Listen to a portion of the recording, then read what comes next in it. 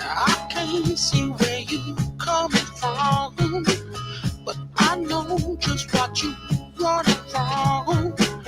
And what matters ain't the who's matters, but the ones who stop you falling from. Don't let them weigh you feel like you're feeling now.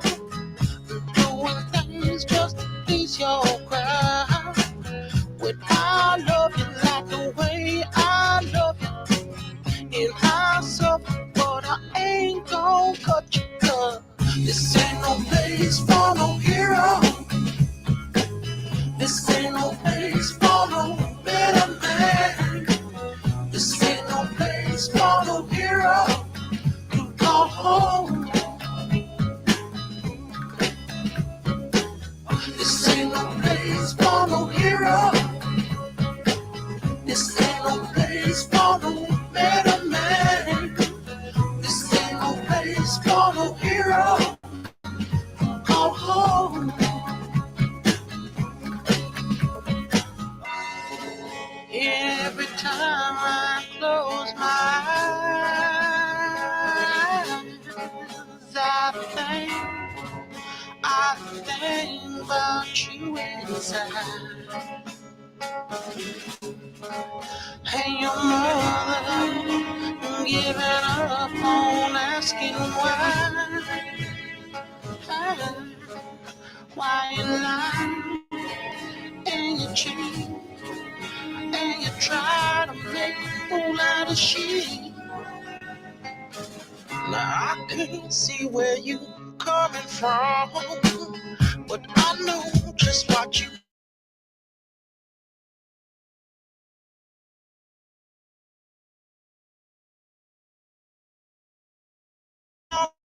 Your letter come. This ain't no place for no hero. This ain't no place for no better man. This ain't no place for no hero. Come home. This ain't no place for no hero. This ain't no place for no better man. This ain't no place for no hero. Come home. Yes, this ain't no place for no hero. This ain't no place for no better man. This ain't no place for no hero. Come home.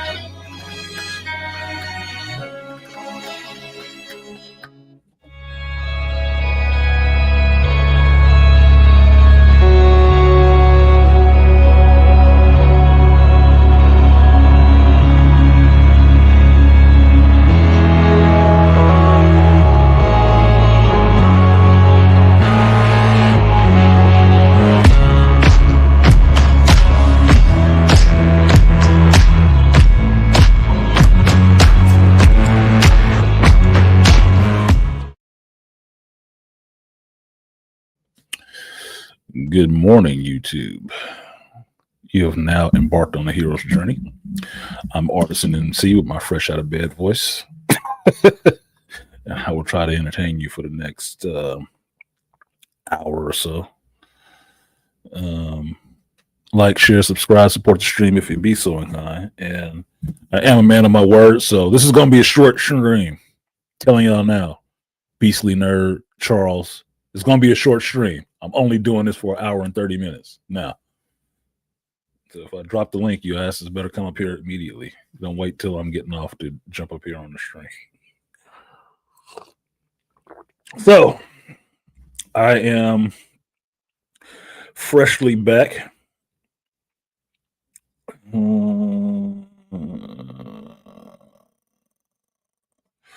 am freshly back from St. Mary's, Georgia. I just got home at 2 a.m. last night, thanks to delays in Dallas. I don't know what the fuck was going on with y'all. You need a better maintenance team? You should probably hire me. Then you can be Johnny on the spot and get, simple fixes done faster and paperwork done faster. And I don't know, the push carts to push the plane away from the freaking terminal faster. I don't know what the hell was happening, y'all. I was falling asleep by that point, and I was already sitting on the plane falling asleep. I woke up twice and thought we were already in the air and we hadn't taken off yet. We're still sitting on the tarmac. Like, what? How does that make sense? So I ended up getting home last night at, my plane landed about 10 p.m., like 10, 11. Supposed to land at 7:35. Big difference. By the time I was leaving my mother's house, I picked up my car, talked to her a minute, left my mother's house. It was like 12, almost 1. Then I had to drive for another hour to get back home.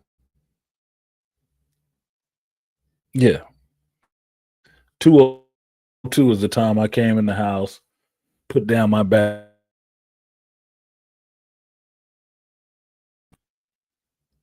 looked at my bed like a missing lover. I'm like, oh, I can't wait to get up inside you. And, between this 2 a.m. in a stream. It's weird as hell. I slept better on the East Coast than I did in California, and I'm not even rushing to do shit.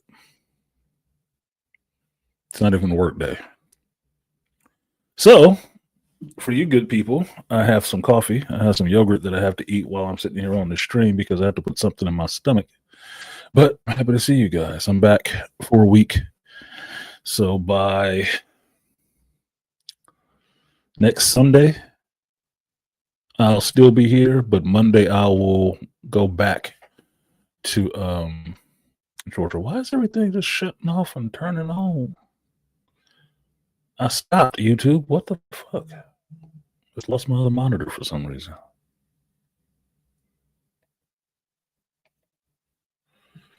Weird shit is happening.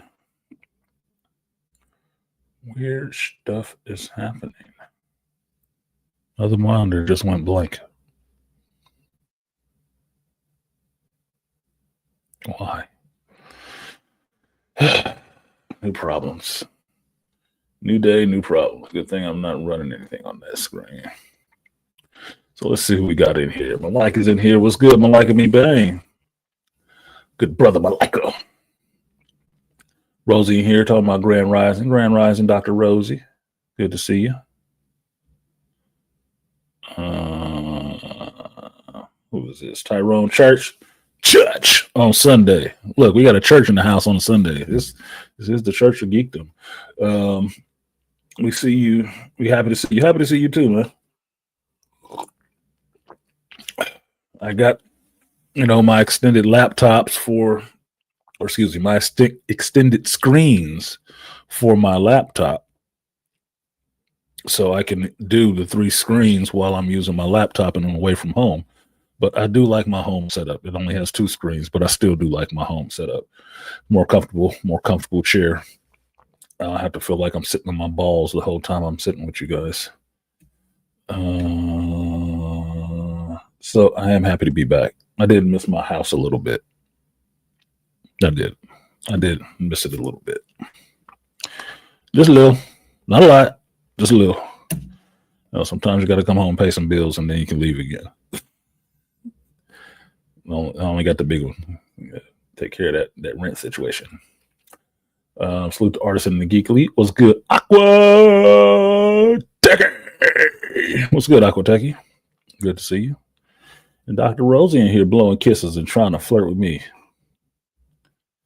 Thank you. Supporting the stream. I will give you. Oh, they changed some stuff on StreamYard. Forgive me for a second. These doubled up images. Understand that some of us is getting old. So, gotta make those images a little bigger. A little bit bigger. Okay, appreciate you, Rosie. I will give you, not the power of many, but I will give you that red man. Appreciate it. Oh, yo, I'm doing all right. Yes, sir. I get an attitude when my money ain't right. The team don't want to see me rich. I bet they all back down when they hear the click. Oh, yo. Aquatech said, miss you guys. Man, we missed you. I wasn't going to say nothing about it. I want you to feel guilty. If you was hustling for your family, you hustling for your family. I understand. I totally understand. If I said something that pissed you off, I don't understand. Talk to me about it. I'm very, very open and receptive to hearing what I did that was wrong. While I was on my trip, I wronged a friend of mine because I showed a picture I should not have showed. And I didn't think it would be, I think it was wrong. But at the time, I thought it was fine. Yeah. This is where sarcasm goes wrong. She wasn't fine. Oops. So I had to, Artisan had to come and, bend the knee and apologize. I don't have that big of an ego like that. Like I'm just imperfect. I am just perfect without flaw. No, I make mistakes. I make them all the time. That one was one. Sorry, I can't take the shit back. Thankfully, it's nothing really damning or anything like that. But I don't need the headache. What up, Trust?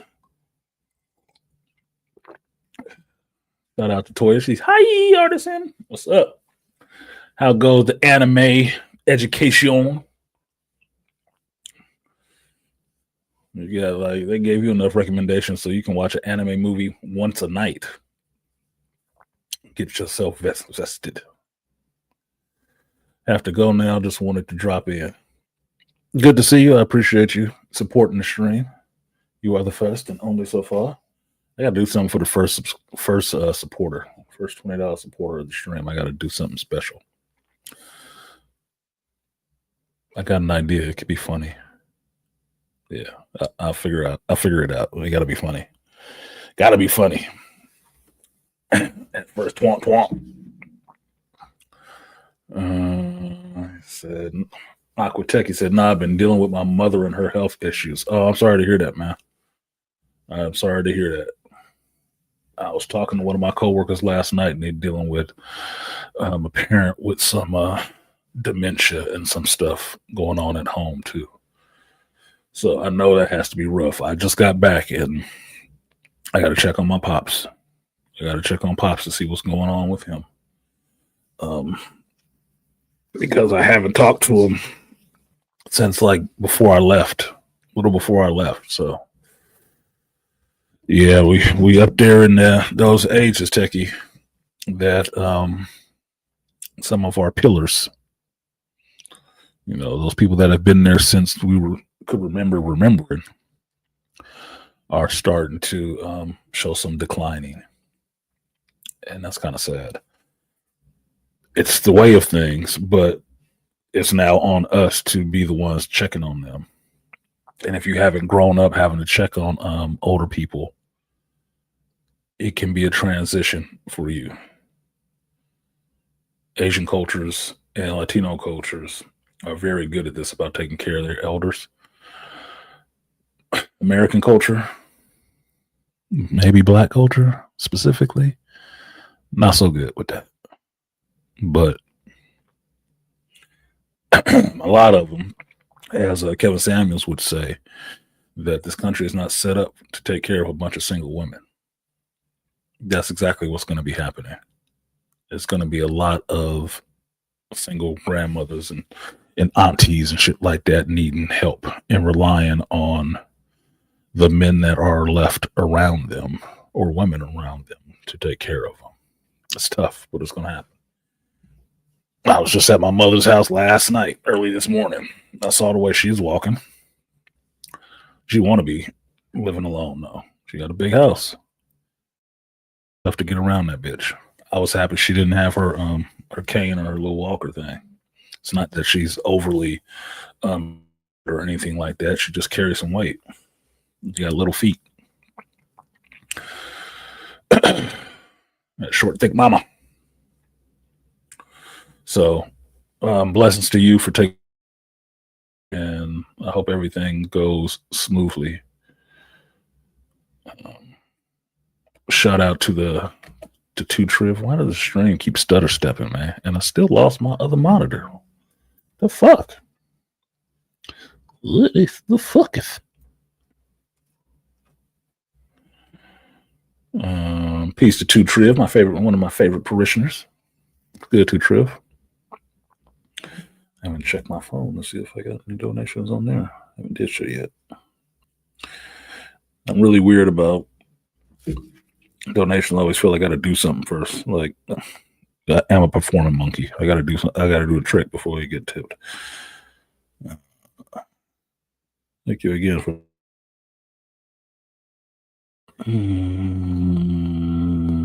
Nope. All right, just Rosie so far. I should have left that shit up there and make people so. Bang, bang, bang, bang. Let's see how this works. If that.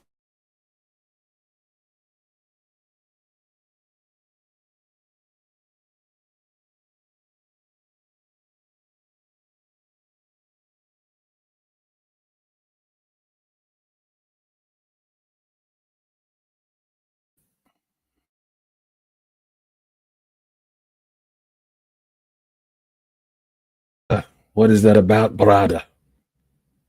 What's going well? My algorithm has definitely changed already. Yeah, I'm sure it has. We were talking about that with the stuff that we were doing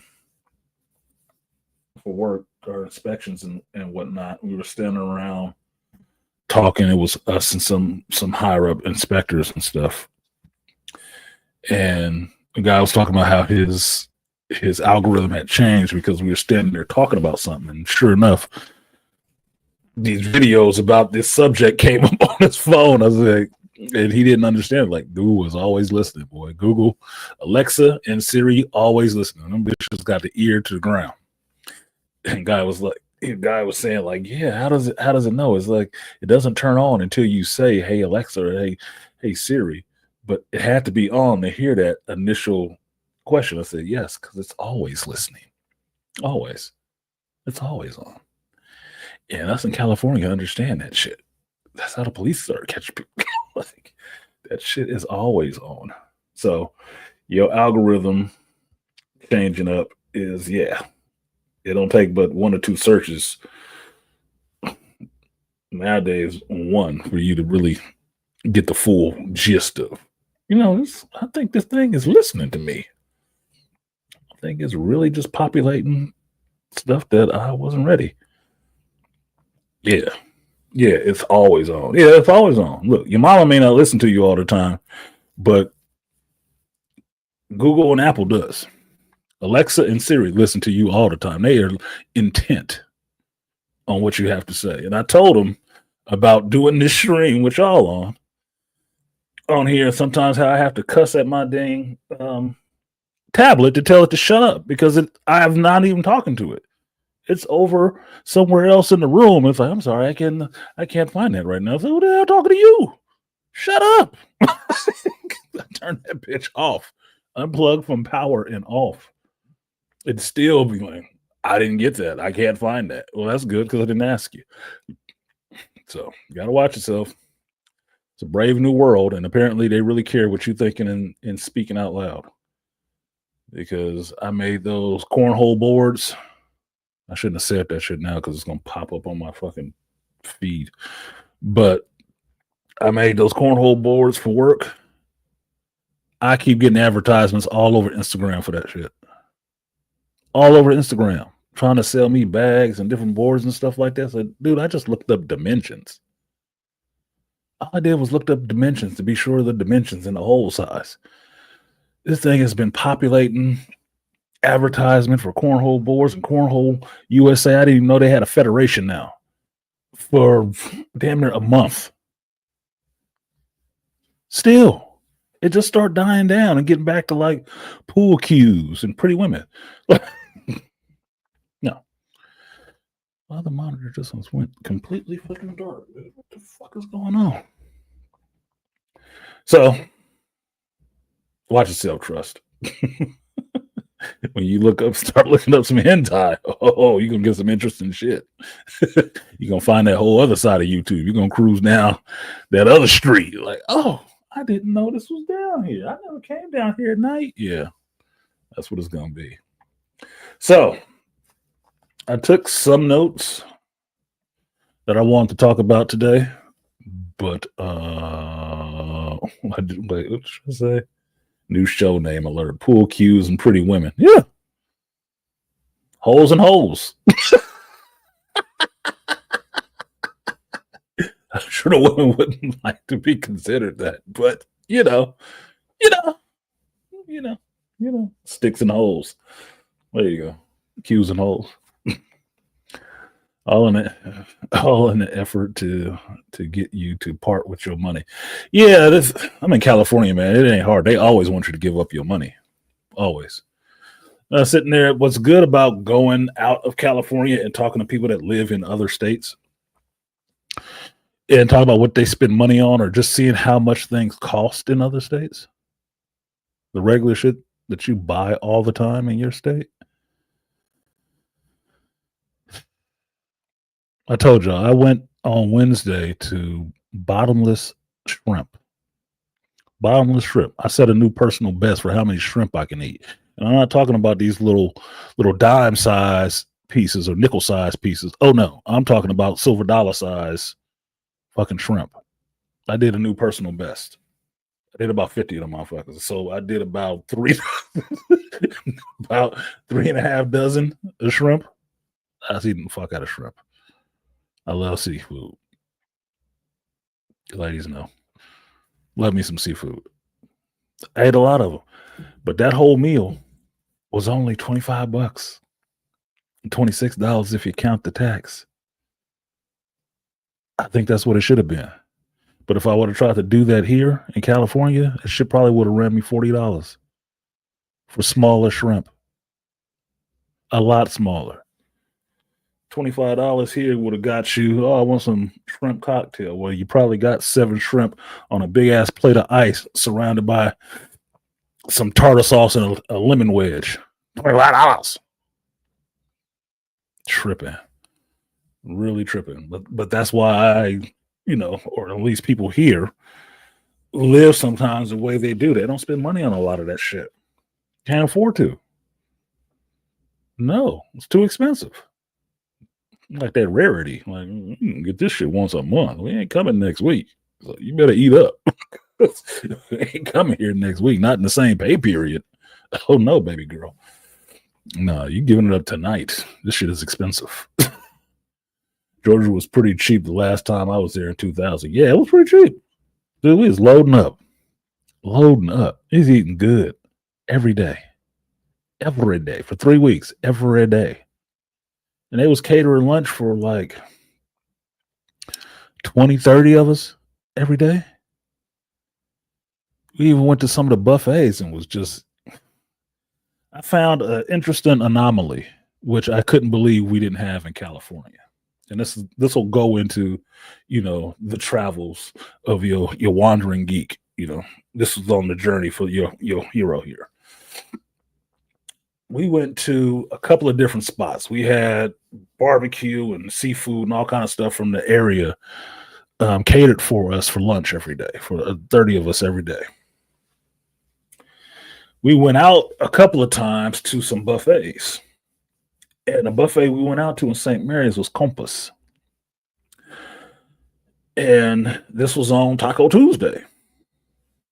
Compass, if you can't tell, was a Mexican buffet. I'm like, what? I went in there. They had tacos, they had burrito bowls. You can do your tortillas, your fajitas, whatever you wanted. That stuff was already cooked in there. All you had to do was spoon it up on your plate. Man, I went there and lost my mind. I'm crawling in the attics all day. I'm trying to watch my size and my weight to make sure I'm standing on rafters, but I'm in there loading up on these, black beans and chicken and beef taco bowls. Oh, what I would call a taco salad. They call it a taco bowl here. I was loving that because I love Mexican food and they women. So I was eating that shit up. I couldn't believe though. I was trying to think. I was like, why don't we have any Mexican food buffets in California? That doesn't make any sense. Like, we the closest to Mexico. I couldn't think of a one. And I thought it was really weird. I'm like, wait a minute, there has to be one. No. When I got back home, I told my mother about it. She couldn't think of one either. We eat some food. It's something my family does. We will travel, we will spend money, we will eat food and drink good liquor. She couldn't think of one. And then she said, no, there was one around us in San Pablo when you were little that we used to go to, but I can't think of one. I said, I can't think of one either. I'm like, that should be a deadlock for California. Like, we got taco trucks all over the place out this bitch. You don't have one Mexican food buffet? Like, that's like the easiest shit to make. Beans, rice, cut up veggies. Come in and make your own shit. What? I'm sitting here thinking my businessman mind thinking like, this is a growth opportunity. We're missing something here. Somebody needs to build it. Right? I'm thinking like that. You need to build it. They will come. Because if there was a Mexican food buffet a block from me right now, I'd have shut off the stream. I wouldn't have started this stream until 11 o'clock because I would have went down there this morning and loaded up on breakfast food. See what I order on Sundays? Not chilaquiles, but some chilaquiles would be fire right about now. But chorizo and egg and stuff like that, that's what I have on Sundays. I was making chorizo and egg in the Airbnb. You open up a buffet near me? Bro, all I need is a Mexican buffet and an Asian food store. I'm covered. I'll go in there and spear my own fish and everything. And whatever I got left over, I'll let them cook it at the buffet. I need some fish tacos. Go to the spot next door and get that fresh fish, man. What up, beastly nerd? So yeah, things were pretty cheap. Relatively speaking, it was pretty cheap. And I enjoyed it because I eat. It didn't do so well for eating all them beans and crawling up in attics, but look, them military inspectors we had just don't crawl in the attic after me. Just saying, you might want to get in there and get out just in case. Otherwise, you're gonna get trapped in there with a methane leak. Just saying. He said, and they women. Yeah, Beastly, look, man, I told you, I like women. I'm not color struck like that. I would have really loved some chocolate women who love my geeky ass. But that's not the generation I came up in. They ain't like my geeky ass like that. Not all of them. A few of them, but, not a lot of them. Folks who did was the folks who did. I found my tribe. They don't always look like me. It is what the hell it is. Yeah, I got an affinity for those. It's still brown. I like the way they cook. So I don't have a problem. I just don't speak a lot of Spanish. It's okay if you like lengua. We good. You got vegan Mexican food in Cali, but no Mexican food buffet. Yeah, basically, it would be some dumb shit like that. I'm sure. I'm 100% sure. But we got more than. That's why it's specific if you say Mexican food or Panamanian or Brazilian or something, because it's Latino foods. They don't all come from Mexico, but you can get some of all of that. And it's understandably, when you're on the East Coast, you get more not Mexican food per se, but you get Latin American or stuff like that food. You get more Cuban food, Puerto Rican food, and stuff like that. Like our drive up to Hinesville. What did we go up to Hinesville for? We went up to the one Puerto Rican spot he knew of, my boy Lucas from Texas, Wichita Falls.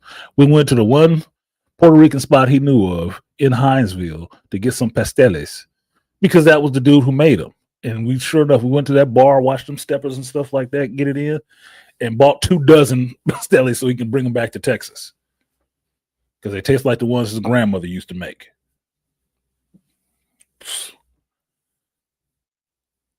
There's Latino food all over the place. In California, we have a variety of them. So just writing it off as Mexican food would be like just saying a sushi spot is an Asian restaurant. Or excuse me, saying a sushi spot is a Chinese food place. No, it's not. It's a Japanese food place. It's sushi. It's not Chinese food.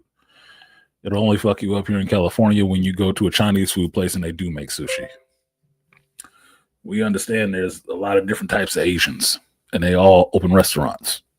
So you better read these signs when you go in there so you know what you're getting. You ever had no pot stickers in here? No, we don't do pot stickers. It's Thai food. They do something similar, but it's not the same. You can see through this one. Oh. Hearing these Georgia folks talk about other foods and hearing them talk about Ethiopian food was funny as hell. It wasn't getting it. He said it smelled like shit. I was like, it's Ethiopian food. No, it doesn't look like much of anything, but you have to understand the culture and what are they making their meals out of? What do they have there? It might be some goat, it might be some lamb, stuff like that, some yams and potatoes and stuff like that mashed up with the forgot what it's called, the little flatbread dough that they make and stuff. But no, you're not getting no big hearty American portions that you need a knife and fork for. That's not how they do it. Oh yeah, we do pho here, dude. Look, I almost went to lunch one time or dinner one time with the dude who brought us out there because he said he was going to go to a pho place, and I had just seen it the night before when we took the new dudes to the Walmart to get some groceries. We had passed by, and I saw the light. Said, "Pho, they got pho here." Oh man, I got to go by there. The next day, he said something about that shit, and he's like, "Anybody want to go have pho?" Shit, I'll go. You going to get some pho? Let's get it. And some of the other dudes didn't even know what that shit was. They're young. Like, what is that? Like, it's basically noodles, but it's good, bro. You gotta have it. You gotta have it to understand. I like food, and everybody eat, so it's not an issue. It's not an issue to eat that shit, even if you're not sure you like it. You can try it once. That's like my Filipino coworkers here in Cali. I'm telling about some of the food that I've eaten that I do like. This Filipino food. They're like, you had some of that? It's like, bruh, my in-laws were Thai and Filipino people. Yes, I eating a lot of that shit. Thanksgiving coming up now. What do you think we'd be eating? Balut would be on the menu. I wasn't eating that shit, but it would be on the menu.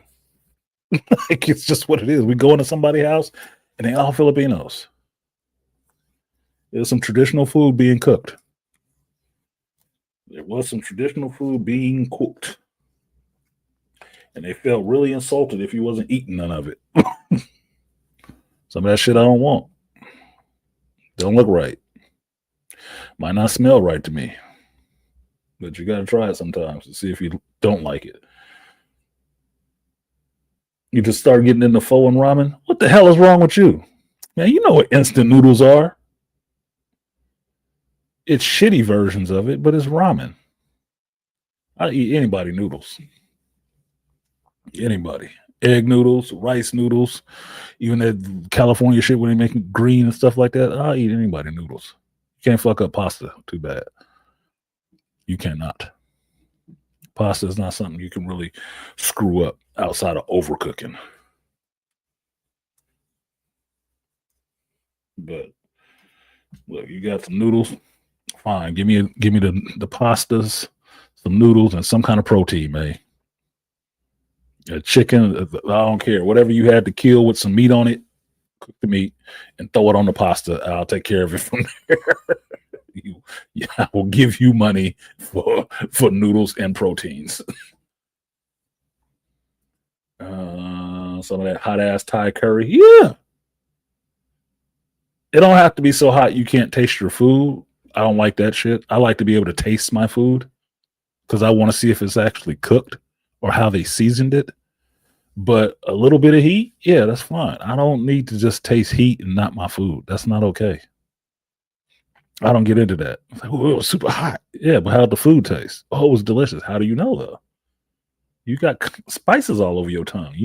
Your palate is fucking fucked off right now. You can't tell me no flavor complexities with this.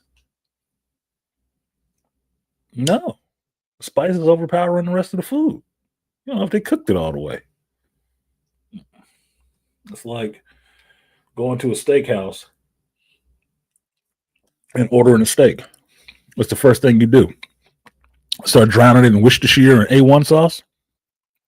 You better not. Don't let the cook see you doing that shit. No, you cut that bitch open and you take a bite and taste the meat. Taste how it was cooked. See if it's cold in the middle or everything. Taste the seasoning. Taste the effort that went into making that goddamn meal for you. Don't just start drowning it in sauces and shit. It's not a hamburger. And that ain't ketchup. No. Taste your food. My favorite line from Gordon Ramsay, watching him cook Hell's Kitchen in the F word. Why aren't you tasting your food? Why aren't you tasting? You taste it. That's how you're going to find out if it's right or not. Not after you gonna slather all the condiments on top of it. Oh, no. No. JT, oh, a cultured black man? What? Yeah, you right there. Look, I know what you like. You like some you know your Asian foods. You know the variety of Asian foods. I'm like, no, we gotta go over to Koreatown. You know your Asian food. You cultured black man, you swine. You're eating like the peasants and Philistines. Yeah, it's just what it is, man. I like foods, and everybody cook. Everybody make different foods. So one of my life's goals is to go to Japan and go to a ramen bar. Because I already eat sushi. They ain't eating nothing that I'm not upset about. I just won't be doing no live octopuses. You can fuck all that. I need the meats that I'm supposed to eat dead already. They gotta go. They gotta be dead first. Other than that, hey, bring that shit on. What y'all want? Look, I'm a tall ass black American. Don't be bringing these little portions over here to me. If you are, you better bring a second plate because I'm gonna eat. And being in Japan, eating some ramen noodles and shit, and not no instant shit, just some real. You saw the dude cooking it in the wok and draining it with the water and stuff like that, cooling it off so the noodles don't keep cooking. Serves you up some shit. Awesome, bro. Awesome. Yes, this is where this comes from. I am here eating it where it comes from. Yes, absolutely. Call me a local. Top ramen noodles, Marchand noodles. Yeah, look, man. That's the struggle staples. I like noodles, even instant noodles. You can't have them all the time because of them salty ass packets. But look, other countries, especially like Japan and stuff like that, they make their instant noodles a hell of a lot better than we make ours. That shit will have all kind of stuff in it, like oils and stuff like that. It's actually good. It's not the best meal you can have, but it can become a meal. You know how to hook things up, man. A boiled egg, some cut up chicken from last night, or some cut up Popeyes at churches or something like that chicken, or some leftover fish you had, or something, some tilapia thrown into some. Man, you've made a whole pho bowl. You made your own. Just think of it. That's the noodles is like the potato of other countries. It's the base. It's just a base. Trick your car out. It's just a base. Put whatever you want to in it.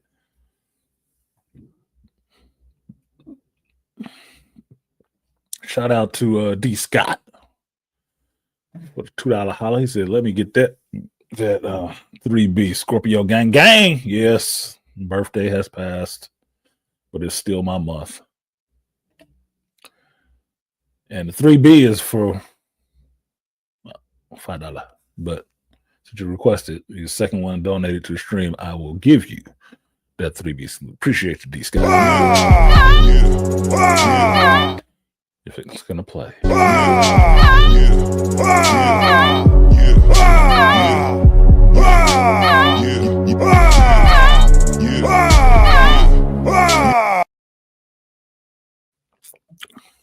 Yeah, gotta remember that.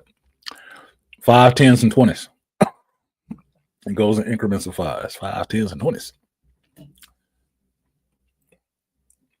Okay, Aquateki says, "Shoot, I was hungry enough for some cheap ramen and frozen meatballs. Turned out surprisingly well."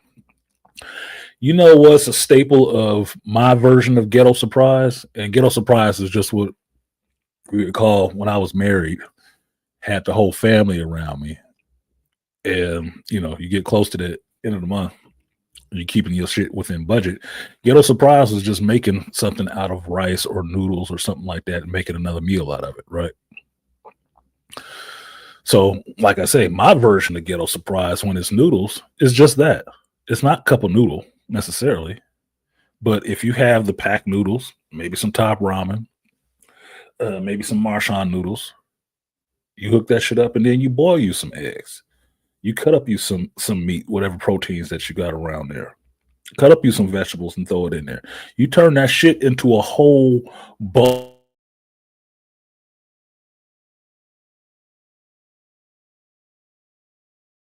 of like soup with noodles and shit. You basically like, damn, that was awesome, dude. Put some barbecue sauce in that bitch, some hot sauce. Good. Water noodles to keep your ass fed, especially water and rice. D. Scott said, "I've never had meatballs or ramen. I'm gonna have to try that." You never had pho then. If you go to pho, I keep saying it 3 different fucking ways. If you go have pho, which is like Vietnamese food, you can get beef balls. That's what it is. And it's just a big ball of meat in the bowl with the noodles. Either linguine, egg noodles, or rice noodles, thin or thick. It's thrown in there along with the broth and the vegetables and all the rest of that stuff. I have 3, 4 big ones in there just floating like just waiting on you. Those places don't stay full because the food is shitty. Maybe in there eating that shit up. And it's hearty. You won't finish a full meal. You can, but you're taking some of that for later. It's like a good barbecue shouldn't rely on, good.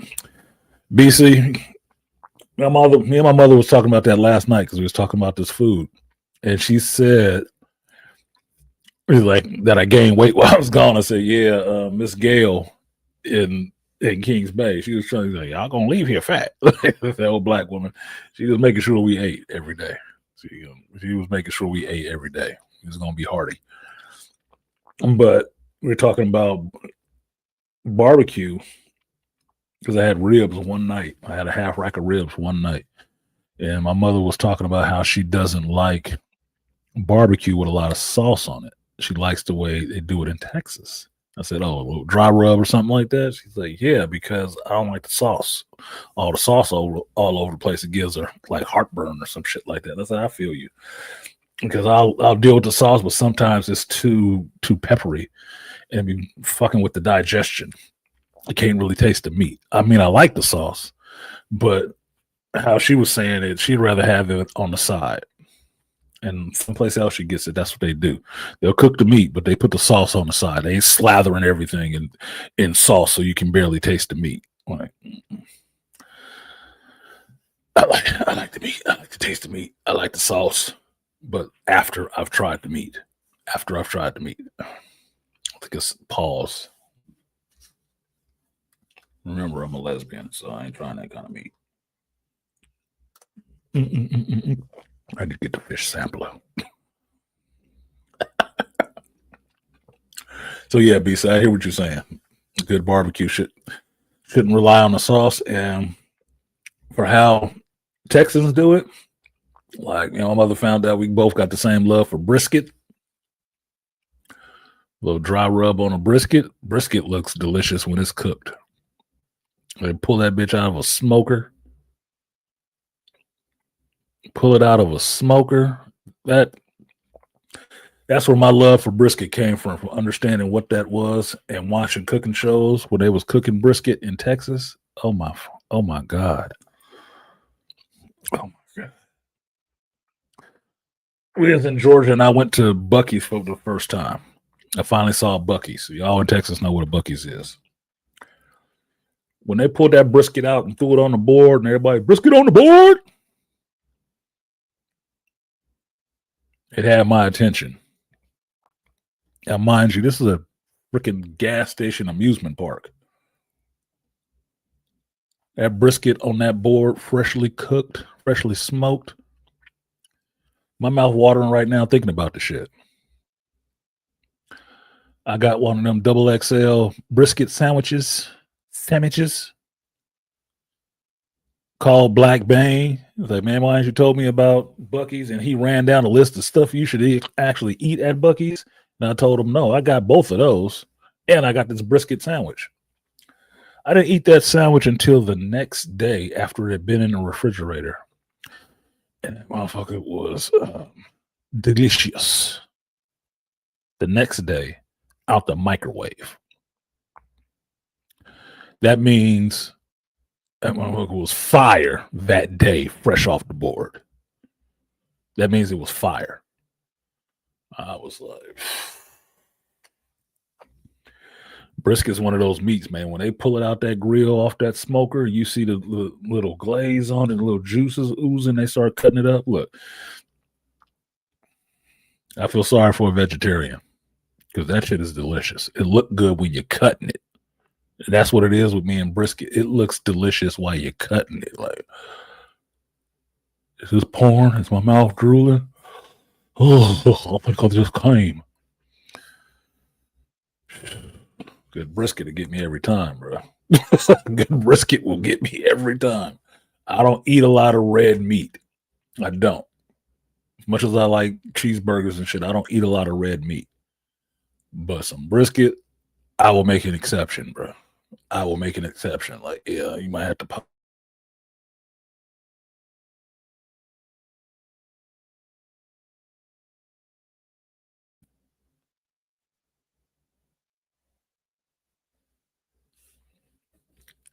Fracture said he was waiting on the pause.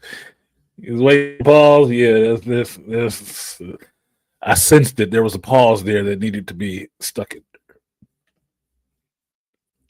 What up, studio? North Carolina barbecue is pulled pork with vinegar base. I like pulled pork. I don't like it all the time because pork is too salty.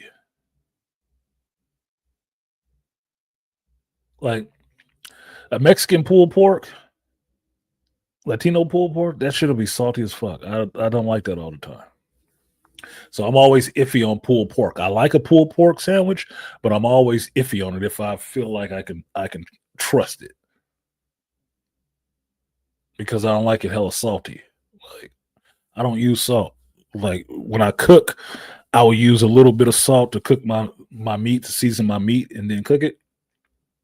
Pause, ladies. But other than that, keep that shit away from my table. I don't need it. But I know, the Caucasian folks among us, they throw salty shit on top of everything. Everything got to have salt on it. I'm black. I got to stay away from the white powders, man. The sugars, the salts, and the cocaines. Definitely a lot of vinegar. Yeah, I'm not trying to douche my mouth.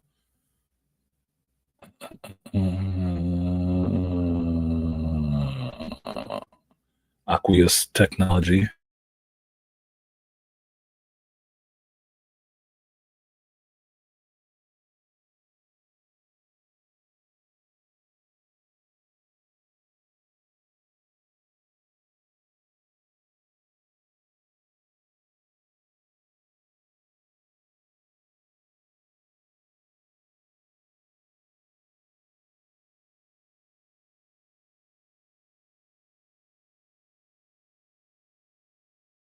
Why is my stream stalling? Arson, I've never had brisket. It's on my bucket list.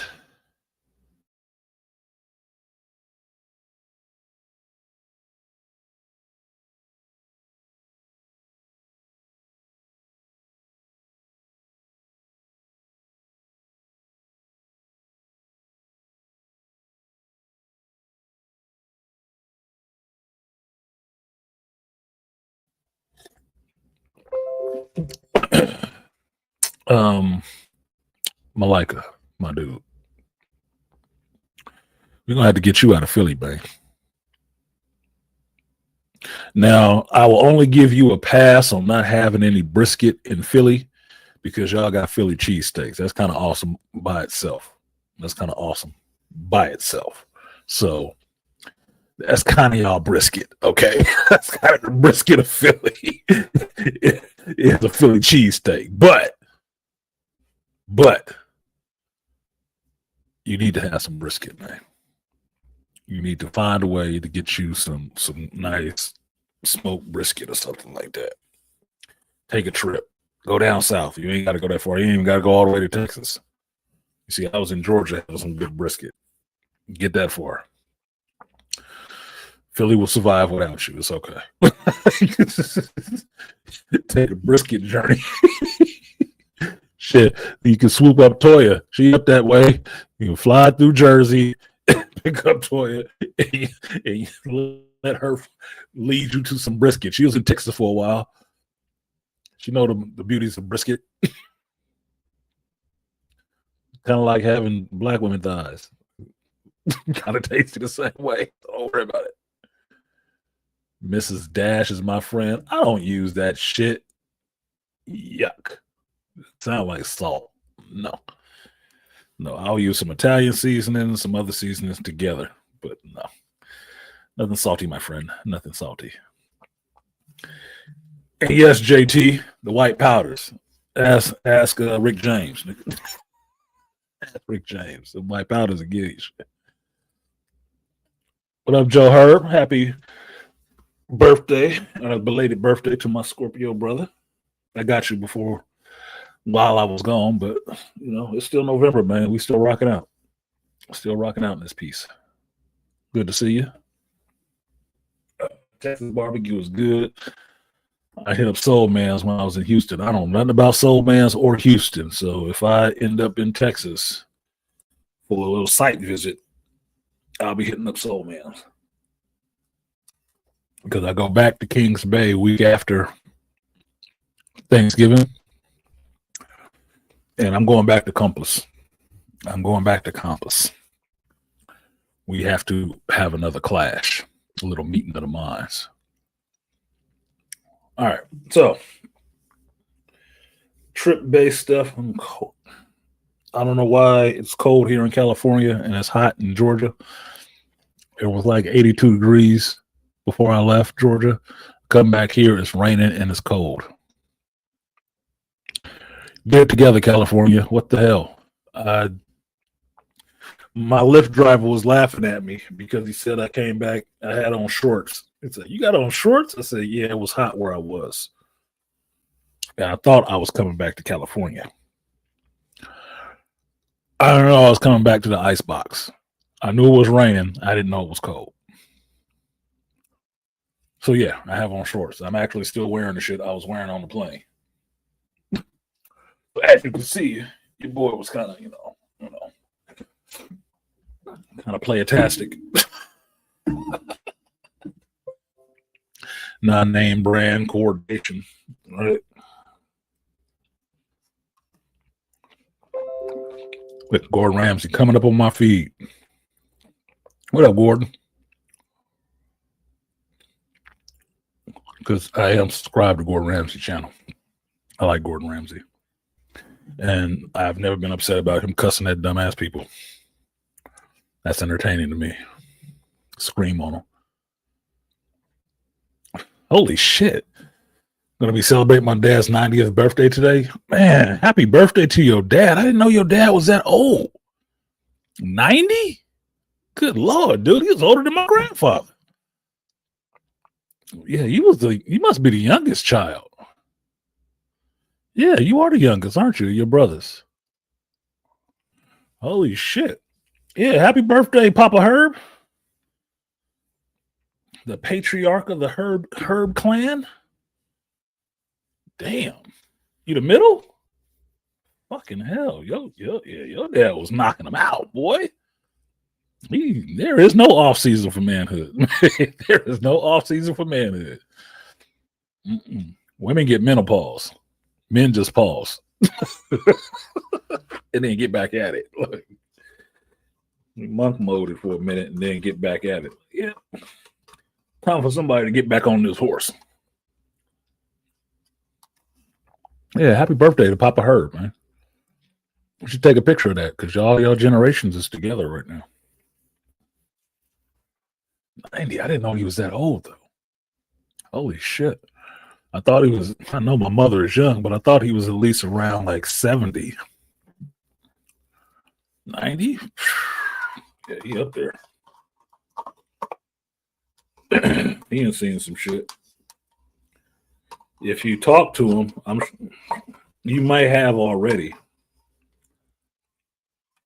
But I heard that in 3 weeks, a fucking police siren.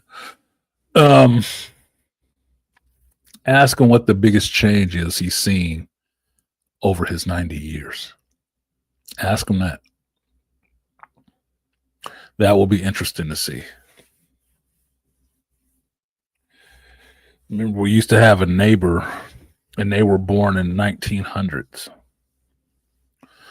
This is when I was a teenager in Richmond, right? And about the 90s, figured out she was 90-something years old.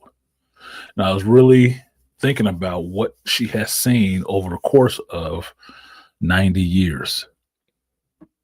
Just in the 1900s. So from the 1900s up to, at that point, I think it was like 94, 95. What she has seen changed. How we were using computers and stuff like that. Cell phones. Television. There were some very clear paradigm shifts for her to see. Yeah, 2 wars, depressions. Yeah, exactly, Aquateki. You've seen wars. You've actually been through them. You've seen people going off to war and never coming back home. It wasn't a game. It wasn't a fucking joke. If there was geeks, they understand where all the paper for the comic books went to. Dawn of the nuclear age, exactly. They understand the Red Scare. They've seen a lot. They had seen a lot. And if they were still alive up to the 2000s, they got to see some of them other wars. How technology changed from just being big ass ships to stealth fighters and shit like that. That is where, in my opinion, that is where a lot of American knowledge is lost because some of us don't respect our elders enough and don't like to listen to them. The generations behind Gen X definitely don't. And that's where a lot of that information gets lost. Those experiences get lost because you can't go back 90 years just because you did a Google search and figure out what the world was back then. You didn't live it. You know what whoever wrote that article or that little piece that you're reading wrote. And you don't know how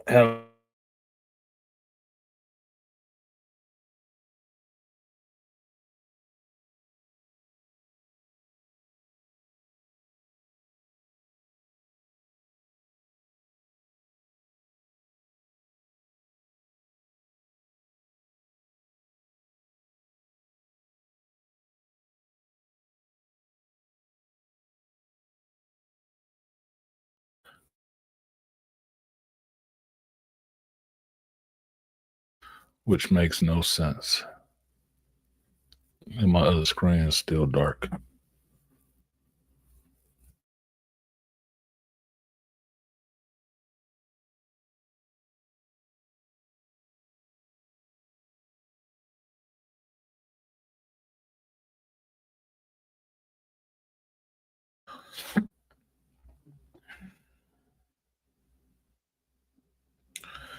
I need you here by me because in the midnight hour, babe, cry more, more, more. With a rebel yell, more, more, more. What, Lion? What's good with you? This thing keeps fucking spazzing out on me. Anyway, the point I was making is that's where a lot of knowledge is lost by not talking to these elders and getting their experience or learning from their experience of them being able to share their past, what they have lived through, what they have seen.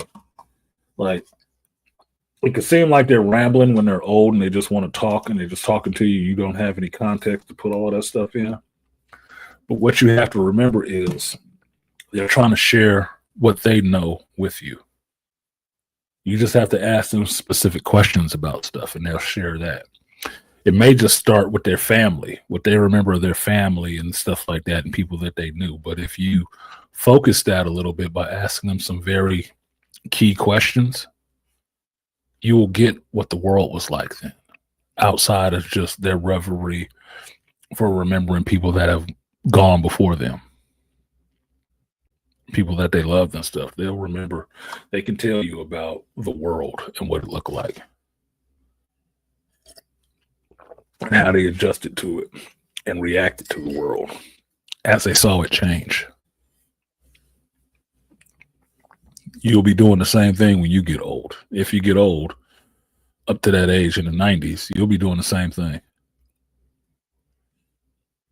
So think about that. Nothing going through my gambling backlog, my gaming backlog since we got wait another damn year for GTA 6. So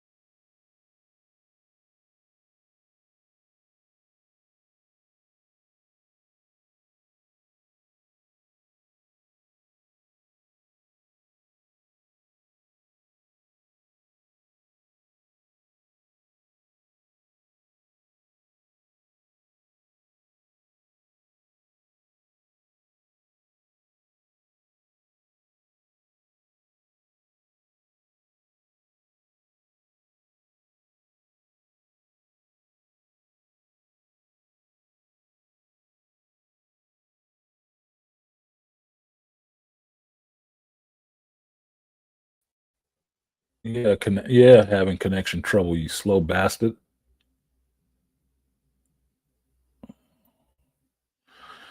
Anyway, like I was saying, Lon, I'm one of those people that YouTube is acting up. Maybe it's some CMEs, 3-Eye Atlas, fucking with the sun. Sun kicking out them CMEs that fuck up your electrical signals. I saw the aurora in Georgia. That's not normal, folks. That is not normal. So, like I was saying, Lion, I'm one of those people that thinks that some of these games come out too soon. They come out too quick. I don't have a problem.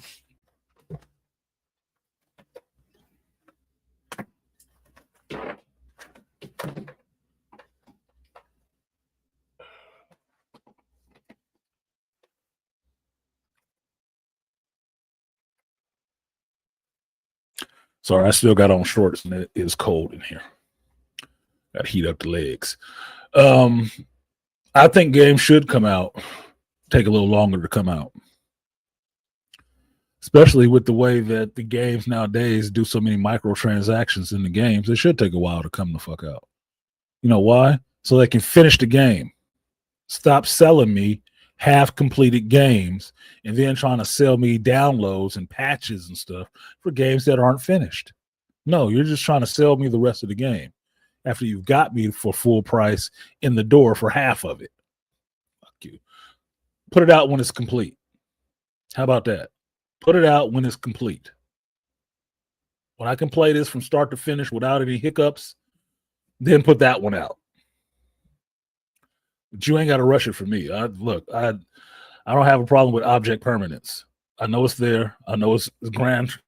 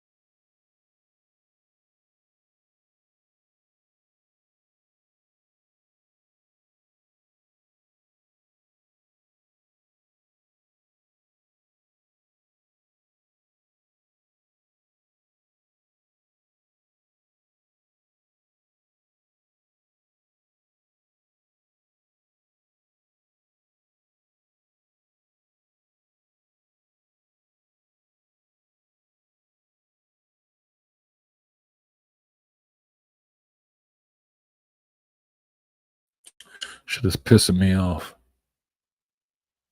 And I know it don't take much sometimes, but this things you deal with as a streamer on YouTube: connection issues, lighting issues, content issues. One of the two most irritating is the connection and lighting, because you can't control the connection.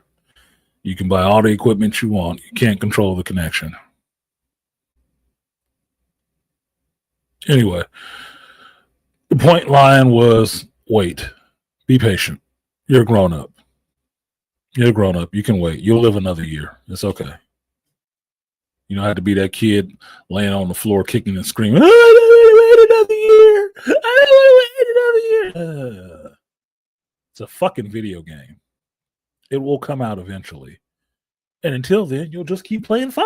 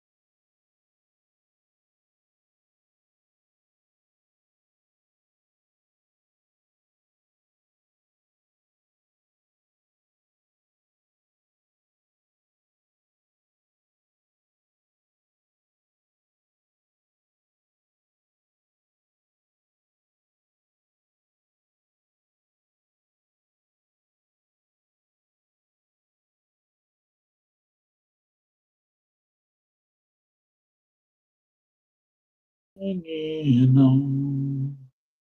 My heart stay here where my heart belongs. I'm free. What's going on, y'all? Okay. I had to restart my computer because StreamYard crashed.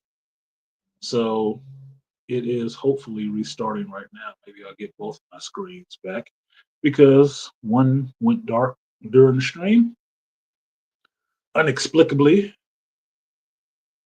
And so now we're going to see what happens when I restart the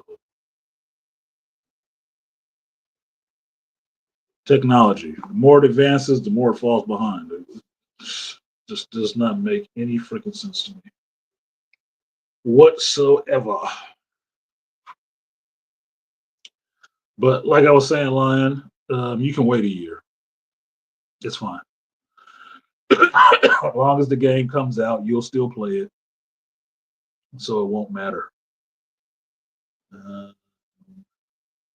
Herb said, now that I'm looking at it on my phone while this thing is rebooting. Real talk, every once in a while, I look at a NASS on YouTube because they show videos of life on Earth from the early 1900s to 1960s. That's incredible. Yes. Oh, that's neat. Yeah, those are always interesting to me, Herb, like old 1900s videos, especially from the Bay Area or from Richmond and stuff like that, because it gives you an understanding what this place looks like now and what it used to look like.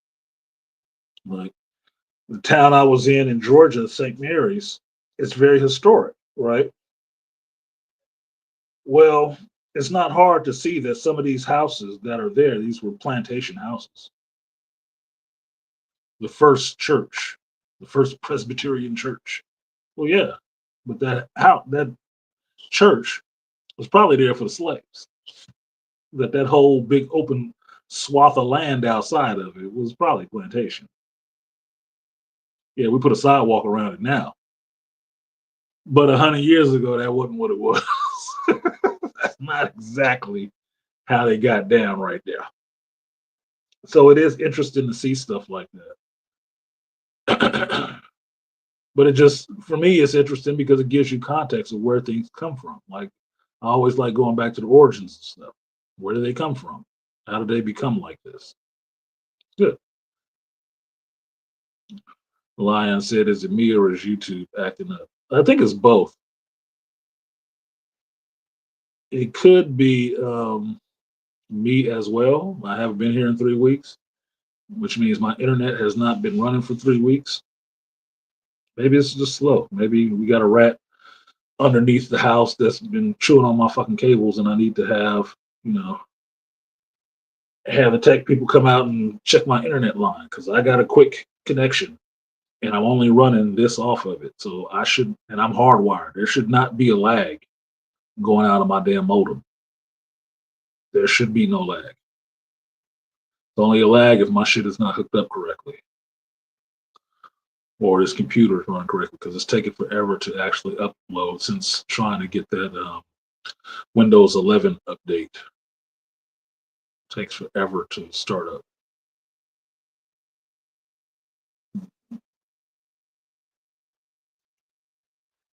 Aquatech, he said he has a gaming backlog dating back to Xbox One. I still need to finish Ghost of Tsushima, man. I still ain't finished Skyrim. But I've told you guys, I don't want to finish Skyrim. That's like my hobby car, man. Once I finish, you know, building a dream car, what am I going to do now? Die? Beasley said YouTube is acting up. YouTube always acting up. I think they got pissed at me for playing that Secondhand Hero song. That's when I first noticed it started dragging. Be throttling your ass to keep your channel from growing when you be doing shit they don't like.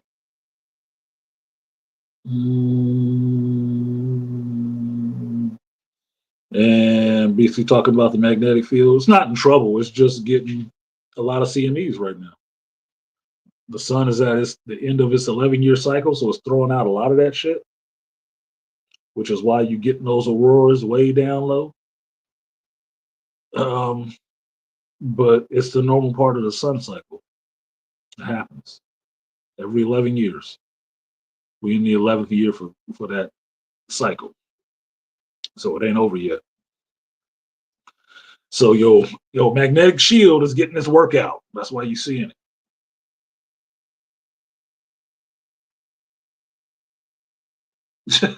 Koteki said it's either a CME or Skynet gaining sentience.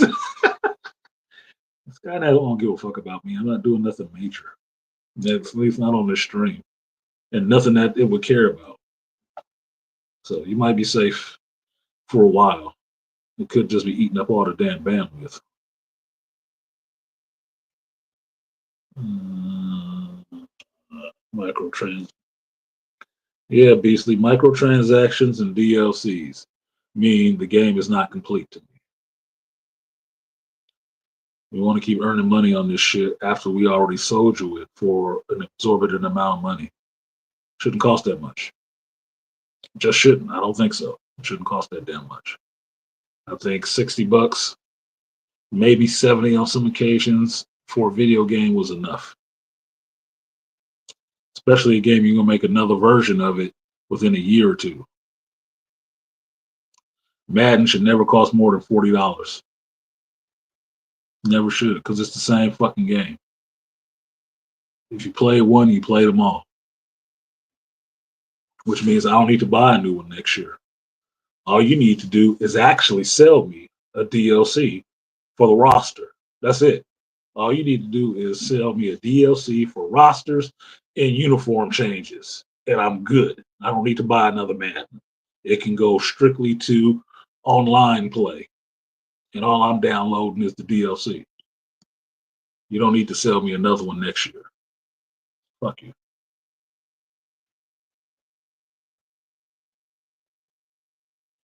Yeah, Aquateki, exactly. No day one patches. You sell me a patch on day one, I'm mad. You know why? That was something you should have found in testing. You know, when you have people play the game before you release it to find out, oh, this is a bug, this doesn't work right. Yeah, no, there shouldn't be a such thing as a day one patch, bro. No, nope. Nix nine, Nix nine.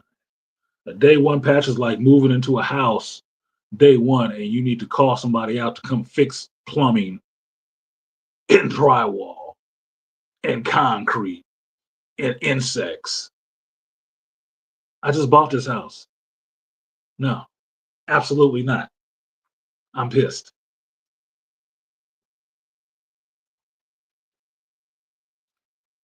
And that one too, Aquateki. And that one too. I got to download another 110 gigabytes to get to play the game. Yeah, this was the biggest transition for me to try to make in playing, going from Nintendo, which was a cartridge based system, to a PlayStation, what, three? PlayStation 2, which was a disc based system. I hate fucking loads. I hate loads. I hate downloads. When I turn the game on, I want to be able to play it. I want to be able to play it. I want to turn that power button on and get right to the gameplay. I do not want to have to sit there and wait for 30 goddamn minutes to download some other shit so maybe I can play the game. Man, I've gone on to something else by now. No, maybe I only had 30 minutes to play this shit. I don't want to wait 15 for an update. And God forbid the game have any damn cutscenes or cinematics. You'll never play that shit. You will never get to the start button to be able to start the game and play it. Hell no. Hell no. There's games I don't buy right now because, oh, well, you need this such and such download for this. Man, just sell me the goddamn disc and stop being overly expensive on it. I won't play your game because it costs too much. It take too many gigabytes out of my system. I thought was really beef it up, and then you put out this next game. It's like, oh, I don't have enough to download it. Well, I'm not buying your fucking game now. Congratulations. Maybe if you put all that information, I don't know, like on the disc, then I wouldn't have to download the rest of this shit. Assholes. Sell more copies. In Rockstar's case, that's not their style. Don't mind me on that. I just kicking dirt, but I'm over it. Nah, I understand. You pissed off. You pissed off. Look, Rockstar, Bethesda, they should make you motherfuckers wait sometimes. Stop rushing. The main problem with some of this culture right now is that it's trying to rush so much shit because it doesn't want to make people wait. They're afraid they'll lose your damn attention so bad that they keep rushing shit and it doesn't work. That impatience gets you substandard products, inferior fucking products. Nothing that takes time, nothing done with any care is rushed. Nothing. Nothing that you care about is rushed. Right? If you have a child and your lady was pregnant, you didn't rush her ass to the hospital and say, "Oh, come on, man, get this shit out. Come on, pull the baby out. Come on." You didn't do that shit. You let nature take its course, and the natural process of birthing and pushing that baby out brought it out at the time it did. You wasn't sitting there watching the clock like, man, we need this motherfucker out in the next 5 minutes. Come on, come on, come on, let's get it. Let's get it. No, you would have had a birth defect, baby. It would have been some shit going on. You want people to take their time and do shit correctly and not just rush you some bullshit. Because best believe, if you've had a woman make you a meal, would you rather have that woman, if you can find one that'll make you a meal, would you rather have her spend an hour in the kitchen making stuff from scratch? Or would you rather have her spend 5 minutes in front of a microwave making you some shit? Which one? You tell me. Old woman told me before, cooking is like having sex, making love. You can taste the effort they put into that shit if they take their time with it. If they just rushing you some shit, it's not going to be good. Not in this human existence. No. Don't rush me shit. Take your time with it. Just do it right. Take your time with it. Yeah, I probably do need to reboot the modem too, because it still ain't rebooted the computer all the way yet. Fucking hell, dude. So stupid. Oh, look at mine. You looking for gamers. I see you clearly now. Yeah, isn't it funny? The cell phone tower got a better signal than the internet. Crazy, right? Just crazy. Live gaming service model. Yes. Bring back demos. That's basically what you're playing now. They never took them away. You just downloading the rest of the game. You playing the demo. That's why you need a patch. That's why you need DLC. You are playing the demo.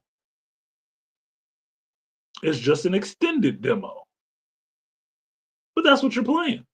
That's why they need to give you the DLC and charge you for that. That's the actual rest of the game that should have been in there to begin with. Because if you knew you couldn't charge anybody on the back end, all of that shit would have been in the game as unlockables. It would have already been in the game. They ain't new skins. They just skins for the same characters that's already on the game. Should have already been there.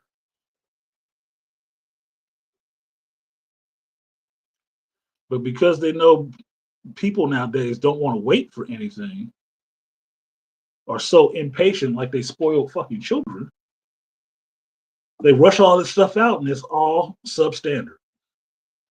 And you see that throughout our culture. It doesn't matter what it is, video game, a movie, a TV show, music, food, fucking sex. Look, dude, no, no. People need to understand some patience or exercise some patience. Yeah, Herb, but you're a Scorpio. You thinking like I am. 'Cause I always wait a month or two before I buy a game. Make sure they get all the bugs out. Yeah, I wait like a year or two before I buy a new system. I don't have to be the first one. I just need the one that works.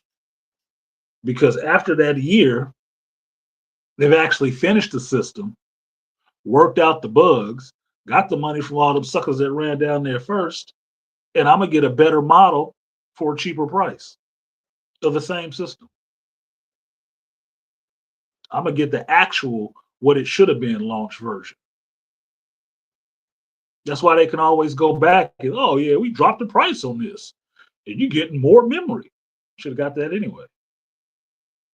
You just ripping people off, rushing product to the shelves so you can sell it, get the money off of it, and then give them what you wanted to give them later on. You charging them for the extras.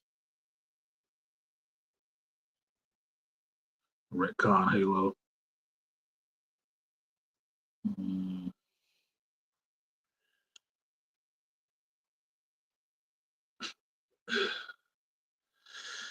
BC said, or the games that require you to have Xbox Live or PlayStation Plus subscription to play the game that you actually bought. Yeah, that's bullshit. If I bought the game, everything that's supposed to be on that game should be there. And I should be able to play it without having the premium subscription shit. Why?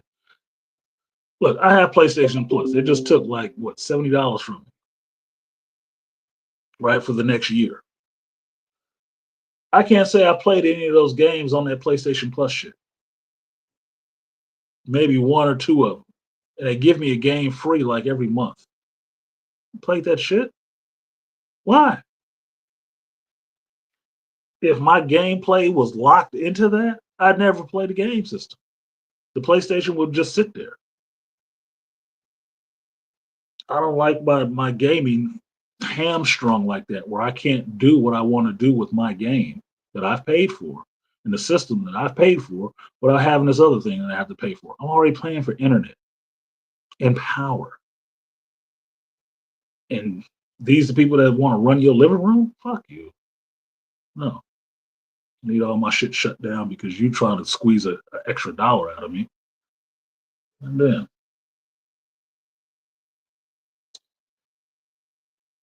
yeah, the lion said, yeah, all true. Like I said, I was having a kick. No, I don't feel bad for you. I understand what you was doing. You were venting your frustrations. It's okay. You in a safe space. You in a safe space. You just have something to say too. Not getting on you about it. Look, you can be as impatient as you want to, because you are. But me, I'm like, make these motherfuckers wait. Finish the fucking game. Finish the game. Make it awesome. And then put it out there and not have to touch it. Take your hands off. If you can't do that, you have fucked up. Why is my monitor not on?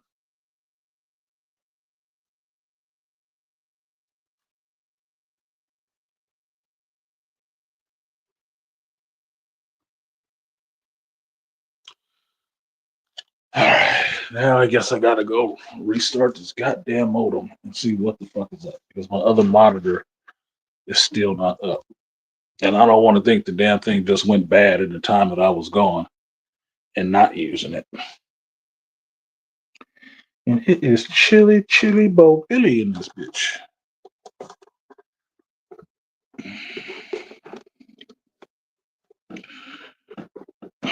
I think that's the power. That's not the power. There we go. Damn it, everything is just gonna be stupid today, huh? You motherfuckers won't be ignorant today. There it is. Oh, So it sounds like when you get old, you have to get down on your knees. That's the sound you make first. Ugh! Like an old man busting a good one.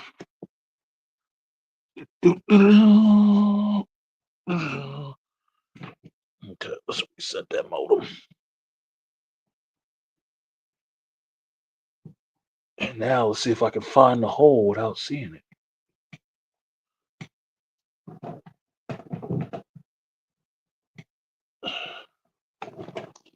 No, I can't. That's very disappointing. My children will wonder how they got here. Can't find the hole through touch. I'm losing my touch.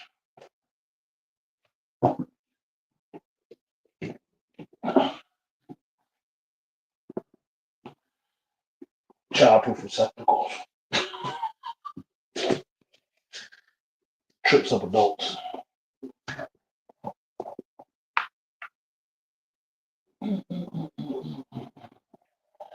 These are the times I think I got too many books on my shelf. Too many books on the shelf. All right. There we go.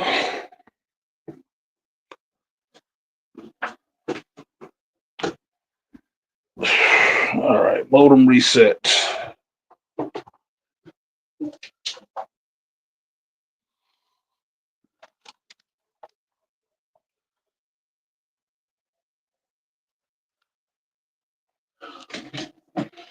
Modem reset.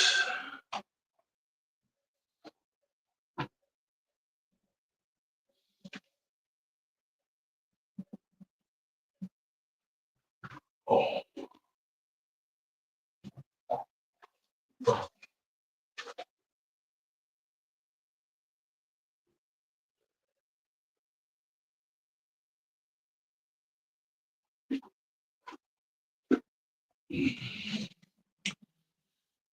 And monitor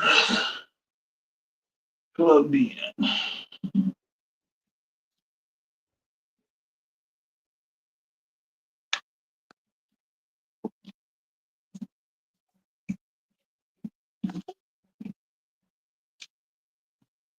Ugh.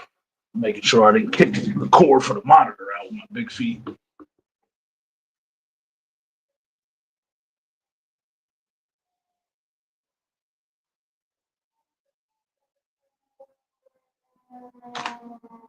Son of a cracker.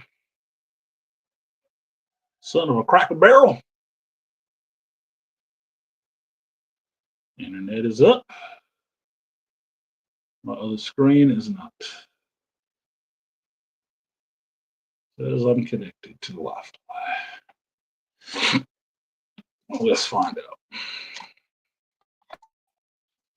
I'm getting hungry, y'all. All that brisket talk still got my mouth watering. I guess I need to buy a new monitor now. Is that what you're telling me? Fuck, man. It's always something.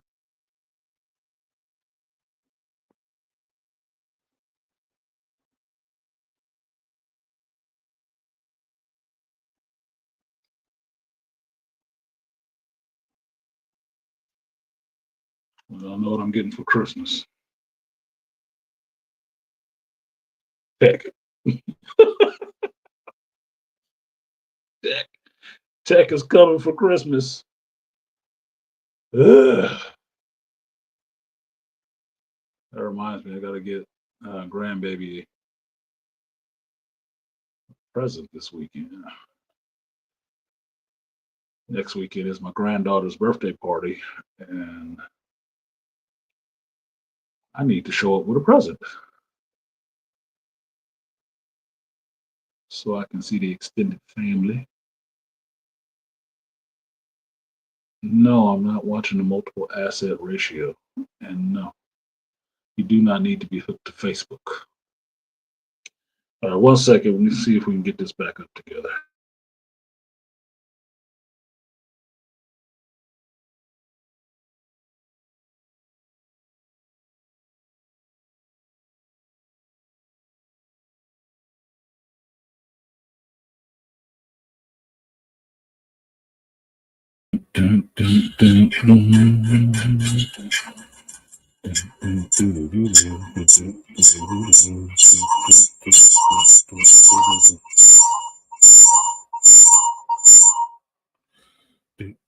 And we're back. If the church can hear me say amen.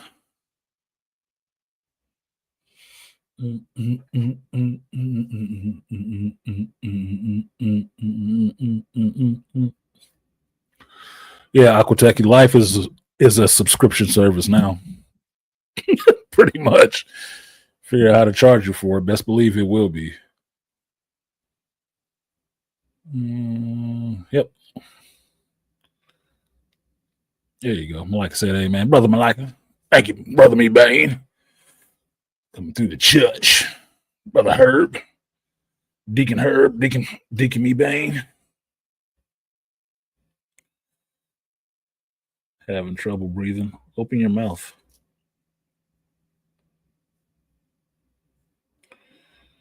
Can't text while I'm doing the show.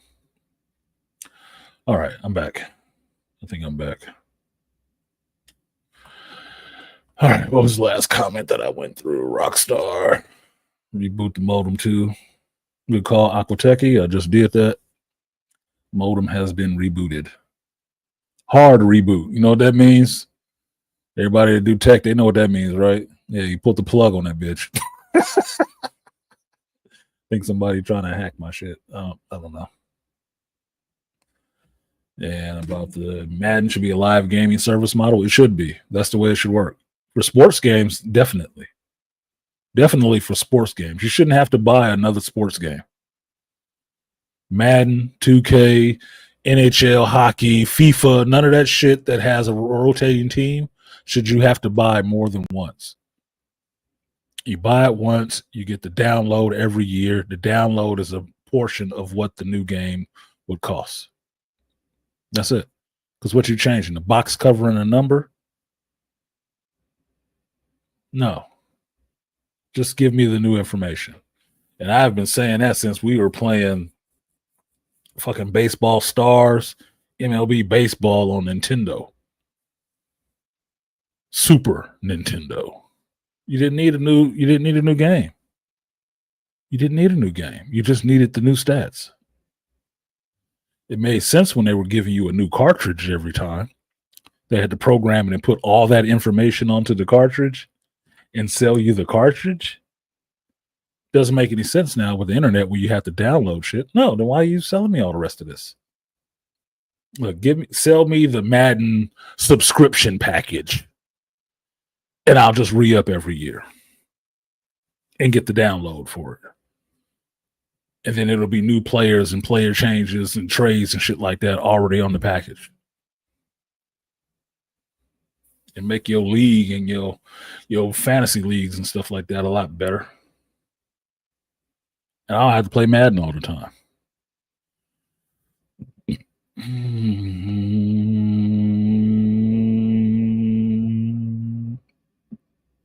You like that line, paid demos?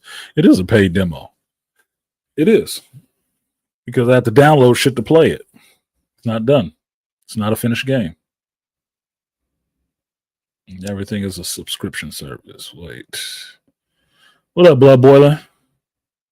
Wait, MC, you're a godfather? You way too young. I'm not that damn young, sir. And yes, I am a godfather. Or grandfather, excuse me, not a godfather. I am a godfather too, but grandfather, yes, I'm a grandfather. My granddaughter is turning 7. So I've been a grandfather for 7 years. During COVID. And I'm not young. Not really. Not relatively. I mean, I was a young father, 19 going on 20 when I had my first child. But I'm 53 now. My oldest child is 33. My youngest child is 26, about to be 27. I look young. I am not young. That's why I get a lot of shit from people, because I look young and they want to give me that young people shit. I'm not young, motherfucker. I understand who the hell you're talking to. I'm not saying that to you. I'm just saying in general. That's how it usually comes down. That's why I say if you want to know how old a man is, look him in his eyes. And you'll see. the age in his eyes of what those eyes have seen, you'll understand that's not a young man.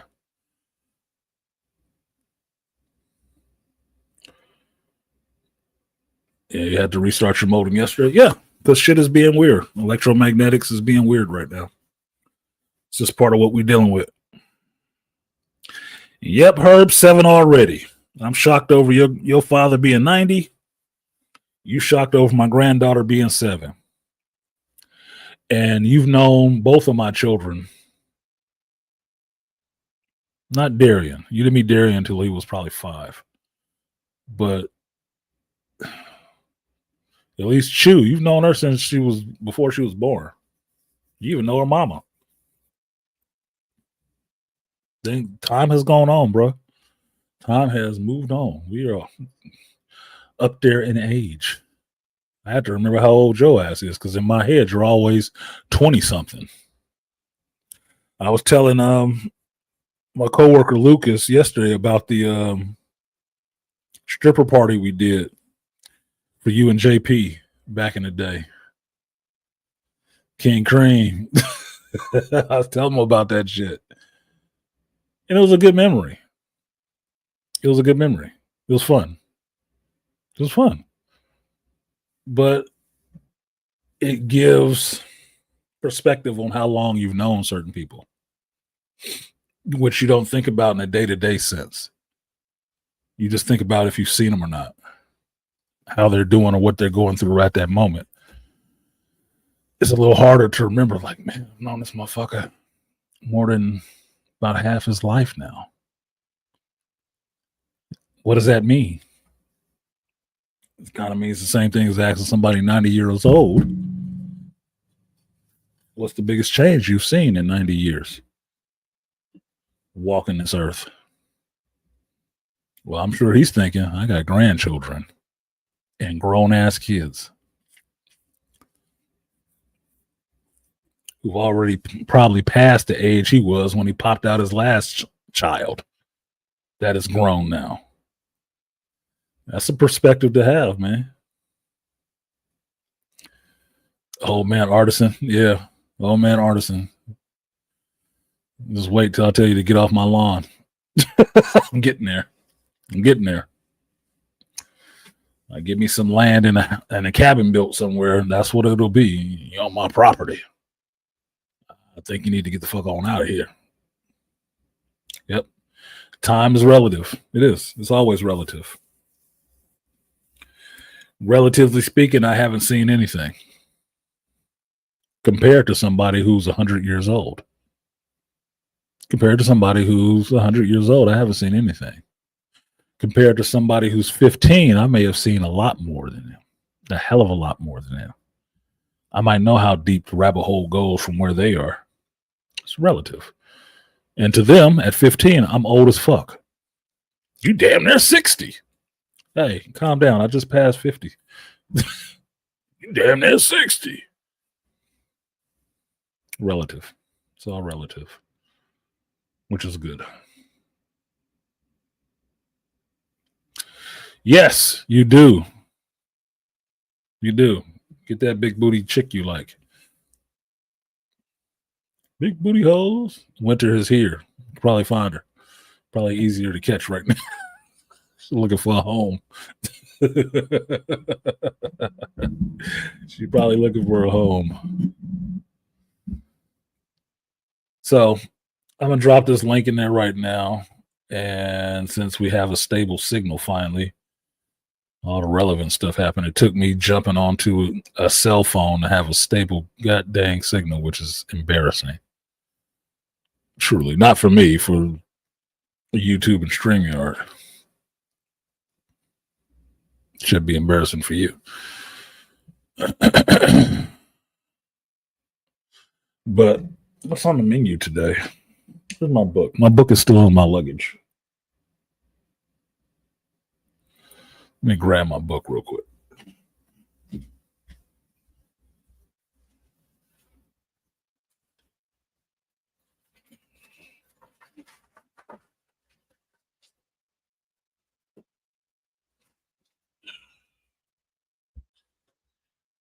Here we go.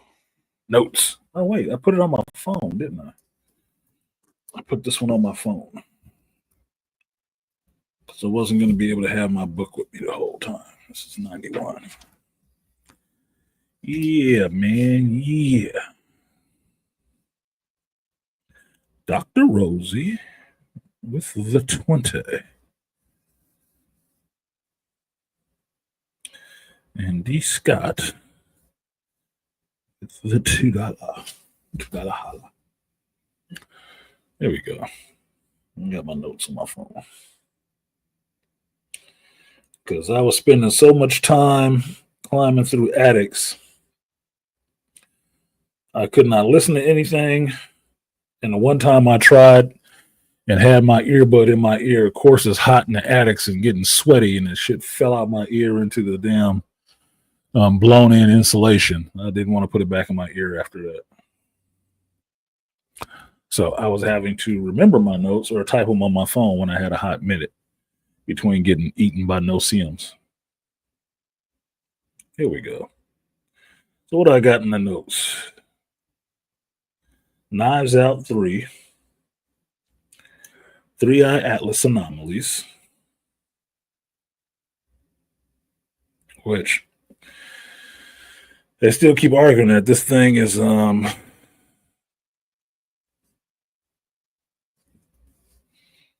natural. Believe what the fuck you want to. I believe it's not natural. Just from what I'm hearing about what's being seen, I don't have a telescope, so I can't look at it myself. But from what I'm hearing, that shit ain't natural, dude. I don't care who the hell you are. I don't have a degree in astrophysics, but common sense don't need a degree for it. That shit is not natural. You can explain away a lot of shit trying to make the unnatural natural. That shit ain't natural.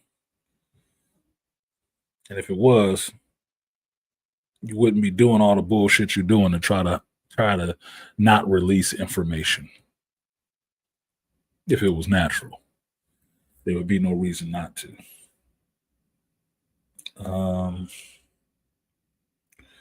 Konosuke Motoyama passed. If you don't know who that is, that's the creator of Mario in Nintendo. He passed away, which should have been a national day of remembrance, because that motherfucker put so much meaning into a lot of gamers' lives with creating a Mario character. Man, they should have had a parade for his ass. He should have got a presidential laying in state or something. Even though he's Japanese, it don't matter. But look, Super Mario Brothers, that's him. And if you like Smash Brothers or Mario Kart or any of that shit with Mario on it, you need to be paying him some respect.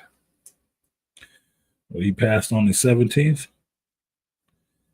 It crossed my understanding. As we got Blue Eyed Samurai 2 trailer. It's coming back out soon. I look forward to that. And Leslie goofy ass head cheese came out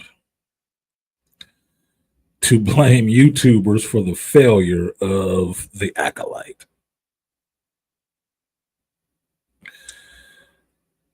Bitch, if you don't shut up. if you don't get a grip on some form of reality, put your head back between your wife's legs and shut up. Do something you know something about. Because Star Wars wasn't it. Shout out to Star Wars Theory. I was watching this video on answering her little article that she did. And I'm like, thank you for pointing this out and having some fun with it, because you might be trying to be really respectful, Theory, on how you organize your discourse. I can agree with that a little bit. But look, people who don't like the fact that you disagree with them don't care if you're being respectful or not. Not being respectful is just the way they use to deflect from what you're saying. so they don't feel they have a reason to listen to what you're saying. You could be respectful as you wanted to, and they will still disagree with it because they don't want to agree with it. Because agreeing with you means that what they're doing is wrong.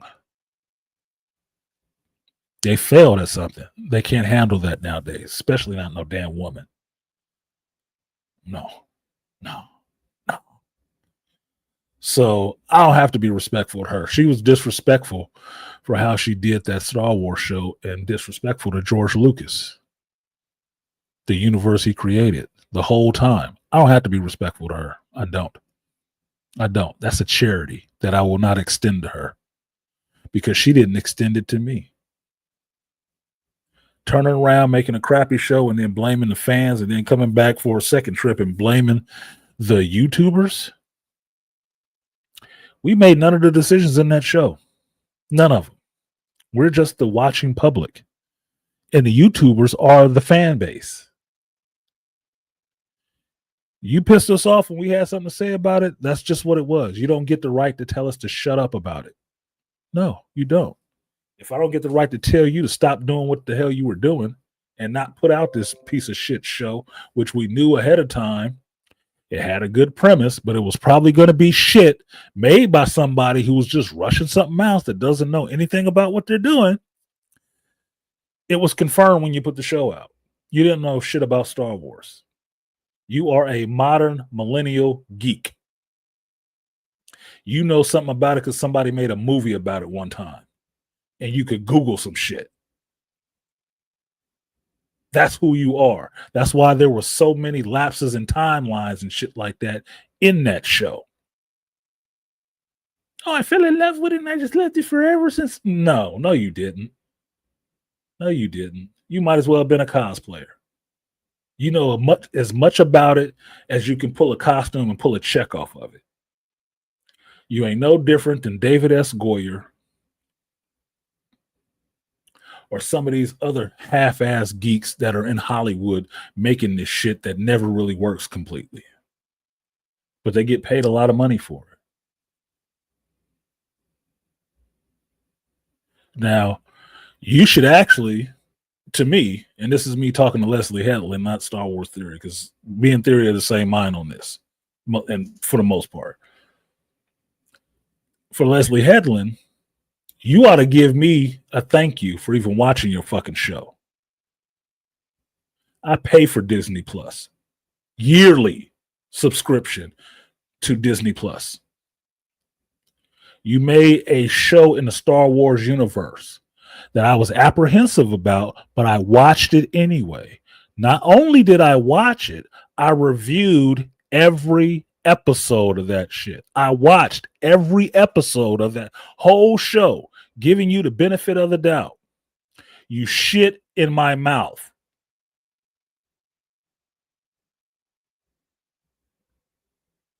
And rubbed it on my face, telling me I should like it.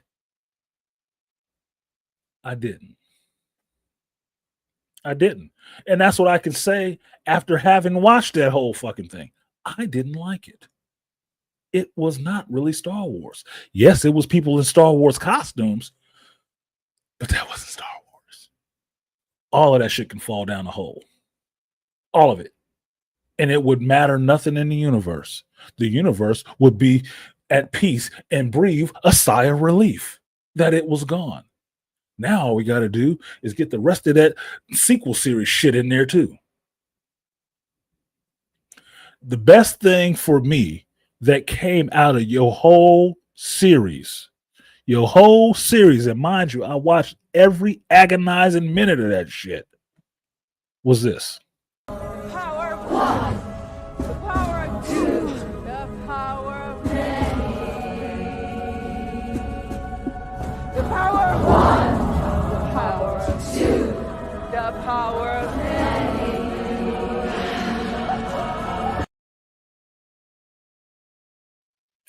And why did that work for me? Because I can do something like that with it because it was so fucking ridiculous. Ridiculous. In a Star Wars show, the power of lesbians. I don't have a problem with lesbians. They like the same thing I like. So we can both get a fork and knife and a bib and do it together. I don't care. But that shit was not Star Wars. Trying to redefine the Force, who was the chosen one, where these characters were at this time. The Jedi were really bad from my perspective.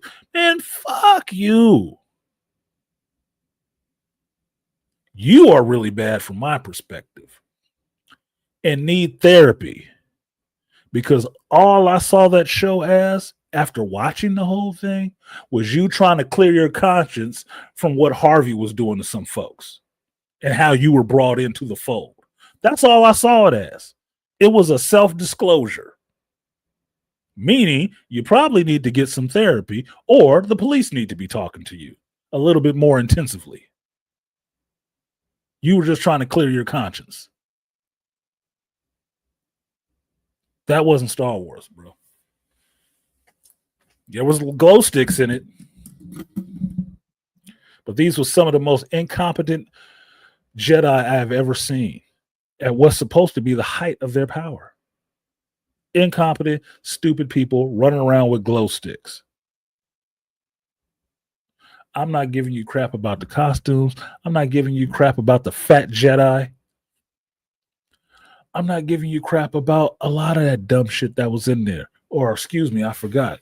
Your wife with the dildo lightsaber whip.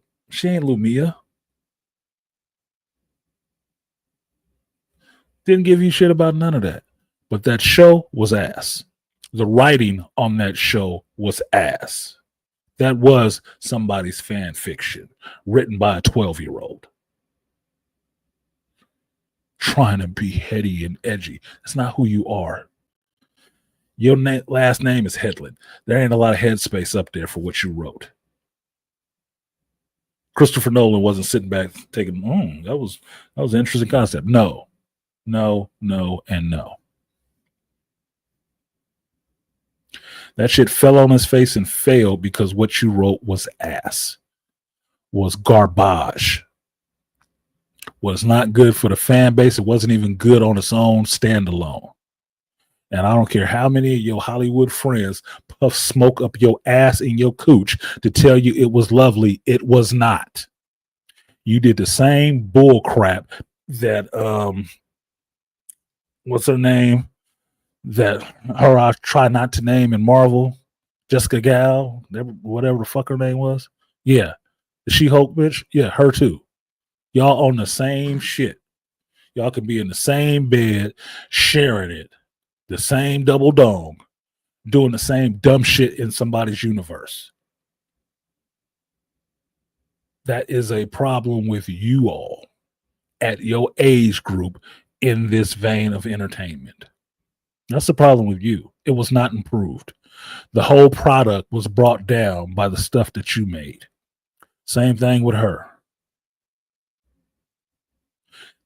Because of what she did, they can't even try to resurrect that She-Hulk character.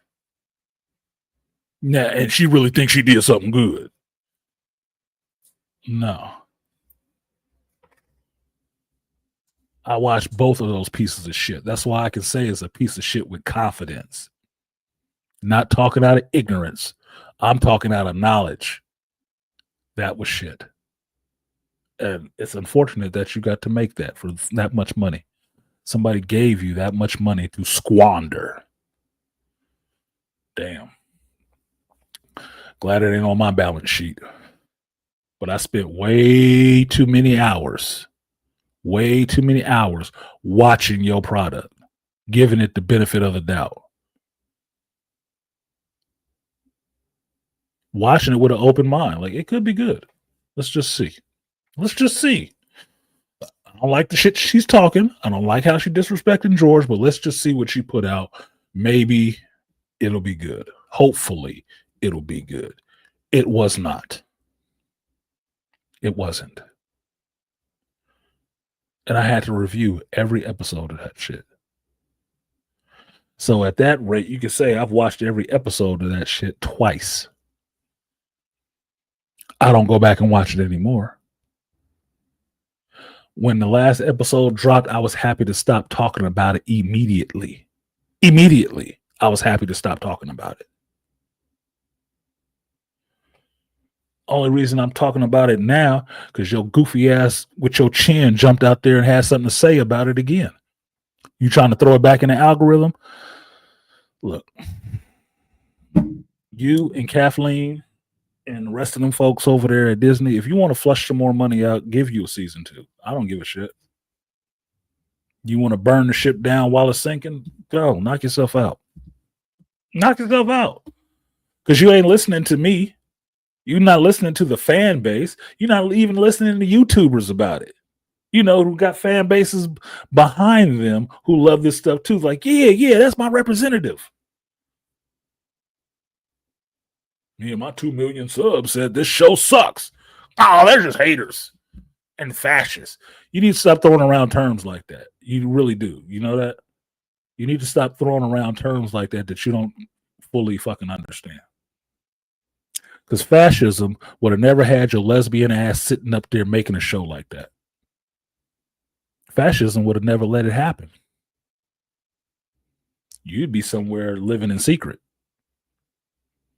not getting to put your ideas out, making a show and showing it under cover of darkness.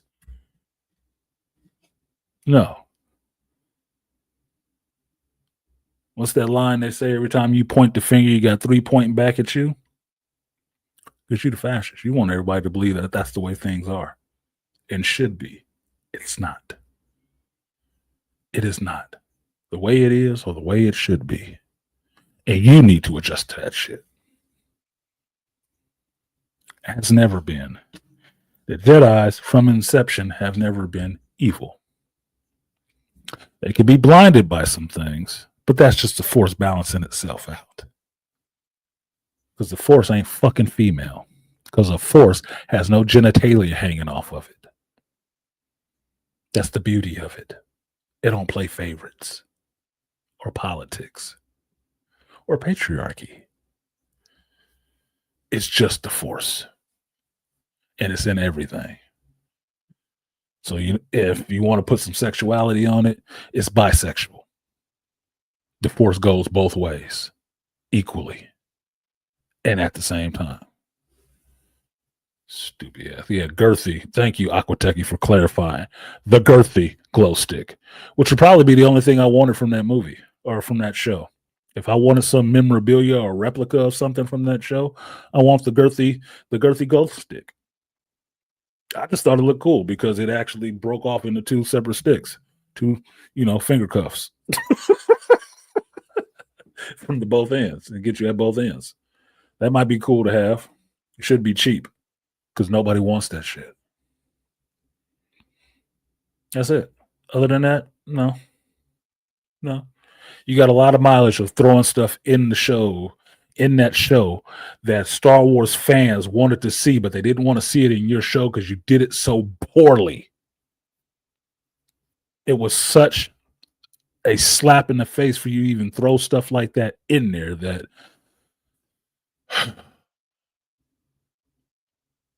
trying too hard.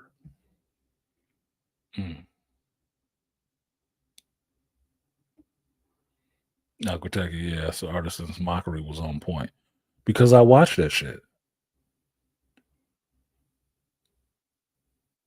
Yeah, even Han Solo knows that's not how the Force works. Exactly.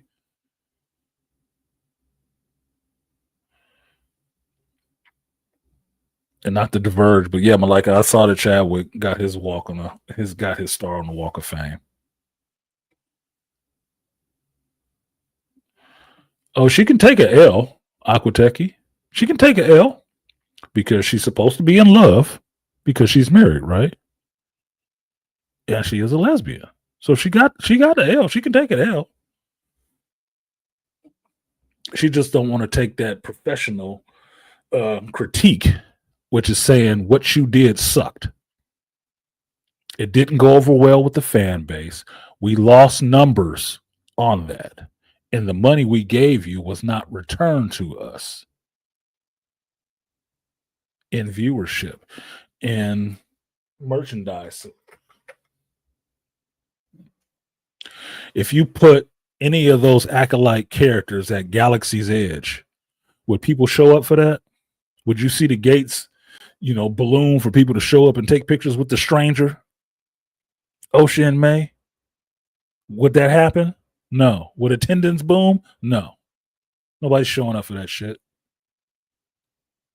They'd have more of a chance of going in there and wanting to see It's a Small World than seeing that shit.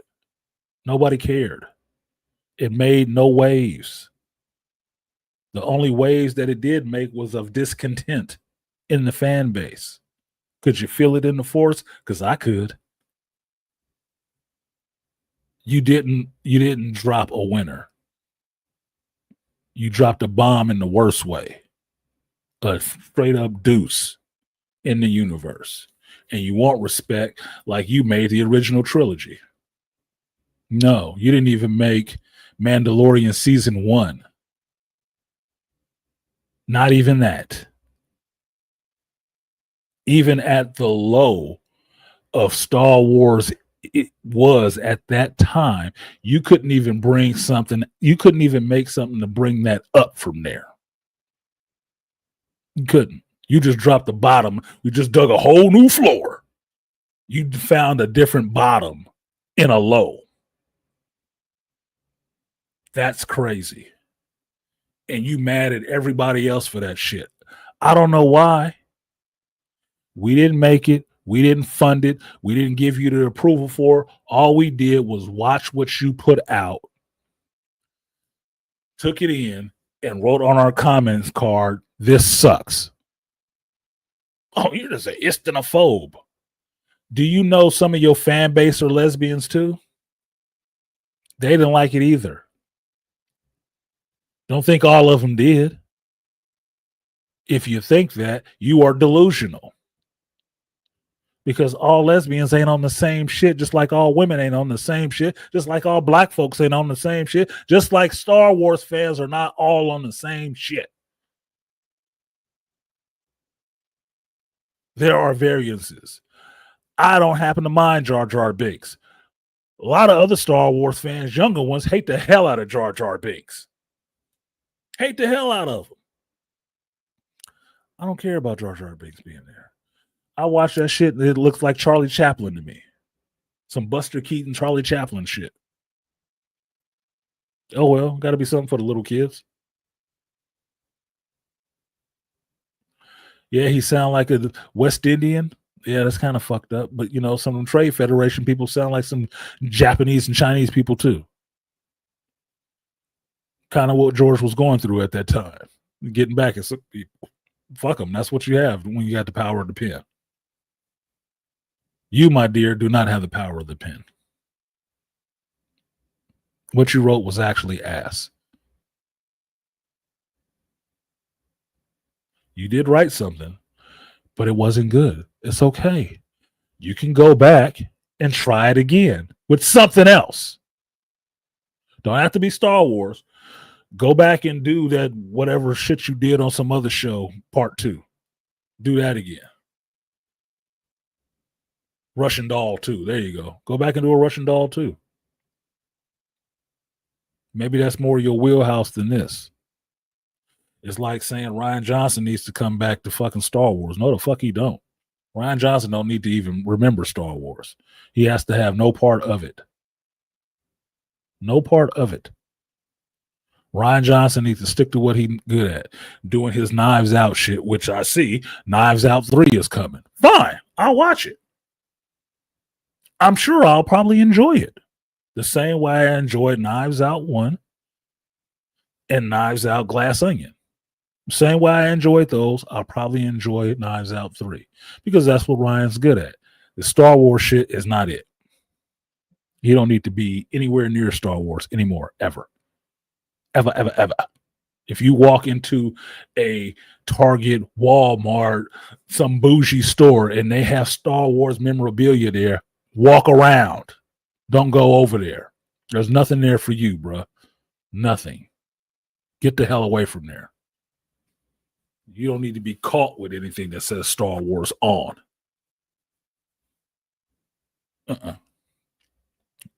persona non grata for Star Wars. But I'll watch anything else you do except for Star Wars. Now, the insult that I heard from this article that she was speaking on was that she tried to slide that shit in there, but I caught it. And Theory was reading it and I caught it. And she said something about that, what's his name? The guy who, I'm forgetting his name at the moment. Person who did Andor, that he got over on the door that they opened with the acolyte. I'm like, what? The fuck are you talking about? She's basically trying to diminish the success of Andor, saying that it was only a success because of what she did with the acolyte. I'm like, bitch, please. You've got to be smoking some really pure dope here in California. You need to get off that shit. Stop eating those edibles. You hallucinating too much. No, fuck Tony Gilroy. There we go. It came to me. 1 cup of coffee. You think Tony Gilroy only had a successful show because the acolyte opened the door for him?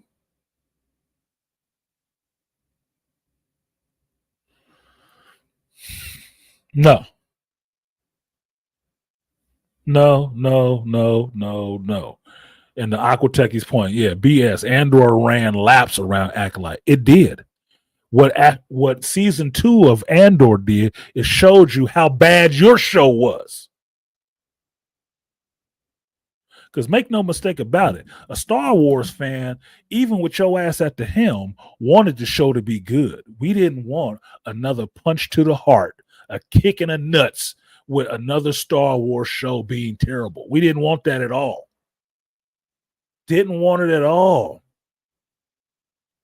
But that's what we got. Andor, as much as a lot of hardcore Star Wars fans, namely Star Wars Theory, wasn't liking Andor. Wasn't liking it. He didn't think it was George Lucas Star Wars. Even him going back and watching it was like, okay, that was awesome. That was an awesome show. You goddamn right it was. Do you think George wouldn't like it? Because we know what he felt about the Acolyte.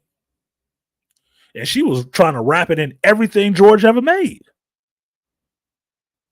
Remember, trying to surpass him. George Lucas is not the only one who knows Star Wars. Oh, really? He seems to be the one who wrote the shit. How is he not the only one who knows it?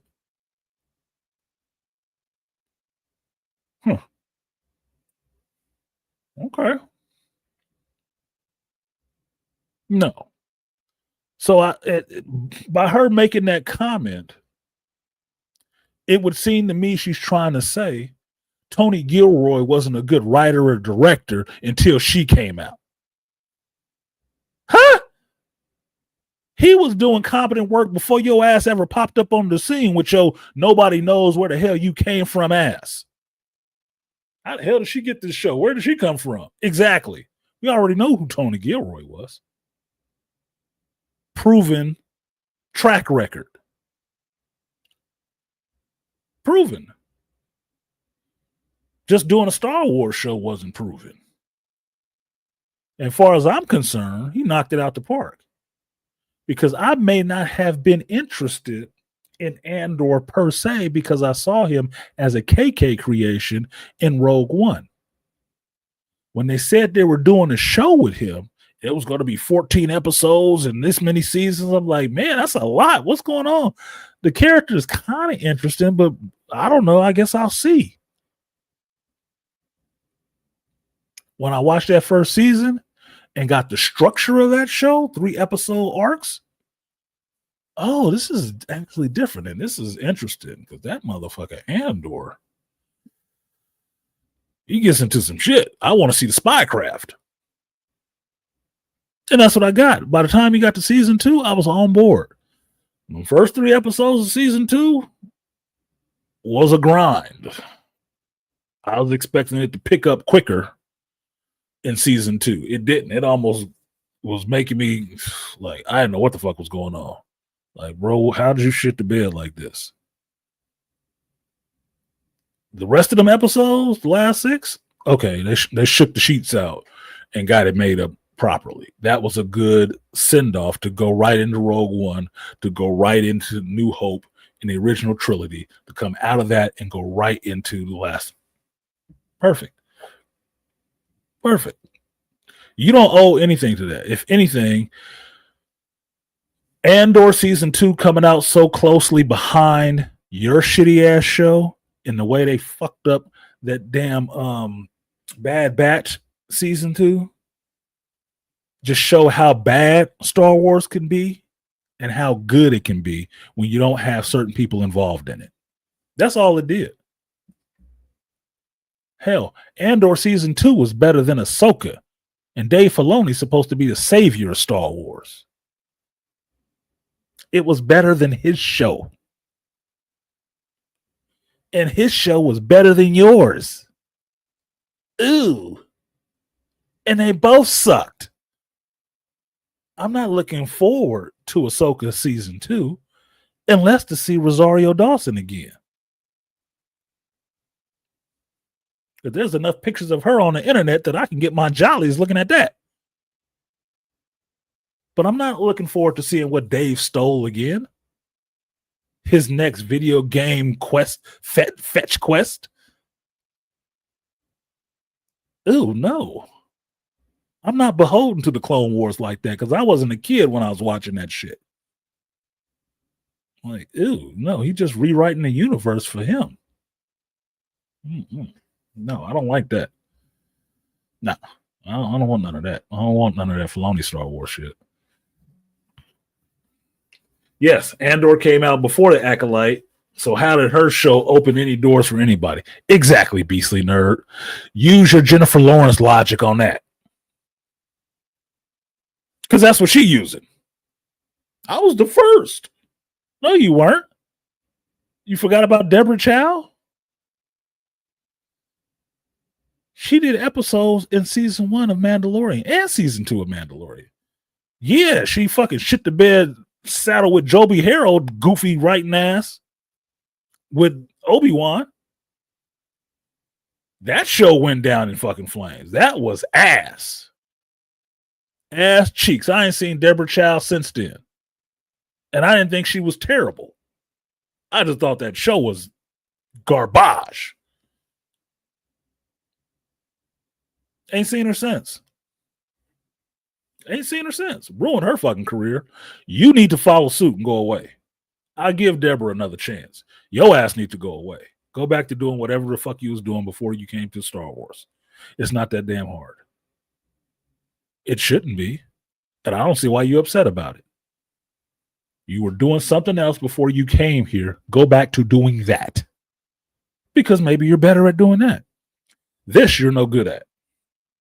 So if I have to be the Simon Cowell of this shit to tell you, no, your future does not lie in singing, then let me tell you, your future does not lie in writing Star Wars. You need to be a fan and go over there. That's it. You can put it on your resume that you did something in the Star Wars universe, but we're not going to talk about how good or bad it was. We're just going to say, yes, you contributed to the Star Wars universe. Here's your trophy. Step to the left and get off the fucking stage. Look, somebody made the David Hasselhoff Nick Fury movie. It was not good. It was not good. I'm even a fan of David Hasselhoff. The shit wasn't good. But the director that made that can say they made a Marvel character movie. It wasn't good, but they can say they did it. You need to follow suit. You can say you made something in the Star Wars universe. Just like Rian Johnson. But nobody wants you back to do anything else. We're not going to say it was bad. We're not going to say it was good. We'll just give you the credit that you made something in the universe, and now you too can get the fuck off the stage. You can have that credit. I'll never have that credit. I never will. You got it. Cool. You got it. Fine. But get off the stage. What you did was ass, and now you back being promoted to fan. That's it. Yeah, Aquateki, the Little Leia show. That atrocity. That atrocity.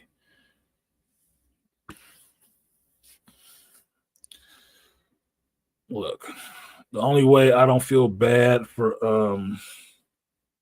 fuck, why am I forgetting names today? The only way I don't feel bad for the actor Ewan McGregor is the fact that he's married to Mary Elizabeth Winstead, and I like Hera Syndulla in her flight suit. He got a baby. You should have got a baby out of that. It's the only way I don't feel bad for him. Otherwise, the Obi-Wan show, I'd feel bad. I'd feel terrible about being a part of that shit. That was not good for the Obi-Wan character. I don't think Alec Guinness would like that show. And it's not even his version of Obi-Wan. It's a younger version.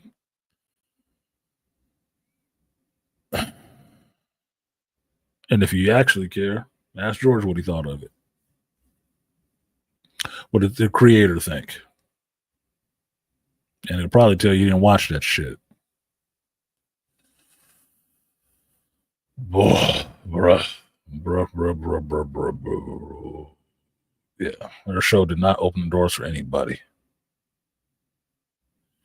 Yeah, we guest appearance by Obi-Wan and Darth Vader. And that couldn't even save the show. And I watched every episode of that bitch too. Every episode.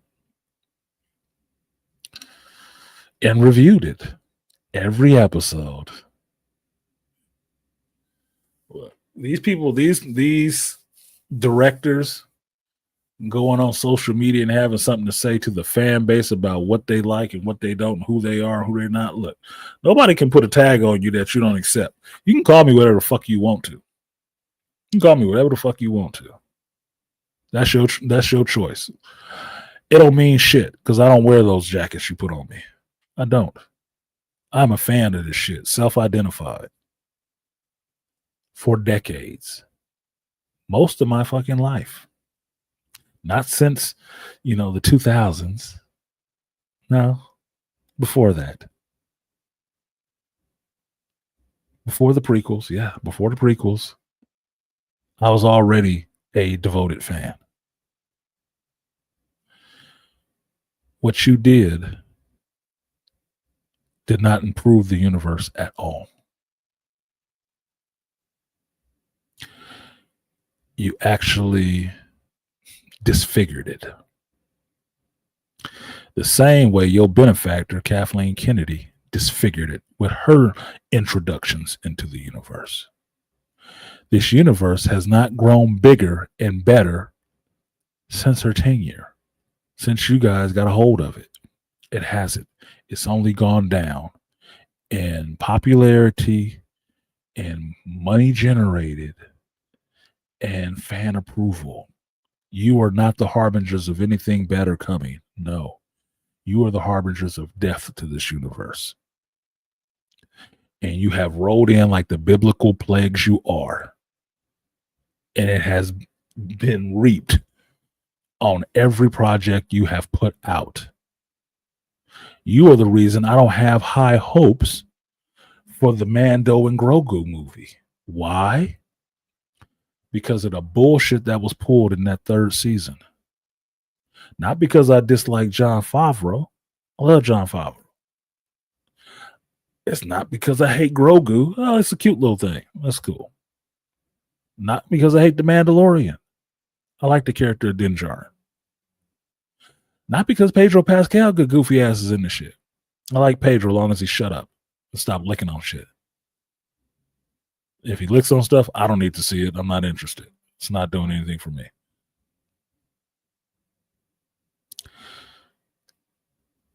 I'm not looking forward to seeing it because the same people that propped you up to do the show that you did is the ones wanting to put this shit out there. The same thinking. They just looking to fucking totally destroy the fan base. I don't know if John can save it. I don't. I think this is his last labor of love. And then he will be exiting the Star Wars universe. And not with a smile on his face. With, the tools and the spackle and shit like that. Like, I did what I could. I tried to save the patient, man. They kept stabbing him to death while I was trying to save it. Hey, John, you did what you could, man. I'm not mad at you for that. I'm not. It was a valiant effort. At least we have Mando season 1 and 2 to look back on. Thank you. Thank you. I don't blame him for season 3. I blame Dave and Kathleen. The same people that was involved with Obi-Wan and the Acolyte. The same 2 people who weren't involved in Andor 1 and 2. Imagine that. Which were the better shows?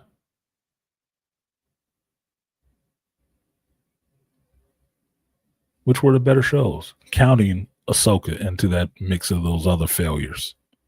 Which were the better shows? Mando season 1 and 2 can get me to watch it today. I can binge on that today. Andor, I can binge on that. I saw Andor. I watched was it Natalie Gold watching season 2 of Andor, episodes 4, 5, and 6 for the first time. I watched her watching that shit because I could watch it again myself. Pop popcorn, have a beer, sit on the couch, hold my nuts like Al Bundy, and enjoy watching Andor as watching Star Wars. I would not sit back and do that shit to watch The Acolyte again. I'm never watching The Acolyte again. Never. There is no reason for me to watch The Acolyte again. At all. You could pay me because I live in America and I'm a capitalist. You could pay me to watch it, but the price would be steep. The price would be steep. To make sure I am properly fucking inebriated to get through that shit. And yeah, especially that, not to mention how Gina was treated. Not my girl Gina, man. And if y'all saw recently, I don't know if you're on her Instagram, Gina done slimmed down. Gina done slimmed down again, boy. She lucky she got a boyfriend who can fight. Because he would need to. He'd need to. He'd have to learn how to throw hands. She too cute to me. Too cute. Got them nice lips too. Like Vegas like I do. Lucky bitch. Lucky I'm not famous. I'd be like Drake. I'd be trying to be in all y'all homes and inboxes, not inboxes. You'd be seeing me on a red carpet somewhere. You'd be seeing me. And I'd be looking like Count Dracul, played by Gary Oldman. Cross oceans of time for you. I'd be looking for you. I would be looking for you. Yeah, Skeleton Crew, not even a blip. I didn't even finish Skeleton Crew. I still need to go back and finish watching Skeleton Crew for those a couple episodes. Same thing with Bad Batch. It was not moving the needle, man. Not moving the needle anywhere. And the only thing Skeleton Crew you could say about it was less offensive than The Acolyte. Because it wasn't anything really to screw up. That's it. It didn't screw up anything. So, thank God. Woo! Glad we figured that out. Smacking the beehive was not the thing to do. Smacking the Death Star and getting all these fighters to come out of there. It's like, where are the rebels? That's not the thing to do. So Skeleton Crew could skate by with just being annoying. But utterly inconsequential. The Acolyte was trying to be consequential and mess up the whole origin of everything. You could just go away now. You could just go away now, please. Please walk quickly. Walk quickly away. Gina didn't make it, how Gina was treated didn't make it any easier. You gonna fuck over a fan favorite character? I don't know. That's like killing Han Solo, right? What was the next insult they were gonna do? Shave Chewbacca down to prove that Chewbacca had a little dick? I mean, what the fuck? That was the kind of shit that they were on. It has been how long since we had a Star Wars movie? Are you disappointed by that? I'm not, because the TV shows they were putting out weren't any fucking good. I could have saw Andor as a movie, and at its time length, that's what it was. It was a movie. Well, that would have worked. You could have made some money off that if that was in the box office. Here's a hint. Now that you know how good season 2 was, why don't you throw that shit out theatrically? Why not? Too long? Too much editing? Why don't you do it at Christmas? Throw it out in the theaters on Christmas and see how many people show up to watch that shit.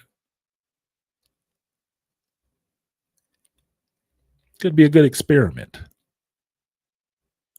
So I can guarantee you, if you threw the Acolyte in the theaters, nobody's showing up to watch that shit. And if they did show up to watch it, to try to support, you would see that next week dropped off like you fell into the Marianas Trench.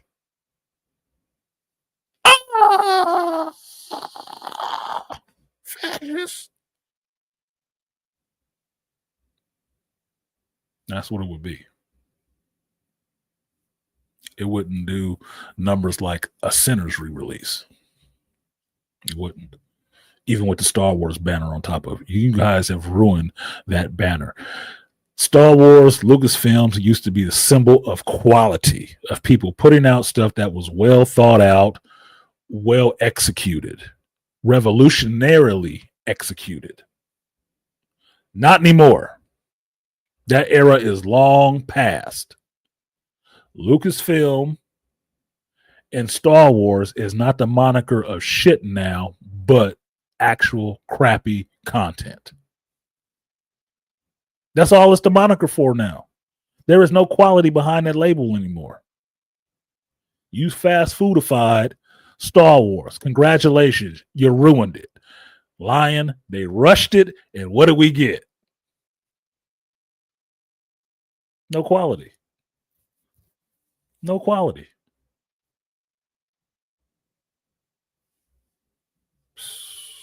Yeah, Wilhelm screamed like a motherfucker. I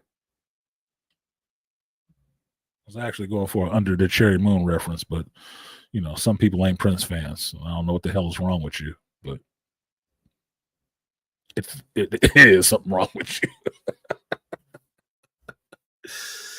I gotta order me some food. I'm hungry. I'm getting hungry. I dropped that link and nobody came up here, so I guess I can get out of here now. And Beastly Nerd, I already said it in the beginning. I was only going to be here for an hour, so don't you try it, motherfucker, because I said it now. Yeah. Wreck a Stowe. Yeah. Leslie Headland in Star Wars, Wreck the Stowe. Wreck a Stowe, Star Wars. If you want to watch a good Star Wars movie, where would you go? Not to Lucas Films. Look, I can watch Under the Cherry Moon right now and have more enjoyment than watching 8 episodes of The Acolyte and what was it, 6 to 8 episodes of Ahsoka. I could watch both of those bitches back to back, and it wouldn't be better than watching a 2-hour movie with Prince and Jerome in France in black and white. Wouldn't be as good at all. Fucking, that's pathetic, dude. It's pathetic. The next time somebody want to interview Leslie Headland and let her talk about who to blame for her shitty ass show, ask her what show she would put up next to hers. What show does she think her show stands parallel to? And that will tell you how much hallucinogens this bitch is on. And I say bitch because I don't know her personally. Hell, she called me a fascist. If we're gonna get to the name calling shit, she called me a fascist. How? Because I didn't like your show? It sucks. It still sucks. It hasn't got better with time. It never will. That's moldy bread. Darn, you caught me. Yeah, I caught you, Beasley. I said that shit in the first 10 minutes. I'm a man of my word, bro. If you took off chastity belt, then maybe you could breathe a little bit more better. Yeah, exactly. If you took off your chastity belt, maybe you could breathe a little more better. That's how this chick is acting in the Star Wars universe. Like we have somehow ruined it because she came in here to clean this place up and all of you were just sexist and haters. Really. The most inclusive fan base on the planet. And we haters. And we didn't make that show you made.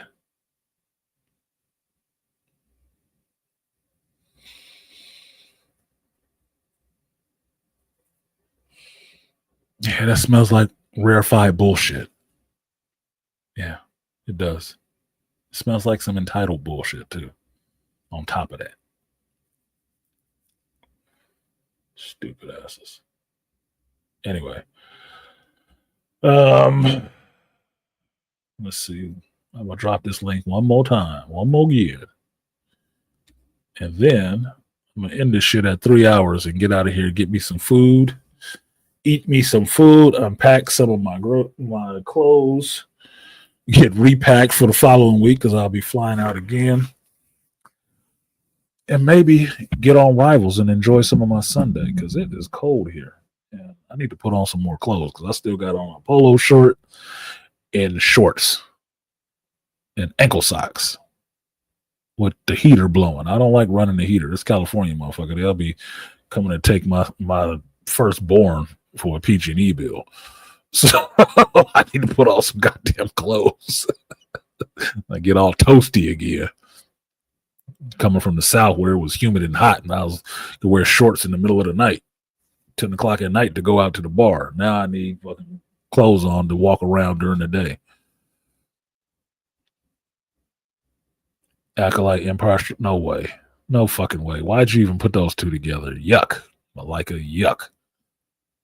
Why put cat poo on my plate with a steak?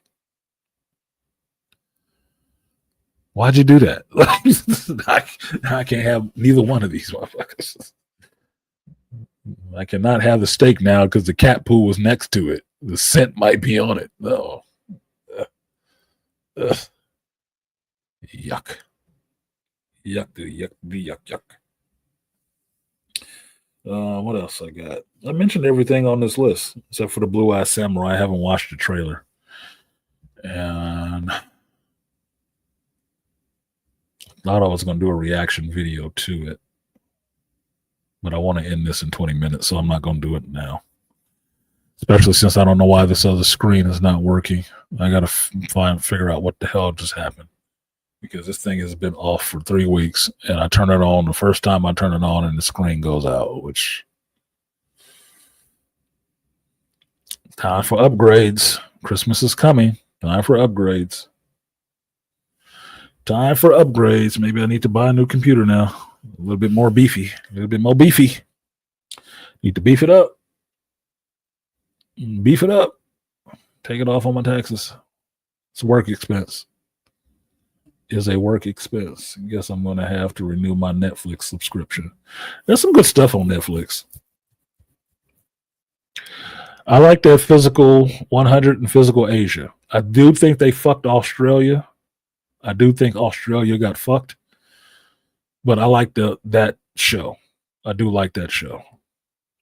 If you like old school anime or old school Asian movies, everybody is dubbed. So it has that feel to it. It makes it fun having all these Korean and Japanese people being dubbed over in English. It makes it kind of fun. It does make it kind of fun, like I'm watching some old kung fu movie or something. But it's entertaining. I was watching something else last night. I forget what it was because I was on the plane, so I was falling asleep. Yeah, I need to get a new laptop for myself. The only reason my little 3 monitor setup does not work on my laptop is because my laptop does not have a second full USB port, which means it can do video and charging at the same time. I think that's what that means. So it only has one, and the connections I bought to split it did not work either. It only gives me one. So I need a newer laptop that has two of those ports so I can run my 3 screens on my laptop. So that means when I travel and I have to stream while I'm traveling, I can still do the 3 screen setup where I can look at you and then still have my music and the other stuff pulled in to all on one screen. It'll still look like you have a convex screen, a curved screen, when you just got three monitors on a laptop, which is cool. It's fucking cool. And it only the thing only cost me less than $200, so that's like a bargain as far as I'm concerned. I just need a newer laptop that has those 2 ports, and I was already looking. So there's a couple of upgrades, tech upgrades that need to happen. Couple of tech upgrades I need to happen. Is Last Samurai Standing on Netflix yet? Yes, it's still on there. And who said they need to redo the Netflix? Aquateki. So Aquateki, you're in November. You're coming into December. This is the time to upgrade your Netflix. If you want to pay for Netflix for a month, do it. Why? It's the holiday season. There's going to be a lot of stuff to watch. Why is Sean calling me right now? Hold on 1 second. Let me take this real quick. What's up, Sean? Good morning. How are you doing? Hello. How are you?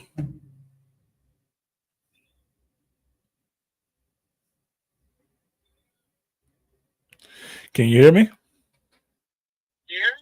Yeah, I can hear you. Okay. How are you doing?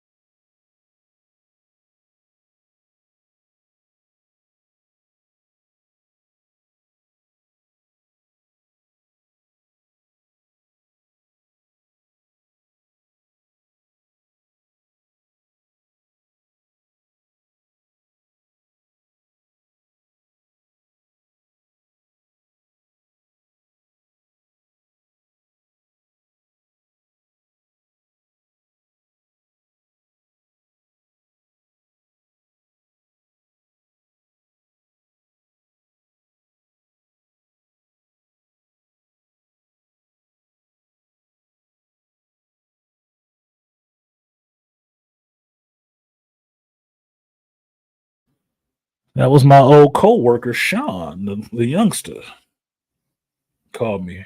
And he got a lot going on since he had a baby, so I don't want to pump negative into a void, but how he said it, a lot was going on.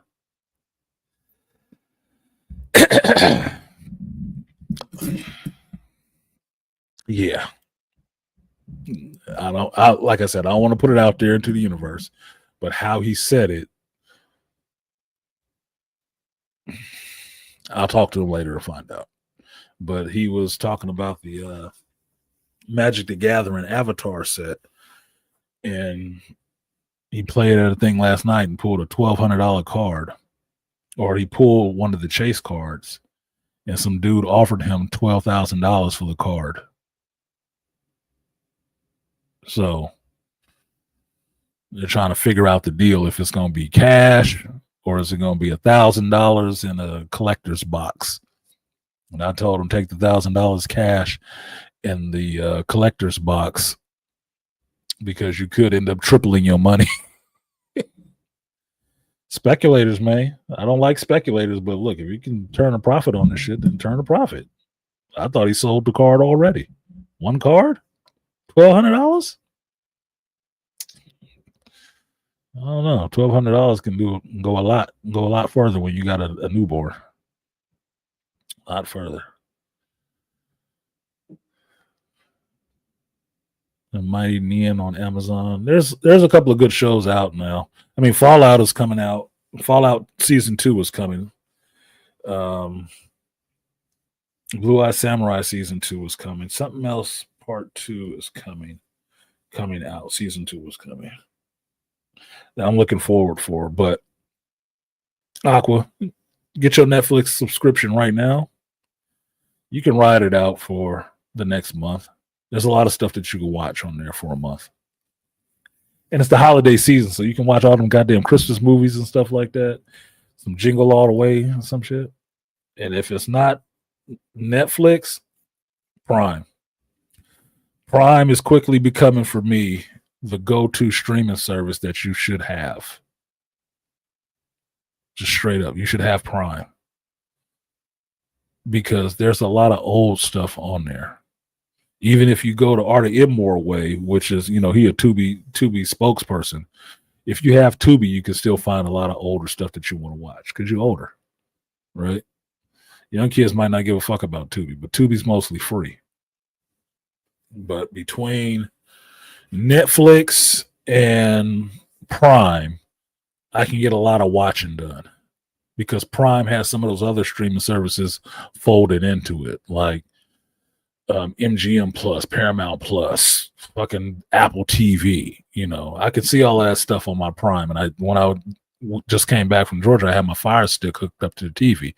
So I was watching a couple of things. I just didn't get to watch The Ballerina because I inadvertently started it. And when I got back to it on Wednesday, after I bought it on Monday, the 48 hours was up. I'm like, there's the movie I paid for. I ain't even watched it yet. I started at that moment, and when I started at that moment, the timer started running.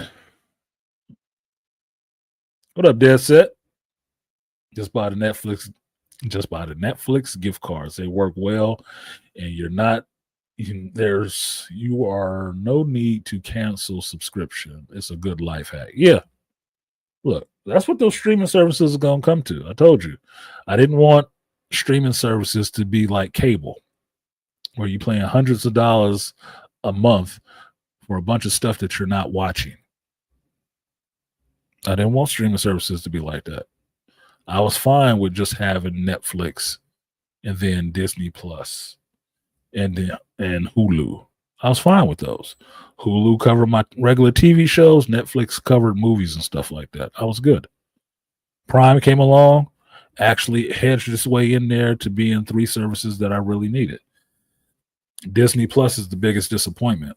Even though I liked it initially, how they were charging, where they just charge you a year and you're good for the year. Whatever comes out in that year, you're able to watch. I liked it because I liked my Marvel, I like my Star Wars, but they have ruined both of those brands, so it's not even worth having right now. It's not. It's not worth having, even with Andor. So what? If you had Andor separately on a box set, Blu-rays, you would never watch Disney Plus. There would be no reason. There wouldn't be.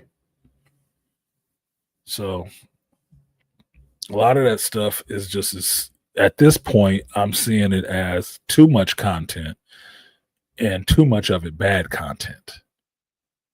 Because even on Apple TV, I mean, you go through these streaming services, and I have a few of them, mind you. You probably can only name 5 shows on each that are worth watching. That's not enough. At that rate, to me, they don't need to have their own streaming service. They don't. if you only got 5 good shows worth watching, you can't fill up your top 10 or what's trending this week, then you don't need your own streaming channel. You don't need your own streaming platform. You need to put your shit back on Netflix and let them pay you for it.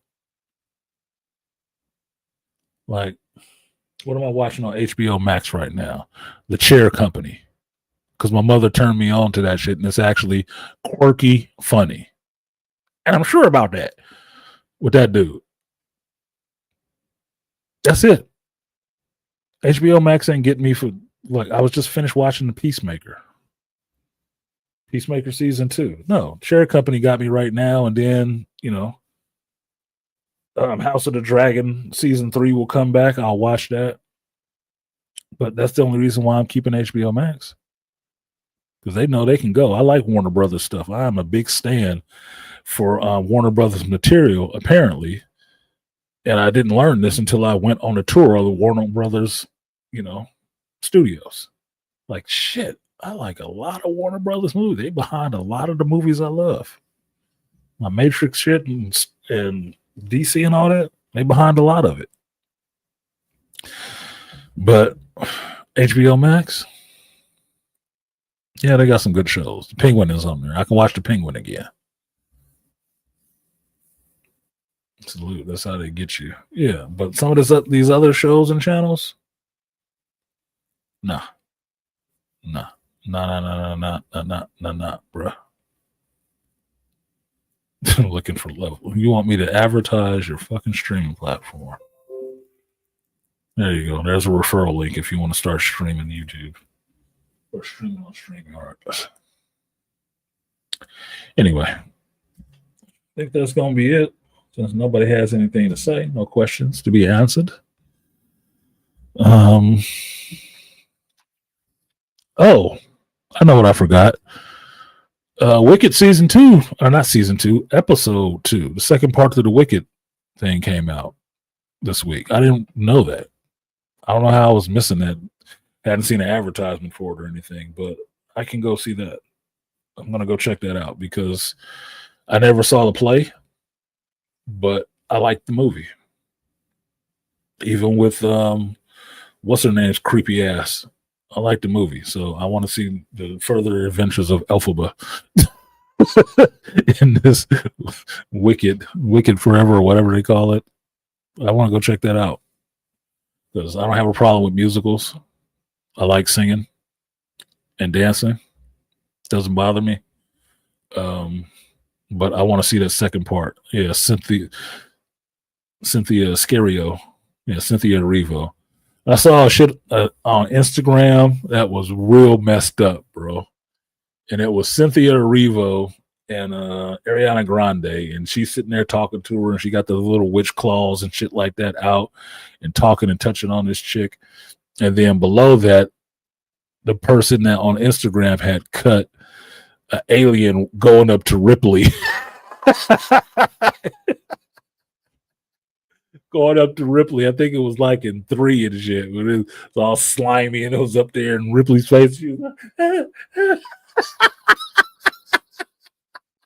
that was fucked up. But it was true. That's exactly what the shit looked like. Cynthia Erivo was up there looking like a damn xenomorph trying to eat Ariana. Look, man, you set yourself up for that shit. Don't be mad at me for laughing. You went out there looking like that. It does look crazy. You look crazy. You can sing. You can act a bit. But you look fucking crazy. Don't be mad at the internet for pointing it out. That shit was spot on. I was like, I got it. You saw it yesterday with your niece and your sister. Wicked for Good. Yeah, that's the name of it. I like that title. Wicked for Good. Yeah. I'll check it out. I want to check it out. I said I was going to go see it again because the way it ended, dude, it ended like the Matrix. Like, goddamn, you fucked up now. She got her whole broom and everything, bro. Look, the villain origin story has been set. Now what you going to do? I want to check it out. And since I'm back in Cali, I know the theater is like 5 minutes away and I got my own vehicle. So I can get to the theater and see a damn flick without having, to discuss it with anybody or figure out if anybody else want to go while I take the van and drive a mile to the theater.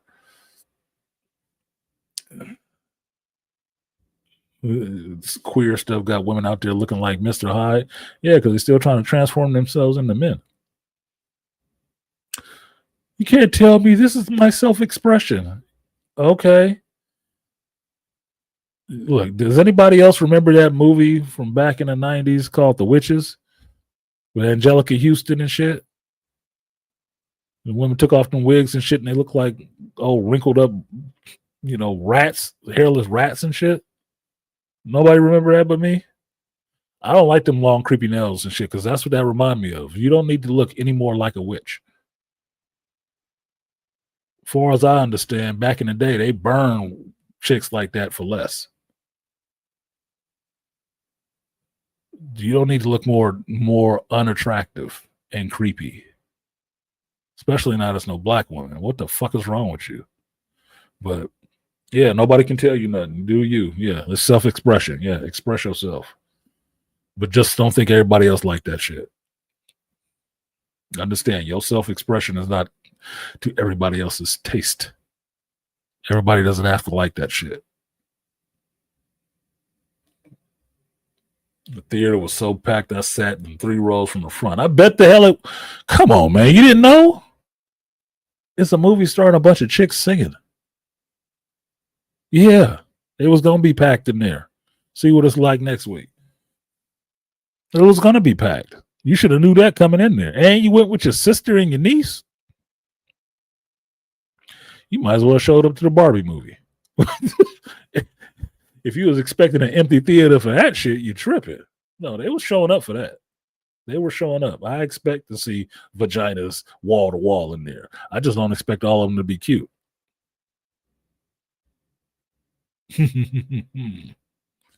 Surprisingly, my niece wanted to watch Tron, but the only theater playing it was like 2 hours away. And she should not want to watch that. That movie sucked. Tell her to save her time and go watch Wicked. At least these motherfuckers will sing to you. And to think Cynthia Erivo wants to be Storm. Yeah, so does Jade Cargill, and none of them fit the bill. Neither one of them. They want to be Storm. Get the fuck out of here. Just because they had made her a goddess now? The avatar of eternity? Okay, you're putting a little bit too much on Storm right now, but a little too much. But no. Can I get a young, fine chick to be Storm? We already went over this. What was that chick that you named? I didn't even know about her. Yeah, let her be Storm for the next 15 years. For the next 15 years, because she looked hot.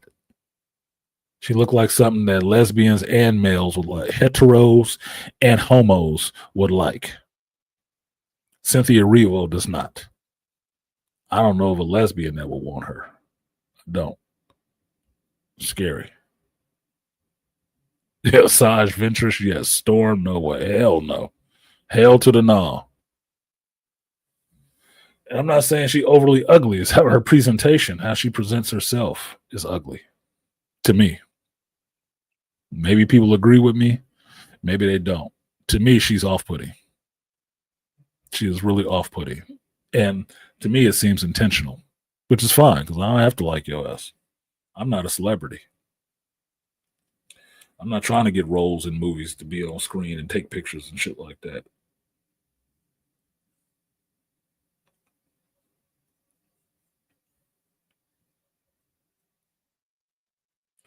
Shit, I showed up to this motherfucker in a polo shirt and shorts.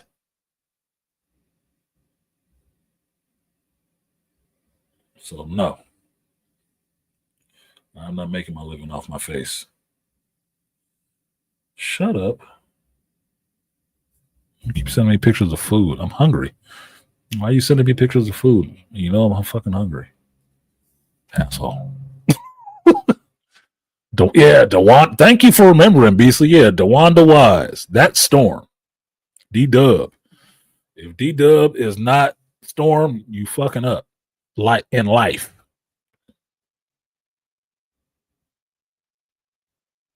Yeah,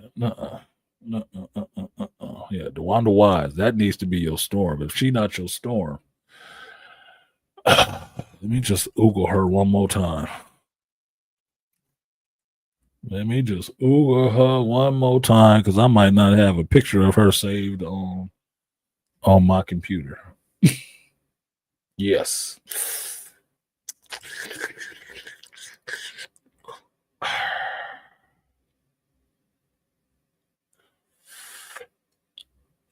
I yawned. Fucked up now.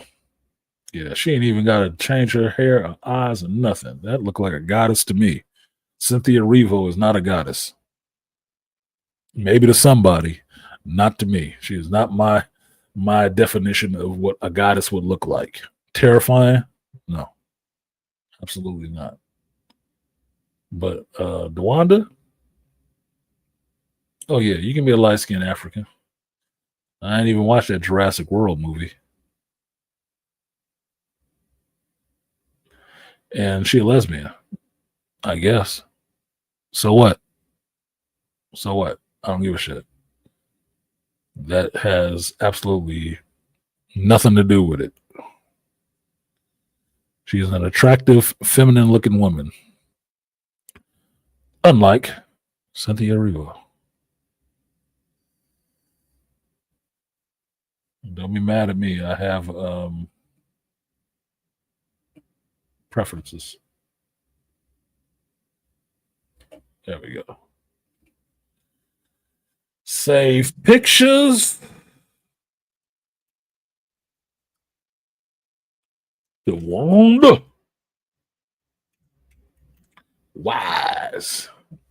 A nice Kool-Aid smile, too. Got natural hair.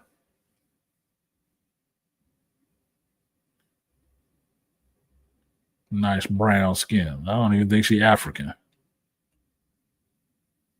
Yep. The only problem she would have would be the white hair. They're going to give her a wig because I know she ain't going to dye her shit. All right, I got those. Them lips. Oh, boy. Yeah, the septum rings. I'm over that shit. You know, this thing about my trip I noticed. Yeah, I was in South Georgia, but I saw some standard body types. And it wasn't even the body types, it was how women adorn themselves. And this looks so crazy to me. It can't even be considered. It cannot be considered that it's your self-expression anymore because every woman is like that. So it's just you guys are all wearing a uniform now. Self-expression means that everybody else is not doing that. It will not be the same from woman to woman. If every woman has that,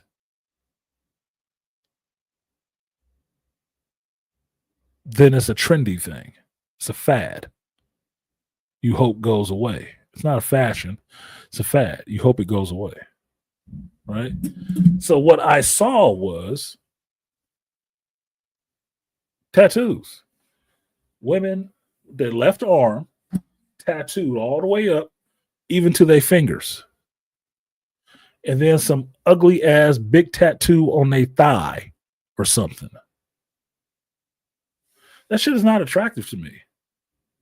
Like this shit all up here. I don't want to. I ain't trying to fuck a man. I am not gay. I am very much a lesbian. I'm not trying to fuck a dude. Not an overly masculine chick either. That's not interesting to me. And for me, I think women's bodies are naturally beautiful. Whatever size you may be, if it's proportioned right, your body is beautiful. Women's skin is beautiful. To see all that shit all over their skin makes it look ugly. It makes it look ugly as fuck. And I will repeat what my crazy ex said. Why would you put a bumper sticker on a Ferrari?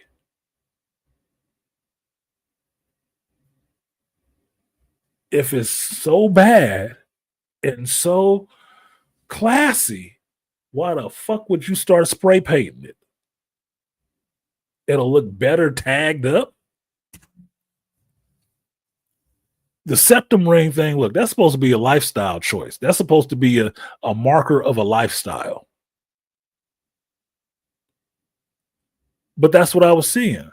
Piercings in places that don't make no goddamn sense. Caked on, look like drag queen makeup on an actual female, which is the oddest turn I've ever seen. And tattoos that don't mean shit. Like the bartender at the place we would go, she was a little bit heavy, but she was cute. She had a cute face and cute eyes. Right? She had a nice butt and legs. She just had some guts with a big ass rack of titties sitting on top of them, right? Well, she had these big ass tattoos on her, but on her back, she had a big ass tattoo of the Reaper. I'm like, why? I mean, a whole hooded figure with a scythe on her back, a big piece. I'm like, why? Death is following you? What the fuck do you have that on for? I call them pointless tattoos. They're pointless. They have no point being on your body. Why do you do it? What does it mean for you to have that on your body? I'm not into pointless shit. That's just how my mind works. It doesn't make any goddamn sense. And in the whole compilation of tattoos on you are all a bunch of random shit, it makes no sense for you to have it. You look like a NASCAR driver. A bunch of random patches on you. It doesn't make any sense to me, man. Damn, Andre, the Reapers for all the abortions. Bruh, I don't know. She's young. And she got a miserable, this place sucks disposition. So maybe not miserable, but that disposition is this place sucks. Because that was what was coming out of her mouth. She's cute. Little tuning up, you could probably be a 6. Probably. All right, lose a little weight, you could be a 6. If you didn't have all those tattoos, it would probably go a little higher. But the tattoos don't make you attractive.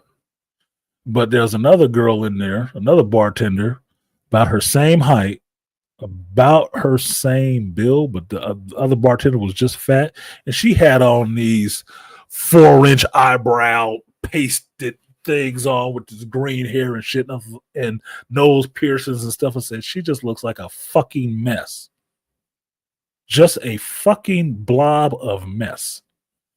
Tats, bad makeup, nose piercings, lip piercings, 15 colors of hair and shit. I'm like, that's just embarrassing, dude. Who is telling these women that that's just a move?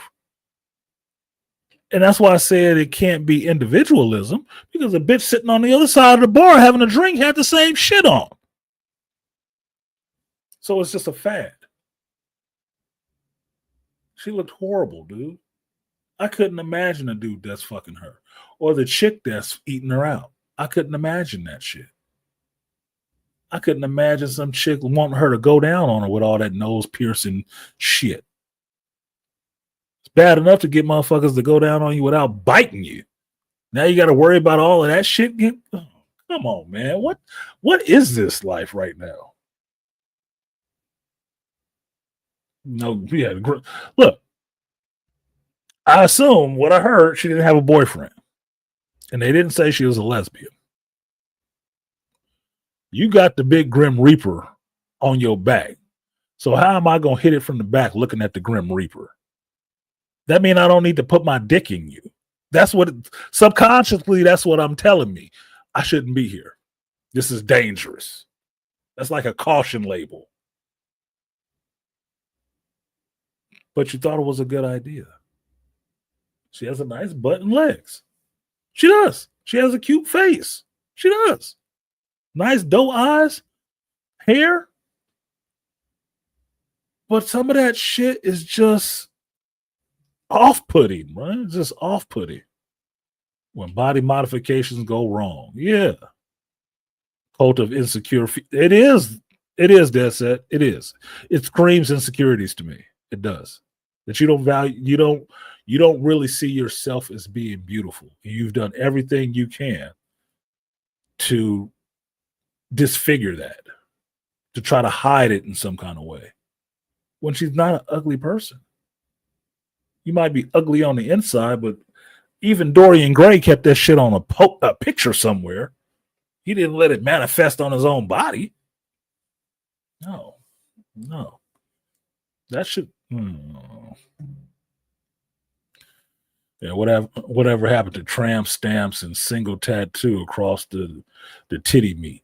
Look, we saw an attractive girl. We went out to the pub. We went out to the wee pub, right? And there was a chick in there, short. They were doing karaoke because Lucas wanted to do karaoke, and I was the designated driver because he was getting blitzed. These girls got up and they're singing karaoke, and there's two girls, and one of them got up there was nice. She was cut nice, had her little stretch pants on, booty and thighs and stuff like that. Good smile, Coke bottle glasses and stuff like that. Hair full of energy and shit like that. It's like, okay, she cool, but she had this ridiculous ass tattoo on her arm, this big ass fucking flower or some shit right here, and she's a small girl. She's only like 5'4" or some shit. That was a turnoff. It was a turnoff for me. Looking at her, just fine. Saw all that shit she had on her arm. I was like, why is it always the left? And my brain is thinking, it's trying to find a pattern. Like, why is it always the left arm? Why is it always the left arm? Why do you need a fucking start of an arm sleeve like you a punk rock star? Like you a dude. You ain't playing in Lincoln Park, bitch. What the fuck is that about? And that's why I'm thinking it's just me. It's just my personality. I like women's skin. I like clear women's skin. That shit look beautiful. I might not mind a tattoo here and there, but you can't have these big, broad, brawly bitch, pieces and shit.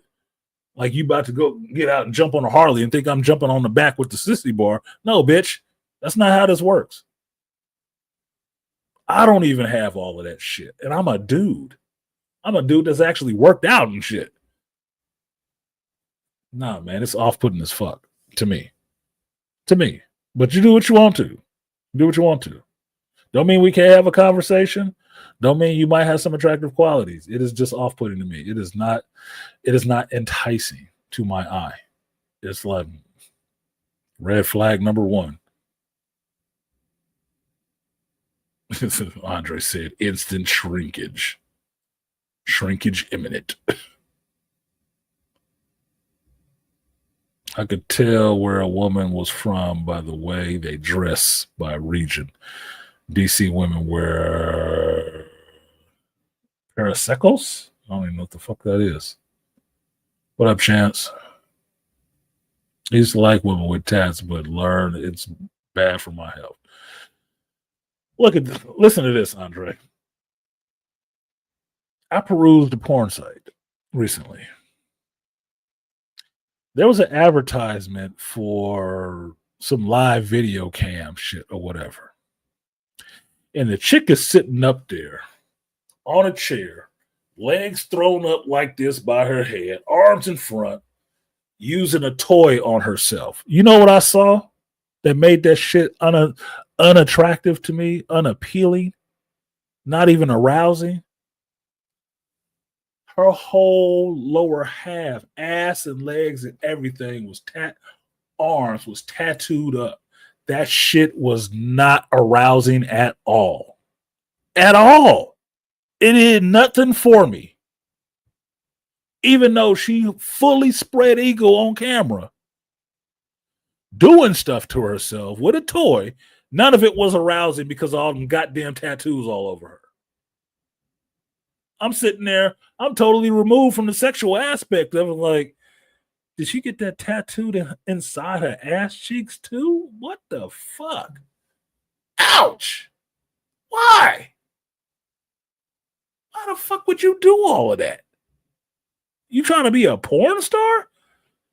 Look, you know they don't make action figures of this shit, right? God damn.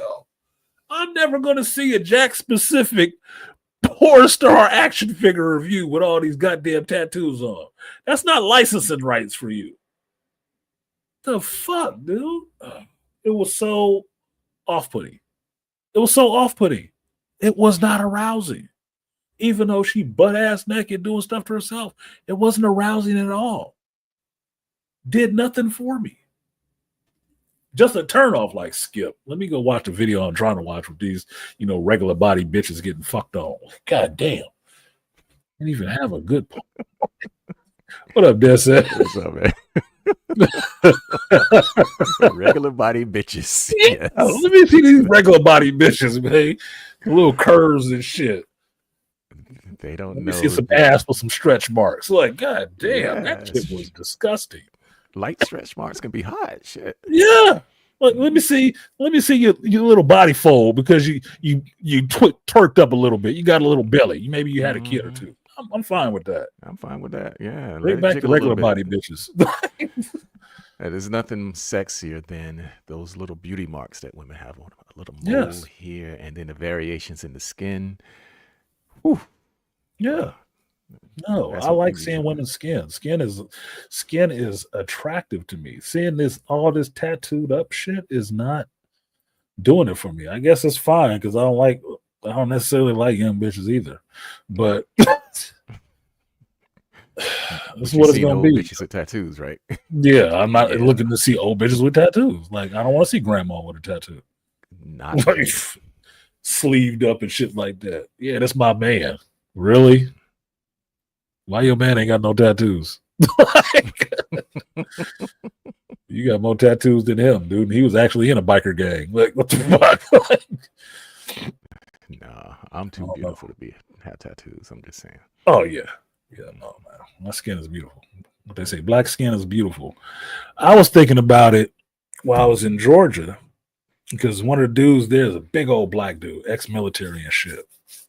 Big Charles chocolate milk ass nigga, right? Mm. Dark as fuck. He got all these tattoos on the arm. I can't see him. Mm-hmm.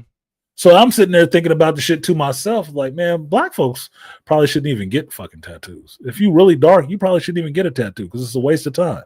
It's a waste of money. We can't see the shit. Mm-hmm. You can't see it. You got colors? Oh, why the fuck you do that? We can't see it. Like certain tattoos only look good on pale ass skin because then you can actually see it for a while.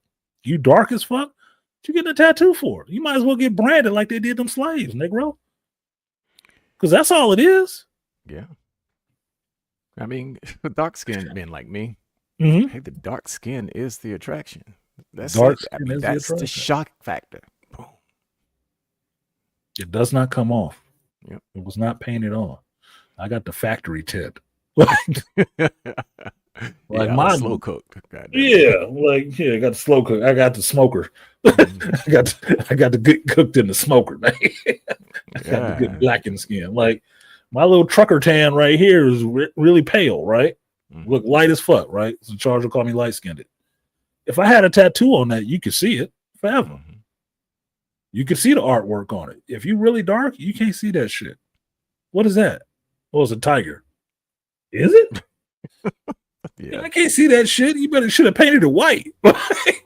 It can't even be seen. As soon as you get 10 years older, you can't see it. Mhm. Yeah. Yeah, I never liked it myself either way. But, the women are pieces of art to me when they can shut their goddamn mouths. Oh my God. Please be quiet. The thing that related death like skull Satan tats for horror movie characters. I don't know, Beastly. I do not know. I'm not a woman. I don't know what the hell go on in women's heads. And frankly, I wouldn't want to know unless somebody was paying me. Mm. I make my assumptions, I ask questions, and try to find out for myself. But I can't speak to saying, oh, I just know for sure. I'd never say that because I wouldn't want somebody to be trying to say that shit about me as a man, or some woman be saying that about me as a man. No fucking way. You don't know what the hell's going on. Better ask some questions. Flower sleeve is something girly is my weakness. Yeah, that's cool, Andre.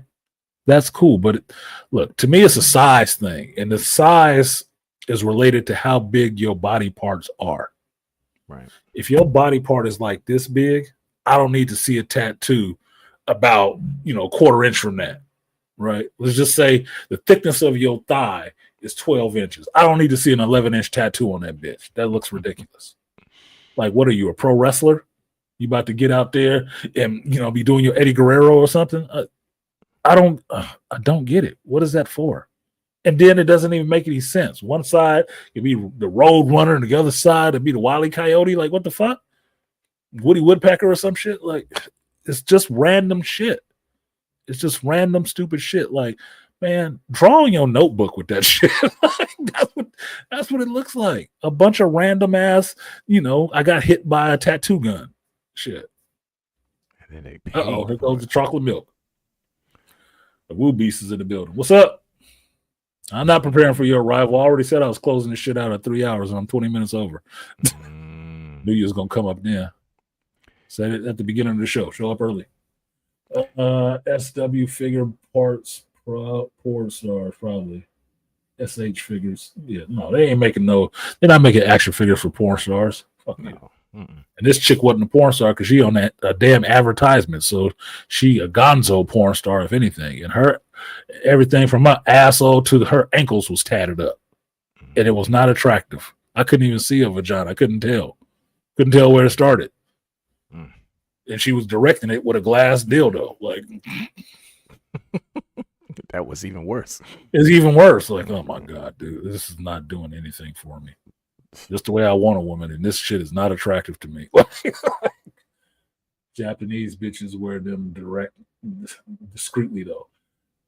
To me, female tattoos were always supposed to be discreet. They were always supposed to be discreet. To me, there was never a time that women with tattoos was not supposed to be discreet, because you were the representative of your man in some areas. Even some posh, upper crust, I party at the Hamptons, I wear the white linen, and I'm going to talk to the CEO and the VP of such and such. She could have tattoos and be a ho-ho. But that shit was discreet. It was covered to where it wouldn't show. I just saw my corporate thing. Person at our company got an award, and I'm looking at the picture that they took of the awards. The other higher ups in that picture look so fucking uncomfortable because the two chicks we got there representing us look bad. One is a big, good 400-pounder, big oompa loompa. The other one got all this crazy nails and hair and shit like that, and sleeved up, tattooed arm, getting an award. I'm like, that shit look crazy. That make your company look crazy as fuck. Because I could not look at that and think this is where I invest my money. They don't look like they on top of shit. My pet peeve with that is, as I like college cheerleaders, especially, for the HBCUs. They got bigger and they got more tatted. Yep. And they are like, you got some 300-pounders out there doing their dances, and I'm like, I'm not feeling this. I'm just like, no. That's my thing, man. Look, you could be a big chick. Big chicks come out. They're born, they get big, whatever, it happens. Life happens, whatever. It's not that big of a deal. Your personality will probably get you over more than anything. But I don't see the point in making that look any more offensive than it already may be to some people. And I'm not saying you're doing this for other people, but a lot of that counterculture shit, the tattoos and stuff, that's just to try to be impressing somebody. That's all it's for. You trying to fit in or impress people. And if everybody has tattoos now, it is a fad now. It's not something that's making you edgy. It's not making you seem like you're an outlier or some kind of individual. You're not. You're one of the fucking herd because you all get the same kind of shit in the same places. It's common now. You've made it common. So it's not even cool now. To me, it's like everybody there. It's not cool. Can't be that good of a party. The mainstream is there. But if they were smart, they would wear it like fashion because temporary tattoos have been around for ages. Forever. Yep. It's like, oh, I got a new tattoo over here. And then they wash it off. And then you don't like the stretched out grandma belly tattoos? No. Yeah. Your grandma should not look like Tupac, nigga. Nope. It's just me against the world. Grandma, sit your ass down. Yeah, I know he was born when he was around. Damn. No. Shouldn't be tummy life. Shouldn't be a depth meter tattooed on her stomach. Mm-mm. If you get that reference. Beastly, I heard season 6. Oh, he talking about Black Hole. He talking about some other shit. Tiger looking like a Black Panther. Yeah. Random reading out some BW's firefighter who got fired for a back of the neck. Got fired for a back of the neck tattoo. Yeah, we might have said some racist shit. Arson, there are no ladies left. Just 304s, hyenas, strags, and scallywags. There are some ladies left. Yeah, there are some. I agree. If even Toya got a tattoo, I know she don't feel some kind of way about it because I give her a pass on her little forearm tattoo. It's kind of cute. It's big, but it's kind of cute. I've had chicks with tattoos. Some of them are random. Some of them are small and put away where you can't see them motherfuckers. Mm-hmm. Even one of our higher ups, that's a VP, she has a tattoo on her foot. She cute as hell. Mm-hmm. But that one little tattoo by her little pumps is not throwing anything off because most of the rest of her body is covered and it's not tattoos going all the way down her arm to her fingers and shit like that. To me, there always should have been a differentiation between females with tats and men with tats. And when women with tats look like guys with tats, that's a problem. That's the masculination of women. I'm not for that. I like women to be feminine. And I like looking at their skin. I do. Mm-hmm. When I was looking at DeWanda Wise and was thinking about how good her little brown skin looked, it would have been totally taken away from having a big ass peacock on that shit. Yeah, especially when she was in that Spike Lee joint. Oh, she got a whole dragon wrapped around her arm. Well, the dragon looks cool. It don't look good on her arm, though. Mm-hmm. Great. Now we can't have her in shit else. If she turns one way, then we can look at it. I have a friend, a sort of friend that used to come to the shop. She just got a tattoo. She looked cute. She got some pointless tattoos, too. White chick. Mm-hmm. She just got a new tattoo, and it made her arm look like gold or something like that was dripping down it. Mm-hmm. I can't look at her pictures no more. Can't look at her pictures no more. I don't like them. I don't like looking at her. Just ruin the whole illusion of attraction that you have nice skin. It's fucking ruined. The rest of your shit was kind of hidden. This shit is visible all the time. Well, whatever, man. It's a life choice. We'll see how you deal with that shit. Whatever. I don't even look at that shit no more. It's just totally ruined for me now. Like, yeah, fuck it. No more eye candy. I need to try an experiment. Because one thing I know about anime guys, or the otakus, is that they like their waifus just the way they are. I should draw one and put some tats on it. See how they react. Yeah, draw one and put some tats on it, see what happens. Yeah, they gonna go crazy. Sacrilege. Give her a big ass back tat that go to her shoulder blades, look like Randy Orton or some shit. Mm-hmm. Skull tattoos across her chest on both sides with wings coming off of it. Like, what the fuck did you do? You get some hate. Probably draw some hate real quick. This is tatted up like, yeah, exactly. Tatted up like they just missing the eye patch and the peg leg. Yeah, pretty much. That's what I meant. Tattoos and sleeves are cute. I don't mind. You got to be small. I'm not really for a chick having a sleeve. No, it makes no sense to me for a chick to have a sleeve, unless she is a punk rock, star. Mm-hmm. If she's a front man for a rock group, okay, then you can get away with that shit. But Amy Lee was cute to me, and I never saw her with tattoos. Gwen Stefani was cute to me. Never seen her with tattoos. And I'd fuck on with Gwen. A little low talking like she chewing her face. Like she don't know how to open her mouth. Girl with the dragon tattoo. A dragon tattoo. Notice he said a dragon tattoo. They didn't say the dragon sleeves and the body art. Like a Yakuza chick with a big ass tattoo down her back might be hot. But she's in the Yakuza, nigga. That's what they do. Yeah, and that thing about this other bitch ain't. She just going to go to her regular job at Walmart, nigga. And that thing about the girl with the dragon tattoo, because I read that entire series, that chick was dysfunctional. Yes, that was the whole point. Yeah. You identified her by the tattoo, but she was dysfunctional as fuck. She was screwed up. Yeah. That wasn't an empowerment speech. She was fucked up. Yeah, and then she was talking about the prejudice of people looking, because the whole book was feminist. The whole series was feminist anyway. But the whole thing about her being judged and this and all this other shit, and it was like, well, you look like the girl with the dragon tattoo. Okay, you set yourself up to be judged like that. Exactly. Look, man, if I walked out the house tomorrow and I had tattooed tears on my cheek, would it be wrong of people to act like I was a murderer? Or would it have been stupid of me to tattoo tears on my fucking cheek? Knowing what that means. Mm-hmm. Which is it? Is it their fault? Oh, they just prejudging me. Motherfucker, you put yourself out there like that.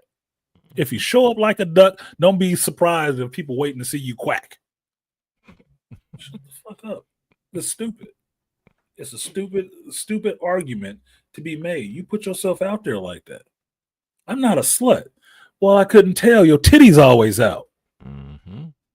Your titties is always out like the first thing anybody can see before your eyes. Well, only hoes usually do that shit because they advertising for customers. If you're not a hoe, well, maybe put the motherfuckers away. Let me focus on your eyes more than your breast meat. Just a tip. I don't want to look that close to their mouth. I'd rather look at their titties. They might start talking if I look at them. Look, man.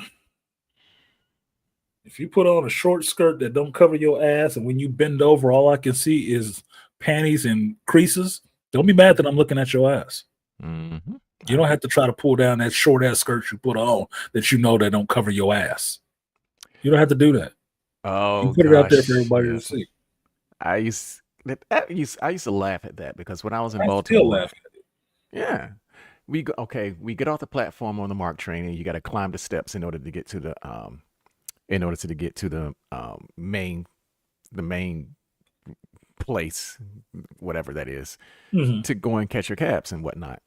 And these girls will come out there with the shortest skirts, and then they figure out that they got to climb some stairs, and they sitting there trying to hold it down. And I'm sitting back. Like, what are you doing? Like, dude, quit it.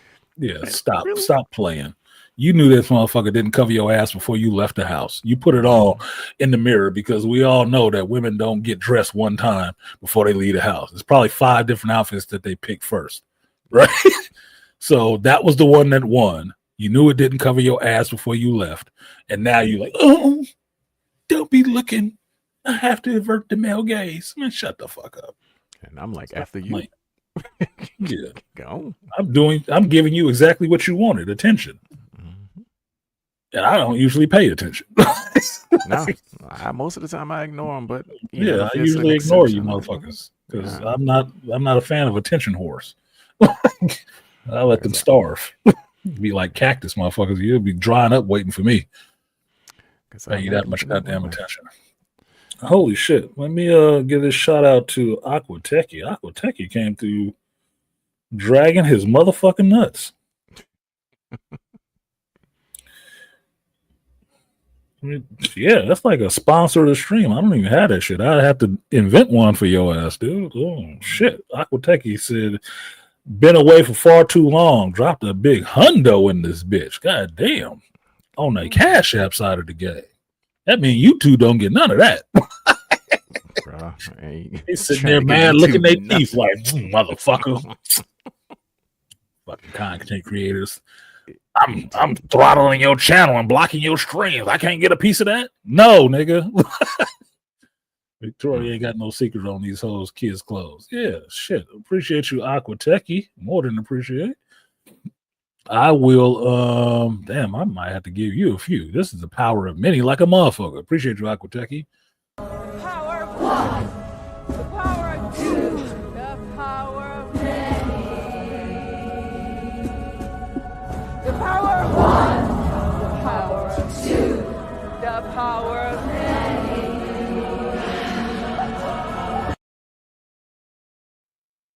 Appreciate you.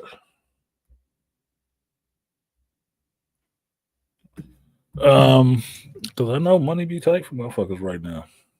You tell her. Goodness gracious. It's been tight for me for the past 4 years. Yeah, you've been going through it because, you got lawyers and shit you paying. Like, the motherfuckers like to eat big. Like, God damn. Oh, one thing though. Yeah, my son turned 7 today. So. Oh, congratulations. Congrats. Yeah, My granddaughter turning 7 this week. Oh, that's what's up. Yeah. Man, you're a grandfather. Yeah. Now I'm sitting there with like jealous. It's like, man, I'm What supposed to be you jealous of? You see your son more than I see my granddaughter.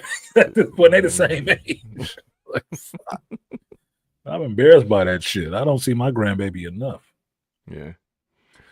But that's partially my fault as being a Gen Xer because I didn't have a plan for being a grandfather. But Gen Xers became parents young and grandparents young. Didn't really have a plan for that shit. I'm feeling my grandfather. Like, man, I ain't even taught this little girl how to play golf or read comic books yet. Like, I be at work too much.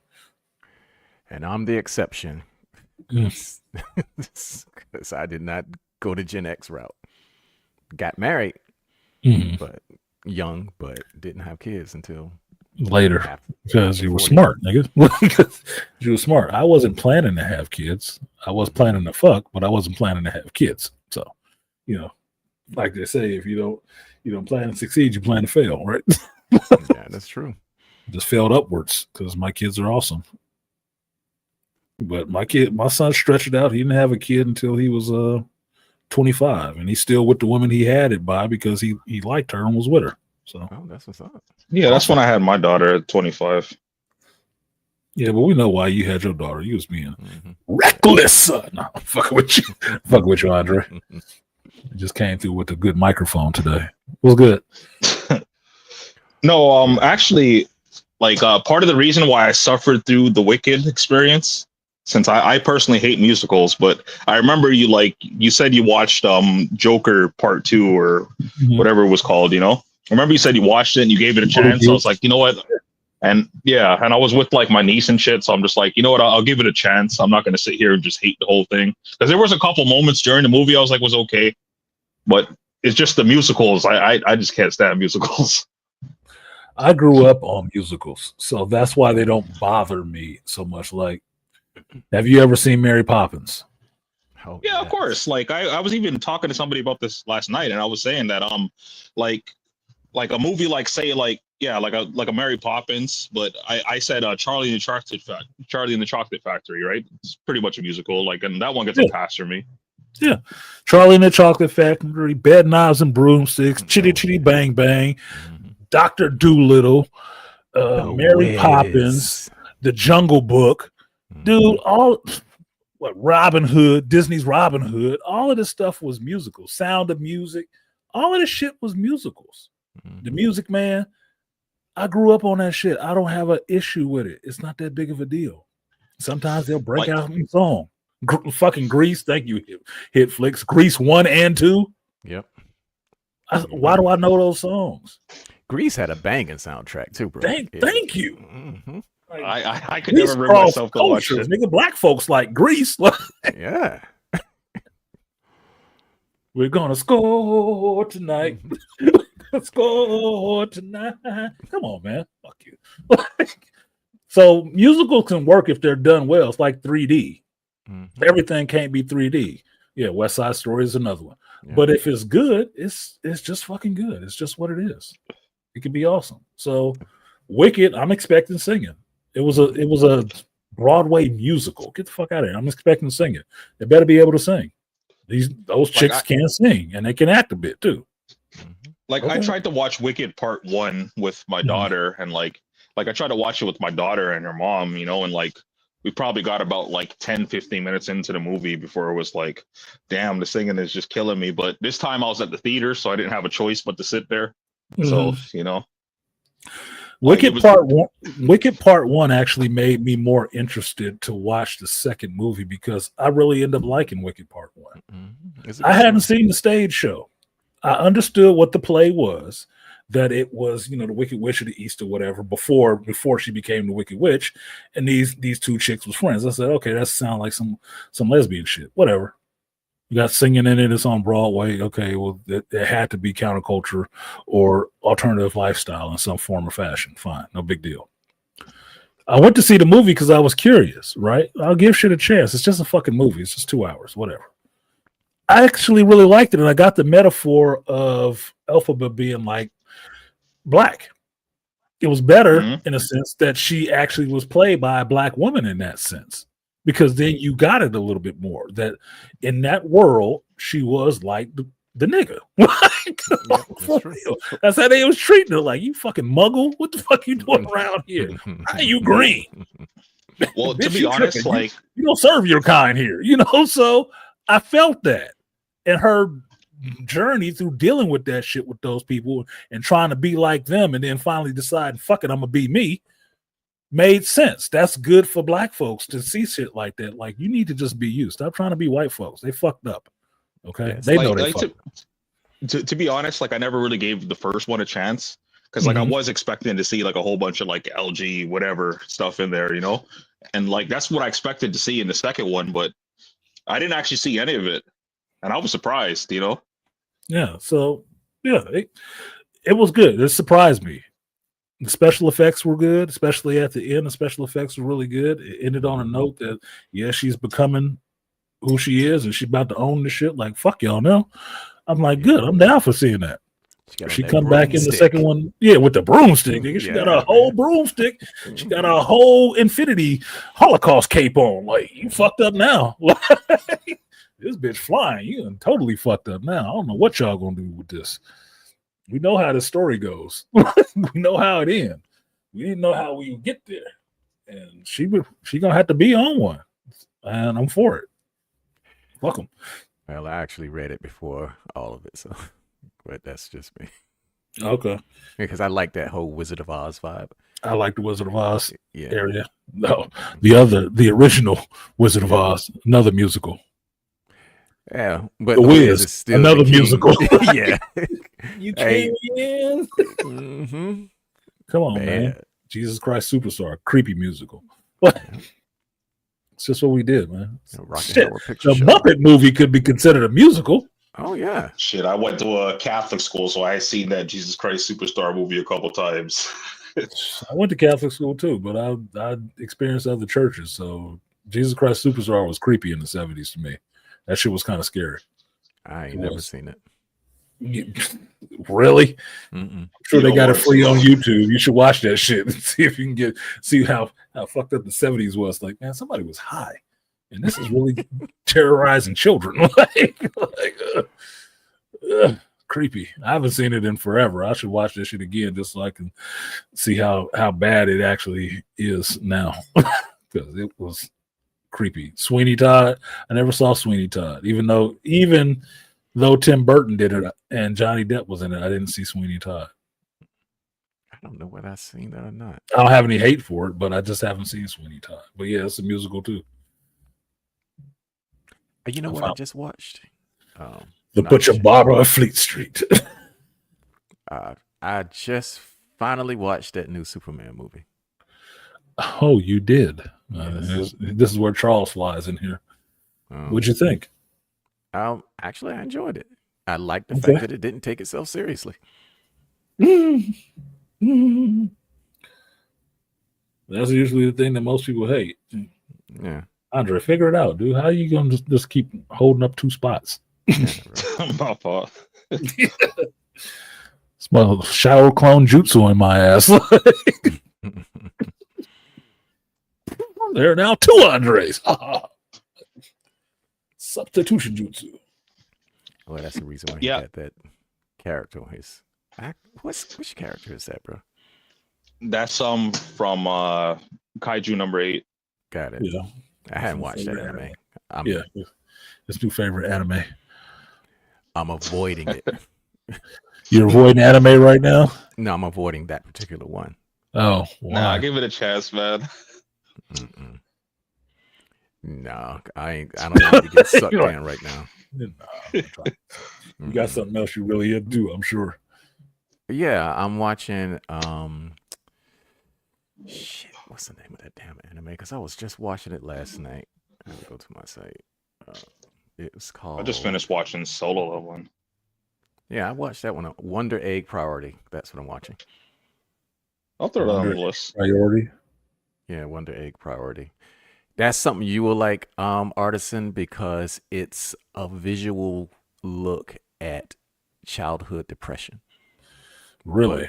Very, it's not brutal in its sense, but it's very colorful, and the way it's done is really imaginative because the girl is, she's struggling with the suicide of her friend, which makes her depressed, and it seems that she's operating under the delusion that everybody she goes around is going to kill themselves.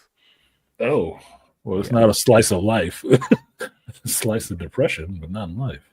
Yeah, the ending of it is getting really brutal, but the starting out, the visuals are imaginative, the story is clever, and if you've read enough and you've lived enough, you would recognize what those symbols mean. Okay. Well, I'm down for that. Mhm. I could check it out. I can check it out. So I'm still curious. You said you liked the Superman, the new Superman. Mhm. You liked his take on it. What else was there that you liked about it? I'm curious. Well, if the movie had taken itself seriously, I would hate it. But the minute I saw Superdog, I was like, "Oh yeah, this is going to be sort of You like crypto? yeah, it's going to be like a popcorn movie, and that's how I view it. It's a Mhm. popcorn movie. Say Yeah, well- Superman 2 more times, Charles gonna pop up. Well, for me, overall, I didn't like it. Just as a movie, it worked. Yeah. Right? You can watch it. You can go to the theater and watch it. It was entertaining. Yeah, whatever the fuck. If you trying to tack it on to the Superman legacy and which was the better Superman, you're gonna hate that shit. You probably would hate it. Yeah, I think that was my saving grace because the Henry Cavill Superman, I took that one seriously. It was just like, yeah, that's the Superman. He beating out Christopher Reeve, maybe. I don't know. Y'all Yeah, neck and neck there. Not a challenge. Yeah, but this one, when I saw underoos, and I was like, okay, now it makes sense that he's wearing underoos. We got the underoos on, yeah. You got underoos Superman. No, we can't take this serious. This motherfucker wearing underoos. Nobody, I mean, Lex Luthor, I couldn't take him seriously. I couldn't take nothing serious in that movie. It was just like, it was like watching Moonfall. Okay. It didn't have to make sense. I'm laughing so hard because I wanted to watch Moonfall while I was gone, and I almost watched that shit because you don't have to take it serious. It's just entertainment. Have to take it seriously. Shit. The stupid Is that actually speeches, the true? preaching, huh? I was just wondering if that's actually true. Because I seen somebody did a video talking about. Well, they had like a picture of like Henry Cavill like as Superman again. Mhm. It's like a rumor going around apparently. Yeah. Because, shut up, Beast. Captain Underpants, basically. You Yeah, ain't shit. he's Doug with his underwear on the outside. Yeah, you ain't shit for Captain Underoos reference, bro. But he's made me lose my train of thought. Right there. Shit. Captain Underpants. Damn it, you did maybe. I'm serious, Beastly. You made me lose my fucking train of thought laughing at that Captain Underpants joke. God damn it, dude. I'm old. You can't be doing that, man. I gotta stay on my track. I get derailed. Boy, 50 Well, is if a you hell responded of to a what I memory. was saying, And the if you 50, responded to past what 50. I, Holy shit, the past 50 be fucking with you. Like, Yes, God it damn does. God damn. that You shit woke be upstairs and killing me. forgot that you were supposed to go to sleep and shit. Yeah. What I'm doing up What here? did I come up here for? It's only a bed in this room. What did I come in here for? Yep. Can't remember what it was. I was having delays, man. I was sitting there really thinking about that shit while I was gone. I was like, man, do I need to start taking some kind of medication or something? Am I having just fucking delays? Yep. Like I'm forgetting shit, like speech delays and stuff. Like, was that a mini stroke? What the fuck is going on? Am I not focusing enough? I need some ginseng, something. It's like I remind my mom all the time when she starts clucking. I was like, my eyes aren't that good, but I was hoping the hearing went first. Right. That's fucked up. Man, I say I'm 30, but my back is 50. Oh man. No, I have to tell people all the time because I look young. I said my grandmother said it. It's not the age, it's the mileage. Yes, sir. That's miles on this bitch. I was walking upstairs and climbing in the attics for 3 weeks. That shit was screaming. My knees and shit was screaming like an old fat Negro. Like, it's fucking painful. I can't let these youngsters see me like this. But you know what, Artisan? I'm on the other side of that because I sit down behind my computer for like 8 hours and it's the same thing. It's like, God damn, you've been sitting down too long. You can't rest. You can't do too much strenuous work. You got to once you get over 50, you got to carry that nice middle ground that's going to not hurt too much, but keep you going. Sit your ass down. Yeah. Look, one of my housemates, because it was like 5 or 6 techs from different states all in the same house in this Airbnb, right? So it's like, dorm living, or if you ever have male roommates, right? One of them, Aaron, pretty hot motherfucker from Texas, he'd go out running 5 o'clock in the morning every day. Shit. I'm not doing that running shit. Like, you might not catch me running to the end of the block. The only way I'm running now, something is chasing me, and that run ain't gonna go very long. I did that all the way up to my 40s, and I was doing roughly about 30 miles a week, something like that. Yeah, he's like 30 something. He would run a couple miles every day, except for the night. I don't run, but go ahead. I try to do about like 1 to 3 hours a day walking. I don't have a problem walking. I walk everywhere, but yeah, walking is good. The run, I'd be worried. There'd be some palpitations and some other shit happening. Learn to run on the balls of your feet. That's all I'm saying. Yeah, because that heel to toe shit that we Gen X grew up with, that's a knee killer. Yep. I was getting that now from standing. Mm-hmm. And realizing that my muscles in my legs have gotten weak. They used to be the strongest part of me, but my not the hamstrings, the one that's in the front. Quads, right, have gotten so weak that when I'm standing, I'm locking my knees out. You're not supposed to lock your knees. Yeah. Right. You're not supposed to lock your knees just standing straight up. And that shit does not last long. Standing up does not last long. I'm like, whoa. Yeah, locking your knees can make your posture is kind of correct. I'm standing flat footed, but that shit was tiring. Mm-hmm. I'm like, Yeah, locking your knees can affect your circulation. We had guys in formation pass out from locking their knees. Yep. That's why you're not supposed to lock your knees. You'll fucking fall out. Yeah. Long periods of time, you will fall the fuck out. No. Or you catch a fucking cramp. Mm-hmm. I can't move. Forward. Slightly bent. Yeah, slightly bent. Yeah. But if you can't slightly bend it, that shows how weak your fucking quads are. Yep. Right? I was like, oh, these motherfuckers is just trash now. I'm like, I gotta get myself back in some other shape other than kind of round. Like, and I'm not hella big. I just, in my mind, I'm big as shit. Yeah. Everybody else will see me and say, oh no, you ain't really big. I was like, I don't want to hear that shit. I got some higher standards than you. In my mind, I'm big as shit. I might look like, in my mind, I look like one of the fat boys. Same here. Well, my dad. Everybody else's mind is like, oh man, you fine. Shut up. My dad is like, you don't look bad, boy. I'm sitting there like, what you talking about? I'm looking for that V. Yeah, I'm looking for that cut. It's still there. It's just over some shit. Some shit hiding it right now. Like, it's like, no, your waist went from a 32 to a 36. It's just like, fuck. Yeah, fuck you. No, I have Yeah. standards, and this is not measuring up to those. Mm-hmm. I was ordering DoorDash. I just wanted to make sure I wasn't delivering fucking DoorDash to a house that's empty, right? to Airbnb. Like, wait a minute, let me check the address. I don't want to deliver that shit to the wrong place. I'm looking at one of those swords you got back there, and that blue and gold one. I'm The thinking that's Excalibur, but I don't know. Is that what it is? not Excalibur, but Excalibur would be awesome for me to have. It is actually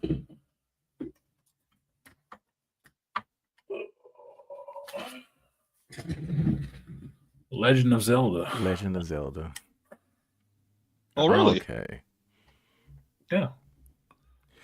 Yeah, it looks like the Excalibur sword from Fate Stay Night, except for the hilt. Yeah. But the scabbard looks like Excalibur. This is actually not my sword. Mm-hmm. This is actually Ford's sword Ford. that my son bought him Mm-hmm. for a birthday, and he left it at the comic shop. And Yeah, I I'm worked with a guy that knew have Forge swords. yeah, I don't like shit to go to waste. Not my kids' money. So, Yeah. so it was reclaimed, and that's not the best master sword. That one is mostly plastic, except for the blade and shit like that, like the hilt and everything is plastic. But they make an all metal one that is awesome. Yeah. But yeah, that's what that one is. That's the master sword. So I'll be looking at, behind Tia San Johnson's desk, and I see. Oh yeah, the Blade Master. Thunder. Yeah, I was gonna Yeah. say that. Yeah. Like, he got some nice Edge blades master. and stuff. Yeah, I told him that shit. It's like he got more. He started showing me that shit. He's like, he got more swords than me. I said, he's the Edge Master. I had a lot. You got more than me. That's just what it is, man. That's just what I call him. That's the Edge Master. Because he got everyone that you would like. He a Gen Xer too. He got everyone that you would like, and the glaive from Kroll. Like, I can't keep up, man. I can't keep up. He got that PhD status money. Like, fuck you. fuck you. That's awesome, bro. That's awesome. Well, yeah, Eye of Thundera. I think Angry Man.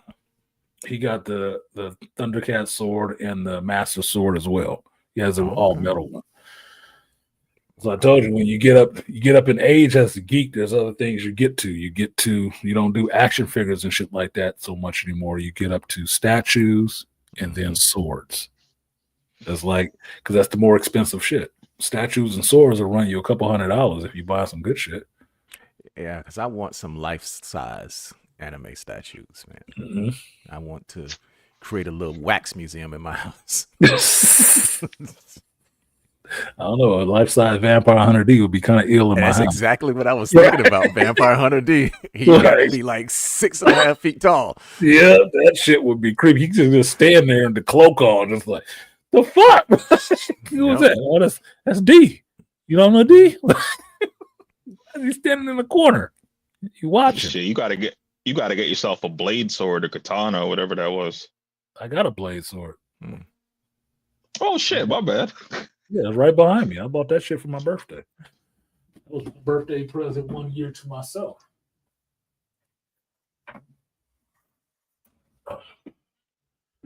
Damn, it's the one on top. It's the one on top too. Shit. Okay. Yeah, that was my birthday present to myself.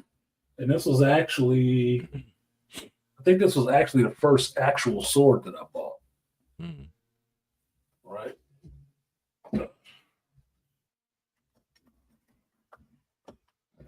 I had swords before, but I hadn't bought them. They were given to me. So I had a katana and some other shit that somebody gave me.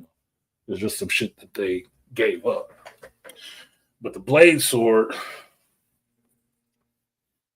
I went out to the knife store in Pier 39 and bought that motherfucker. And that was on my birthday. And I saw it hanging up on the wall.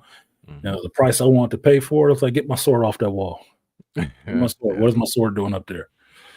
You want this one? Yes. So what did I say, man? Box it up. Back it up. Well, This especially Yeah, this shit Especially is since good. you're in Cali. Oh Especially yeah. since you're in Cali, you should borrow one of them swords from Dr. T. Air quotes borrow. I'm a Gen Xer. I'm not a hater. I will never take his shit. I will give him props for having his own shit and find out where he got that shit from and go get my own. Man, you goddamn millennials. Yeah, you fucking We don't like do shit all like shit. that. You don't understand Yeah. ownership. Hey, Mhm. just let me hold it for a little bit. I'll give it back. Fuck No, that. that You shit do would that with get your pussy. ass kicked in Yeah. our generations. Like, Look, man, you where will my not be shit at? friends no more. Yeah, you will not be friends no more. Like Mm-mm. this nigga came to my house and a sword was missing. He ain't never coming back here. Mm-mm. And if I see him, I'm gonna whoop his ass. And if I Yeah. see his ass, Yeah. kicked on sight. No, hell no. No, I just go get my own because he has some of that cool shit, like the sword of that Prince in Hellboy 2. Mm-hmm. That motherfucker. Oh, that was a nice one. That was a nice sword. The Conan sword everybody have. Like my Everybody's got that old buddy Lansing sword. Chris. He didn't even own swords. He's a big geek. He didn't even own swords. His wife owned the sword. She had the Conan sword. I'm like, God damn, Karen is cool. Karen is cool as fuck. Man, she should have read Sonya's Conan sword, sword. not Conan's. Yeah, she got the Conan sword. She was a teacher. She had the Conan sword. It wasn't his, it was her. She came to the relationship with that shit. I'm like, oh fuck. Oh, keeper. Yeah, that was the keeper. He married her. That was the Yeah. keeper. She was down for the geek shit. She was Man. invested in the geek shit, right? That's some cosplay sex shit. So the Conan sword, the Thundercat sword, obviously. Legend of Zelda sword is cool. For me, Blade Yeah, I sword like the was one of Zelda. those ones to have to get. Excalibur. As a black man, you gotta get the blade sword first. Sword, right. Yeah. Excalibur, big deal to me because I love Arthurian legend and that whole ideal of honor and shit like that. The Excalibur would be the one to get this. The That would be the ultimate one I'd sign of pay, like, chivalry. yeah, exactly. Like, you know what? You want 500? I'll give you $500 for it. Mhm. You want 5? It better have all metal pieces and everything on it. Yeah, I'll take that. Some of these other movie swords that I've seen and shit like that. Yeah. Aragorn sword. The Aragorn. Yes, this Narsil was big when Return of the King came out. Everybody was running out to get that shit.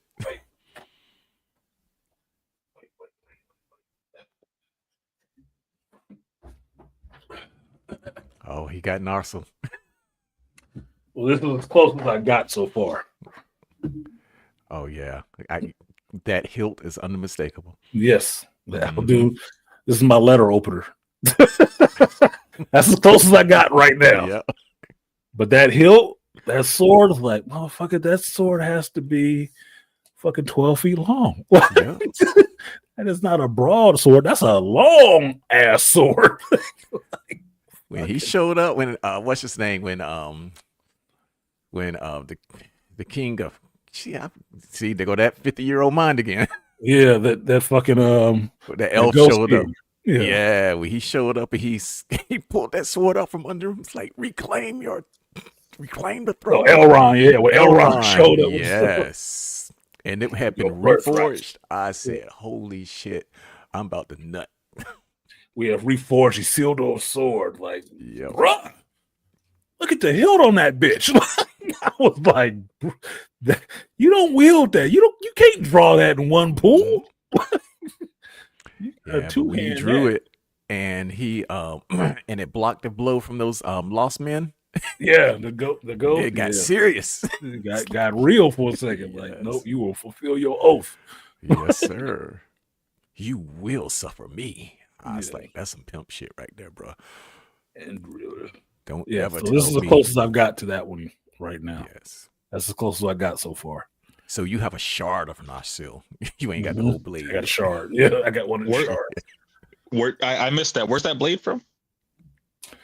Lord of the Rings, man. Lord of the Rings, Return of the okay, King. okay. Isildur's blade. Oh shit. Yeah, Yeah, there It's was a several little- swords in that. You had Glamdring, that was the Foehammer, that was Gandalf's sword. Yep. You had Sting, which was Bilbo's sword. Yep. Which he gave to Frodo, of course. And then you had Legolas's. Well, all of the swords of the elves were just badass. Beautiful. The swords in Lord of the Rings was fire. Yeah. Return of the King. I seen that like 5 times in the theater. And you didn't recognize Narcy? Thank you. That's the same thing I was about to say. You didn't. That was years ago. Like Stop that was lying, years ago. Well, Thundercats is That older was than years that. ago. Shit. Look, Kroll is a lot older than that. Yes, sir. They don't make you little young motherfuckers with no kind of brains. Yeah. At least you will be able to recognize He-Man's sword now. I know that was before you were born.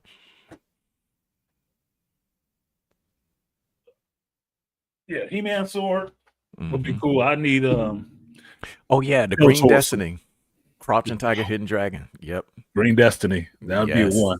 I've renamed my pool stick that shit after Black Bane because Black Bane told me when I showed him my new cue that I got from Vegas. He said some shit like that and was like, "Yeah, it got the Green Destiny." I said, "You know what? I think that's the name for that motherfucking name." Because I showed him the picture of it. He said, "Man, that was Yeah. like the Green Destiny." I said, "That's exactly what it should be. That's the name. You will rename my cue. It's the Green Destiny." To Because this the other day. one I have is it's all black. It's an Mhm. all black cue. It's just my break stick. But I told him, I said, I'm calling this my necro. This is my all black necro sword. He said, "Oh, that one looked like the Green Destiny." I said, "That's it. From now on, that's it." Why don't you scroll up, Mr. Superman? God damn. I couldn't see it in the chat myself. To this day, that movie, Crouching Tiger, Hidden Dragon, is just top 10 for me. Yeah. Yeah. Good movie. Good movie. Beautiful looking movie too. Beautiful. Yeah. That one and Hero look beautiful. Yeah, Hero was the shit. Yeah, that's Hero another was bad. Whole nother story. But Jet Leagues. I'm surprised you got the Zelda sword. Like I played most of the Zelda games, so why you know, like you be saying some stuff sometimes that really make me think you don't understand how old a nigga is. I was there when Zelda started, motherfucker. Mhm. Green cartridge and I'm not green, gold cartridge and everything. Yeah, we were here with 40 the hours first playtime to get through the whole game. I was there Yeah. playing Zelda when it started. I've We were always here. liked Zelda. I just didn't get to think the I- millennials level of liking it where y'all want to get tattoos and shit like that on you. Nah, I ain't doing that. No, it's okay. I know what the Triforce is, bro. It's a Yeah. pyramid. I would get the trunk sword though. Trunk sword would be cool, especially if you're a Dragon Ball Z fan. But that's how me buying swords and stuff like that was. Like that thing up on the top, it's a crisp knife. Because I love Oh, yes. See, I missed that. I didn't even see it. gun. Yeah, that's the crisp knife. That is a maker. So this is from the Denis Villeneuve. Yes. That's a crisp knife. Yeah. So that's what it was. As an older geek, when you got into buying all this other stuff outside of just the figures and shit, you got the stuff that you actually liked. Yep. That's what the swords was about, right? The swords were more individualized because they were more expensive, but you would get the shit that you liked. You wouldn't buy all of it. You buy specifically. Yep. Same thing with the statues. They're individual. My Blade statue, my Vampire Hunter D statues, and my Black Panther statues are the biggest statues I have. Everything else is smaller than that. Why? Because I spent the real money on the characters I really wanted. Yeah. The characters I really wanted, I spent that money on those. Same thing. You got the Blade sword. Oh man, I was happy I got the shit too. Because that Chris knife runs deep though. Yeah. I got a sword. Uh-oh. If you ain't got a power sword, motherfucker, you messing up. Charles got the He-Man sword. He better. If he don't have a power sword, he better go get one. If Charles don't have Panthros nunchucks, I'm gonna be disappointed. He said he got the sword of omens. Yeah, you can get the sword of omens.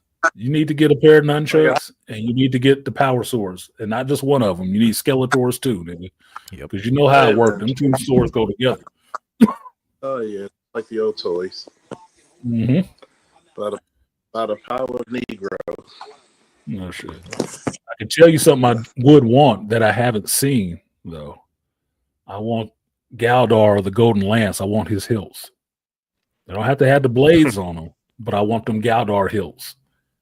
The golden lance. Good. The golden lance. Or I want those hilts. Or you got to get the hilt of Thundar. Oh yeah, that too. That too. Come on, man. You know where I was going with this, Charles. Like you need that Thundar. This is Sun Sword. Come on, man. Oh yeah, that's another famous sword. You got to get the sword of Snake Eyes somehow, some way. Yeah. Gotta get Snake Eyes sword. Of course, I would not be mad if I could find a replica of the sword of Plundar. It'll be huge, but I would not be mad at it. You could probably find it. Let's see. Tell me the first time Mug Rob pulled that son bitch out, you was like, ooh, he ain't fucking around, is he? No, he wasn't. He started spinning that son bitch. He started spinning that son. Like, oh, it's like no. a proto lightsaber. Yeah, I think that was. It's almost like they got Illidan's blades from that. Oh design. shit! They do have one, Charles. They do have one on Facebook. They have the hilt. It's fabulous Sun Sword against the forces of evil. Do they got Cloud's Buster Sword? Oh shit! That'd be something to have hanging up by the front door. That shit need a whole wall to be on. Just that on the wall. Like, dude, is that the Buster? I just need a training. Sword got to go around the room. I need a goddamn training montage to carry gut shit. Oh,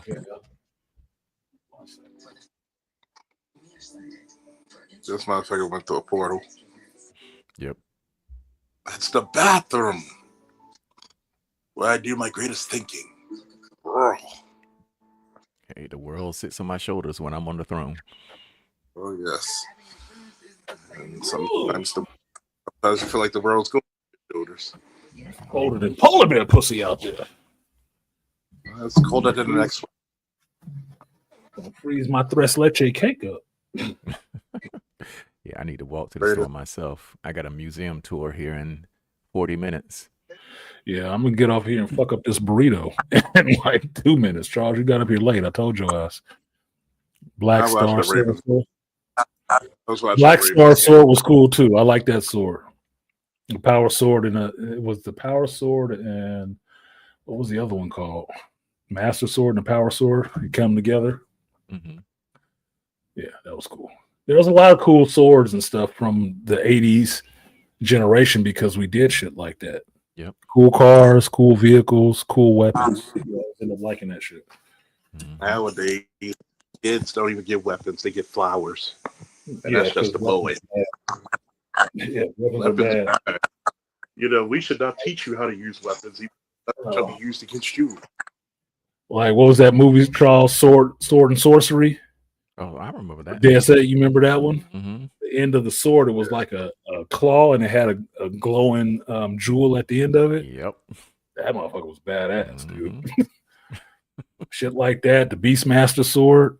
These were all things that you keyed on that were specific in that show. Yes, every show at that time might have had swords in it, but this one was distinct. That's what made it individual. That's what made it memorable to have that shit. Even you got the Beastmaster sword too. I'm like, this motherfucker right here, bro. But the swords in that era had personality, though. Yes, swords always had personality. Swords that was why I was happy when the Lord of the Rings movie, they took it seriously enough like that they made each one of those swords have a personality. Yep. Everyone, it had its own fucking name and lineage. You knew what the hell it was. Yes. Even Lord of the Rings today. Just so I could see Gandalf fly his big ass sword, like, get him, Gandalf! Even when you look at the shows, you can tell who usually the leader was because they probably carried a sword. Who's the main character? He's got a goddamn sword. For some reason, I don't know if he's calling upon the power of Grayskull, Thunder, or whatever the hell. You better get the hell out of his way. Look, just even in recent history with Game of Thrones, Yep. you know what Jon Snow's sword was. You know Yes, what you it was do. called. You knew the name of it. You knew the lineage of it. You knew how he got it. You knew it didn't look like everybody else's sword. It damn sure didn't look like Joffrey's fucking sword, did it? No, Joffrey No. was a fool. When Longclaw came out, you knew what the fuck was going down. Like, oh Mhm. shit, that's that Valerian steel, nigga. You better watch Yep. yourself. He ain't fucking around. He got that Valerian stuff. Like, oh Love shit, stuff he like got that. He on that shit. He got that good steel. Uh-oh. He might cut our swords in half. Let you know he was a cut above. What do you say? The Red Ranger Tyrannosaurus Power Sword? Yeah, but you got to get the Green Ranger, man. You got to get the Green Ranger sword. Because even with a flu at the end of that motherfucker, he was whooping their ass. He was whooping their ass, even with a flute at the end of that bitch. You know, motherfucker was whooping ass when he jumped in your car. He jumped in your shit. He jumped in your shit to whoop your ass. He said, "Nah, I want the smoke. I'm gonna pull up on you." Yeah, it kicked you out the Megazord, man. Like, what? Jumped in there, kicked him out of their own shit, and whooped ass some more. God, Yeah, how you do that? Where they do that at? Where they do that at? You know, Motherfucker jumped in your Megazord, kicked all 5 of you out, Mm-hmm. and continued to And then kick your kick ass in the park. Let's see if y'all remember this alone. sword. Y'all remember the blazing sword? Yes. I Yes. think that was the one I was talking about. What, form blazing sword, Voltron? Mm-hmm. Yes, sir. Oh, I'm blazing sword, Come on. and I'll go ahead. Wait. Somebody in the window. Yeah, because that was almost like a sword hammer, the way the end of that sword was built. It was like, man, the counterweight on that son of a bitch. Wow. Yeah, because the blade was bigger than the rest of the damn. Yeah. It didn't have a traditional point on that bitch at all. Just like, dude, is this a whole Halliburton? You get you're gonna get forked with that damn sword. Like, Chopping is through it a robots sword? and shit. Look, I had the toy, Mm-hmm. right? And that fucking big ass plastic sword, that didn't look like it should be cutting shit. Like, it's just breaking stuff. It's like, you're not cutting nobody with this damn sword. You just breaking bones and stuff. It was more of a war hammer than anything else. It's a bludgeoning tool. There you go. And just so y'all know from our previous streams, Voltron was anime. Yes. Just letting you know that shit. Mm. Yes. Voltron was anime for a couple of reasons. One of it is people died. Yep. Cartoon or not, Bloody- motherfuckers died. Mm-hmm. Go daddy. What's that? Beast, whatever the fucking shit was called, the original. Damn, that shit was violent. Yeah, a lot of our old cartoons were violent. Yeah. I mean, hell, even He-Man opened up his intro with a punch. Mm-hmm. He did. Not just a punch. Not just a punch, Charles. A punch in the face. Yep. Face. This is how we come. We don't go down doing that sissy shit. We don't talk about it. We punch it right in the face. Mm-hmm. I remember it was the second series, the 2002 version of He-Man, which I still love because it expanded on the universe. Mm-hmm. I remember he punched Skeletor so hard his body went into flames. Like he broke his down. Like, how hard do you have to hit a motherfucker for him to move so fast that he turned into flames? He did something to Orko and he pissed him off. I mean, he blasted Orko and Orko wasn't moving, and all you see was that fist come around the corner. God damn. Well, that's like Doomsday beating Supergirl into a goo. Mm-hmm. Hit her ass so hard she turned into goo. Like, god damn, what the fuck? We don't care if you're a chick. We don't care how pretty you are. He had flames on his ass. Did he break the sound barrier on that? He hit him so hard. Yeah, Oh my blazing God. sword, man. Blazing sword come out, you knew it was over. Yes, you did. Oh, you fucked. Mm-hmm. Oh, you got Don't let him is that fall, a sword? Voltron. Yeah, up, form blazing sword. Up, this episode is over. Mhm. Up, somebody getting fucked. Yeah, this is Not over. in a good This is done. Put this one I in the remember books. the episode of Thundercats where they had the stone statues of their ancestors, and he threw the ancestors' sword. It's actually on my TikTok. He threw the ancestors' statue the sword, and it grew. And I'm like, what the fuck can't this damn sword do? It even makes shit. It even make grilled cheese sandwiches. God damn. Speaking of which, I told my boy to go to the market and get some goddamn block cheese. I'm like, What man. you say? Akuteki Voltron was always anime. Yeah, but Yes, sir. Toya has been jumping into her learning anime stuff, and we were going through it after her stream.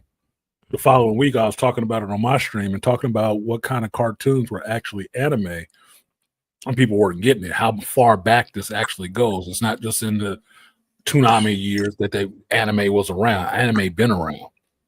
It's been around, and people been watching it for a while. Voltron was fucking anime. Voltron was at Gigantor, Astro Boy, Thundercats, to a degree. To a degree, because it was Americanized, but but to a degree. That was, back then, we called it Japanimation. Japan, yeah. Oh my God. Animation. Remember when you had to go to those weird flea markets or Suncoast to get that shit? Mm-hmm. Damn, I'm old. Yeah, you telling me I'm that old? Fuck you. Yeah, Zoro's sword would be one. Inigo Montoya's sword would be another one from the Princess Bride. You have to have that one. Find his father's sword. And the Men in Black sword from Princess Bride would probably be cool, but it was probably just a rapier. Maximus' sword, yes. Definitely Maximus' sword. Braveheart sword, definitely. Braveheart sword, yes. Yes, I gotta have want that. Dante. I want Dante's sword from Devil May Cry. I got into Devil May Cry, the first game, and never picked it up after that. I watched the first anime series, and it wasn't that good. And I know a second one came out, but I haven't been compelled to watch it. Yeah, I liked it from the first game. I played it, enjoyed the first game. I didn't go past that. I didn't like the second game too much. Yeah, because the move list in the first one, it was off the charts. Yeah, and remember fighting the marionettes? That was a hard ass fight. They kept getting back up because you kept going back and forth. You can go between guns and sword. I like that. Yep. But then when you start getting those other god powers, and then he got those gauntlets. Yeah. Oh, flaming hands. I actually like bolos. I like the anime, the first anime. I actually like it. The second one's not bad either. It's they got a little bit of bullshit in it, but I actually like the first one. Get into the first one. If you really love Dante, you got to get Marvel vs. Capcom 3 because he literally has the most moves out of any character, so he does every fucking thing. Beastly, yes. White Tiger, Saba sword. Yeah, I like Saba because Saba talk back. You talk shit. But I like that. If you think about it, White Tiger, Saba sword looks like an elven sword from Lord of the Rings. Yep. Because it has those curves in it. Has a nice curves in it. But he talked to the sword the whole time, which was kind of fun. I was like, I do it right now. Go ahead, Charles. Just chilling. Oh. I was just chilling. Oh shit. It was funny because I was looking at different swords back in the day. I'm like, God damn, what was another great sword? Saber Rider. Yeah. I'm just thinking to myself, like, damn, like in the 90s cartoons, you hardly seen any swords. You seen like jewels or something. Like some other, because they were just generic. Yeah. Yeah. That's why you say a Snake Eyes sword You only get a real definitive Snake Eye sword when you get to the first G.I. Joe movie when they had Ray Park in it. Then you had a distinct look for Snake Eye as a sword. Otherwise, it was just a katana. Yeah, because you know it had the I forgot what his clan's called. They had his clan's Arashikage. yeah. And it was so well, if you go down to You want to hear something fucked up? Well, I was going on this trip, Charles. I was with a bunch of your ex-army brethren, right? I came out the room with the Arashikage shirt on, with the symbol on it, right? Black shirt with the red symbol on it. I asked the motherfuckers if they knew what it meant. They didn't know what it meant. I was disappointed. Was like, so obviously you didn't grow up on G.I. Joe. Like, but you went army. Like, a lot of they didn't know what it was. They said, oh, it's a Tao Ching? Like, a lot of sort people in the military sort of. are not. You'd be surprised who was not in the geek culture in the military. Oh my God, that's embarrassing. It's At this rate, you making the Air Force look like bigger geeks than y'all. Well, they pretty much were. well, Came down to it. they kind of Yeah, because we used to get into fights over turning on X-Men on Saturday in the day room. Say, no, we watching X-Men. Have us be lined up. Man, I don't want to watch that kid shit. Hey, X-Men is being watched, man. Yes, sir. Yeah. We watching Had X-Men. I had somebody try to say something about my comic books in Iraq. I said, listen, whatever you're thinking, it's not worth getting slapped over.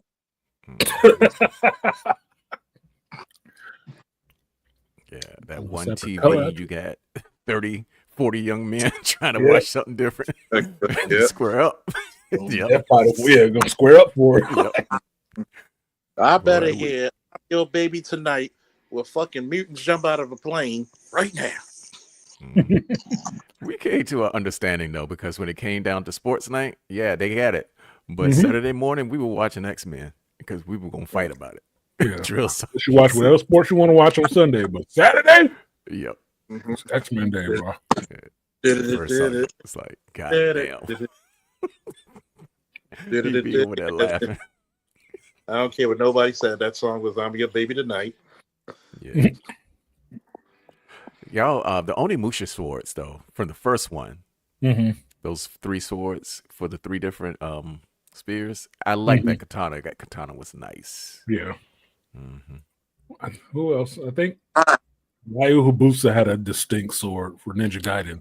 Oh yeah, most I definitely. think his sword was distinct, but you usually knew him for the long cloth on his neck, bro.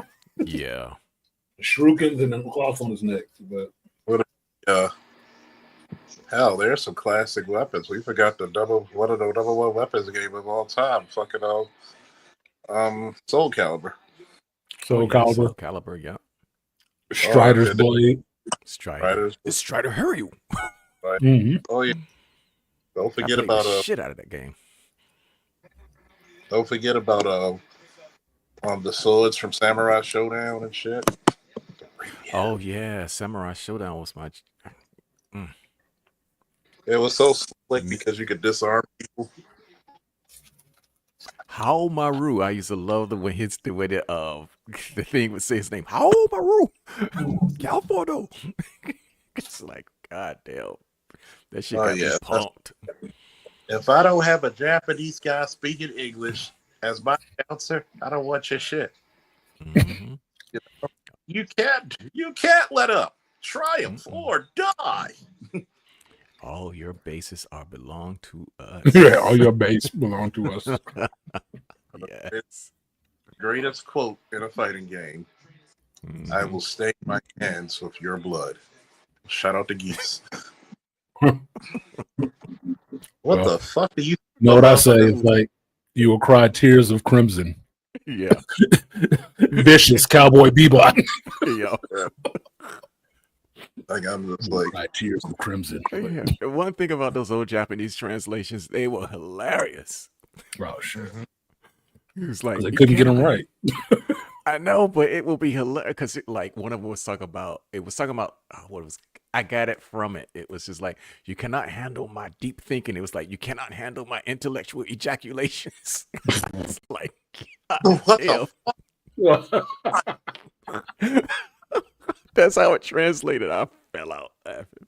God, to be more careful with them translations, boy. Yeah. buddy. Thank God for Google Translate. Yeah, it's A good. little late. A little Back late. in the day, Yeah. it was rough. Yeah, that was bad. Oh, Got God. the whole show bad from a bad translation. Yep. Oh, Lord. See, wait a minute. Ejaculation means what? It's, we have a different word for that. that's the way it got translated. But I read it in a magazine, and everybody was dying laughing over it. But it was back in the all your bases days.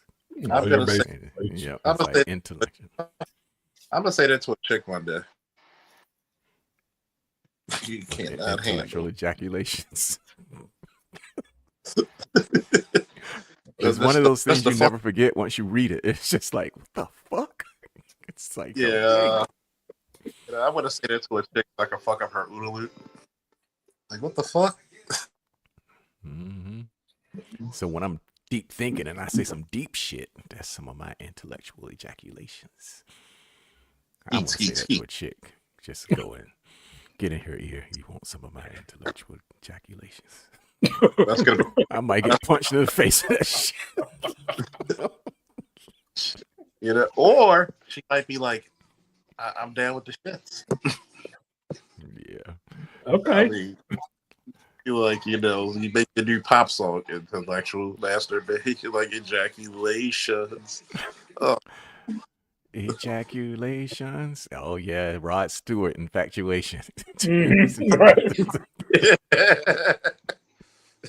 Yeah, shit. oh, Now that you put that idea out there, you got to do that shit because I want to laugh. Man, with these chicks nowadays, you find a tatted chick and then say some shit like that, she might think you singing love music. Yeah. Oh, he said he was gonna ejaculate me sexually. Damn, I ain't never had that. She's gonna complain and explain to you why she don't like men. Like whatever. Women ejaculate too. I've never done that. I told Heather I didn't want to do that shit. And she did it anyway. Like, oh, what the fuck are you talking about? Sometimes I just be thinking back in my head, and I had a discussion with this one chick who's a stud, and she's trying to explain to me certain things, and I said, "You do realize that a lot of men find women boring, right?" And I had to tell my friend that. I said, if I look at, and my friend was like, "Oh hell no, I love being in something like nice and wet." I said, "See, if you really think about it, you're only in there for how long? And don't even brag because you're not in there for 5 minutes." And I told him, I said, I had more fun with my friends than any chick that I've dated. We might have had nice times, but I didn't look for my girlfriend for exactly fun unless it's in the bed. And that's only like what, short fleeting? It's fleeting. I said they're boring. I said I can't talk to most females. I didn't really one female I ever dated who would talk about any of this anime and cartoon shit with me. It was so funny. It was so funny because she saw my Thundercat tattoo when we were at work in the department, and guess what her black ass said? Oh, so she got it. Got a winner. It was got a winner. You at least pique my interest. Like, oh yeah. I mean, I want to see her cosplay. Yeah. See, I was talking to my coworker. We are talking about this chick and say, yeah, she's kind of a geek and shit like that too. It's like, oh, that's cool. I said, shit, it's cool as fuck for me. I'm a black geeky dude. Like hot chick that's geeky. Yeah, we're gonna have to try to fuck all of her.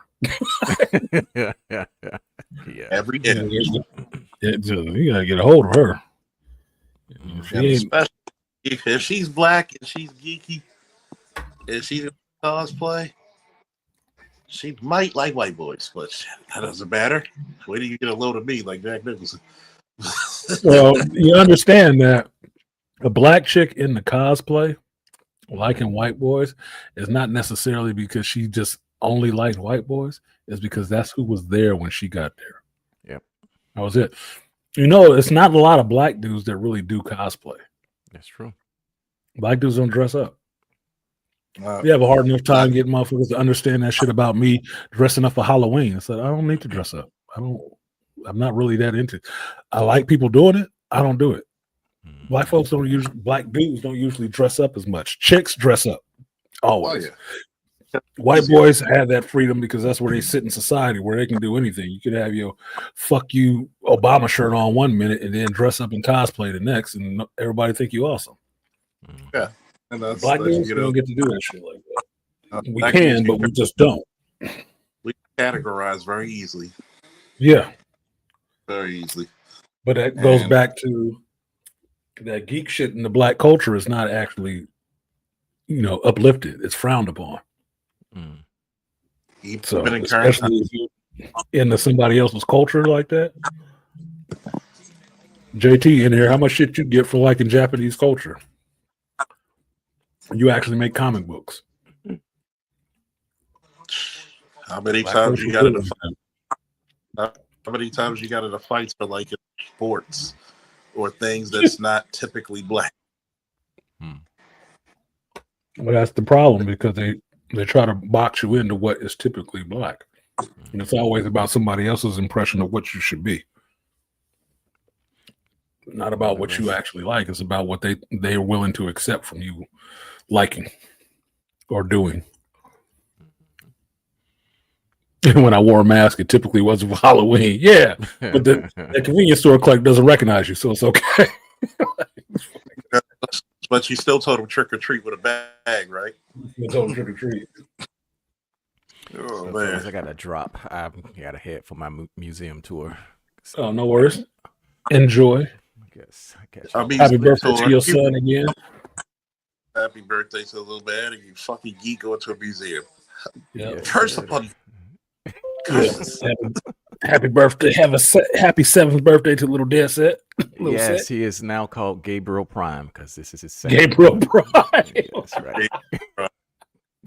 He's a prime number again. Yep, he is primed. Don't worry, So I'll cash up a couple of dollars to go to the strip joint with you. I give him a fake mustache, Oh no, I ain't putting my son in that dirt. Yeah, he ain't putting him in that filth. He got his own rarefied filth to give him. Like when he gets he got some little girls to go conquer first. Yeah, you got to start on the little hills first. Yeah, you got to start off with them little 7 to 10 year olds. Right, let him start small, work his way up to upper class. It's like as soon as my son turned 18, you got all these 20-something year old white girls and black girls just looking. Oh, he is so cute. I'm just like, you goddamn husband, get back. Right. No, I saw. This will be the last story for you, this so you can roll. But we took this young tech from our crew out on Thursday. It was our last night there. We went out to this pub, and this motherfucker was drunk. He's 23 years old. I'm sitting across from him in the booth. He drunk and slumping in the booth because our other co-worker Lucas is up there wanting to do karaoke. This older woman that's sitting in there looking like she's trying to catch something in both holes. He laid his ass down like this, and she was up there. She started crawling into his booth like she was going in there to suck his soul out. And I'm looking right at her like, what the fuck? He said that little boy woke up. Austin woke up like, oh. He's like, oh. Like she was trying to eat him, dude. Like, dude, if you would have waited one more second, she would have had your pants undid, sucking you off in that booth because she didn't care that I was looking at her. She looked at me like, you want some of this? Like, get away from my prey. Like, she was about to eat that young man up. So she asked Lucas later, does he like cougars? I'm like, oh my gosh. She was trying to catch his little ass. Black Widow. Boy, that little white boy didn't want no parts of her. Like, no parts of her. Pelosi on him. Oh, Oh my god! It was like some shit from a Lord of the Rings movie or something like that. Like she crept up on his ass like a fucking hag raven, dude. Like she's about to get his ass. Exactly, BC. Back, you demon. Back into the darkness. Back into the pits where you've come from. Nope. Get away from the youth. With that thought.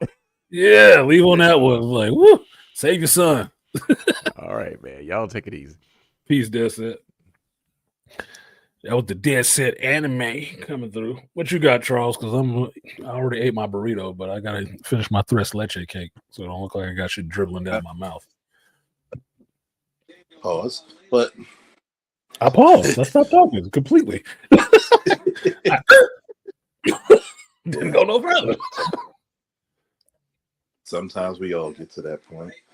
Always be geeky. So Fuck, I was taking to football. They mentioned that a Canadian joined the Ravens, so now I'm with you. You support the whole team because they picked up one Canadian. Fucking hell! He's got solidarity.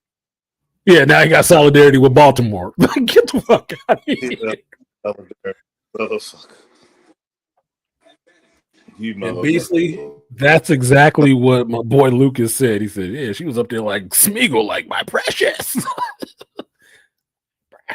That's exactly how he called her. He called her Smeagol. He did call her Smeagol because she was out there flopping it around with her little hanging titties, like she was trying to fuck anybody for real, and she couldn't dance, but she was out there. I got a video of it.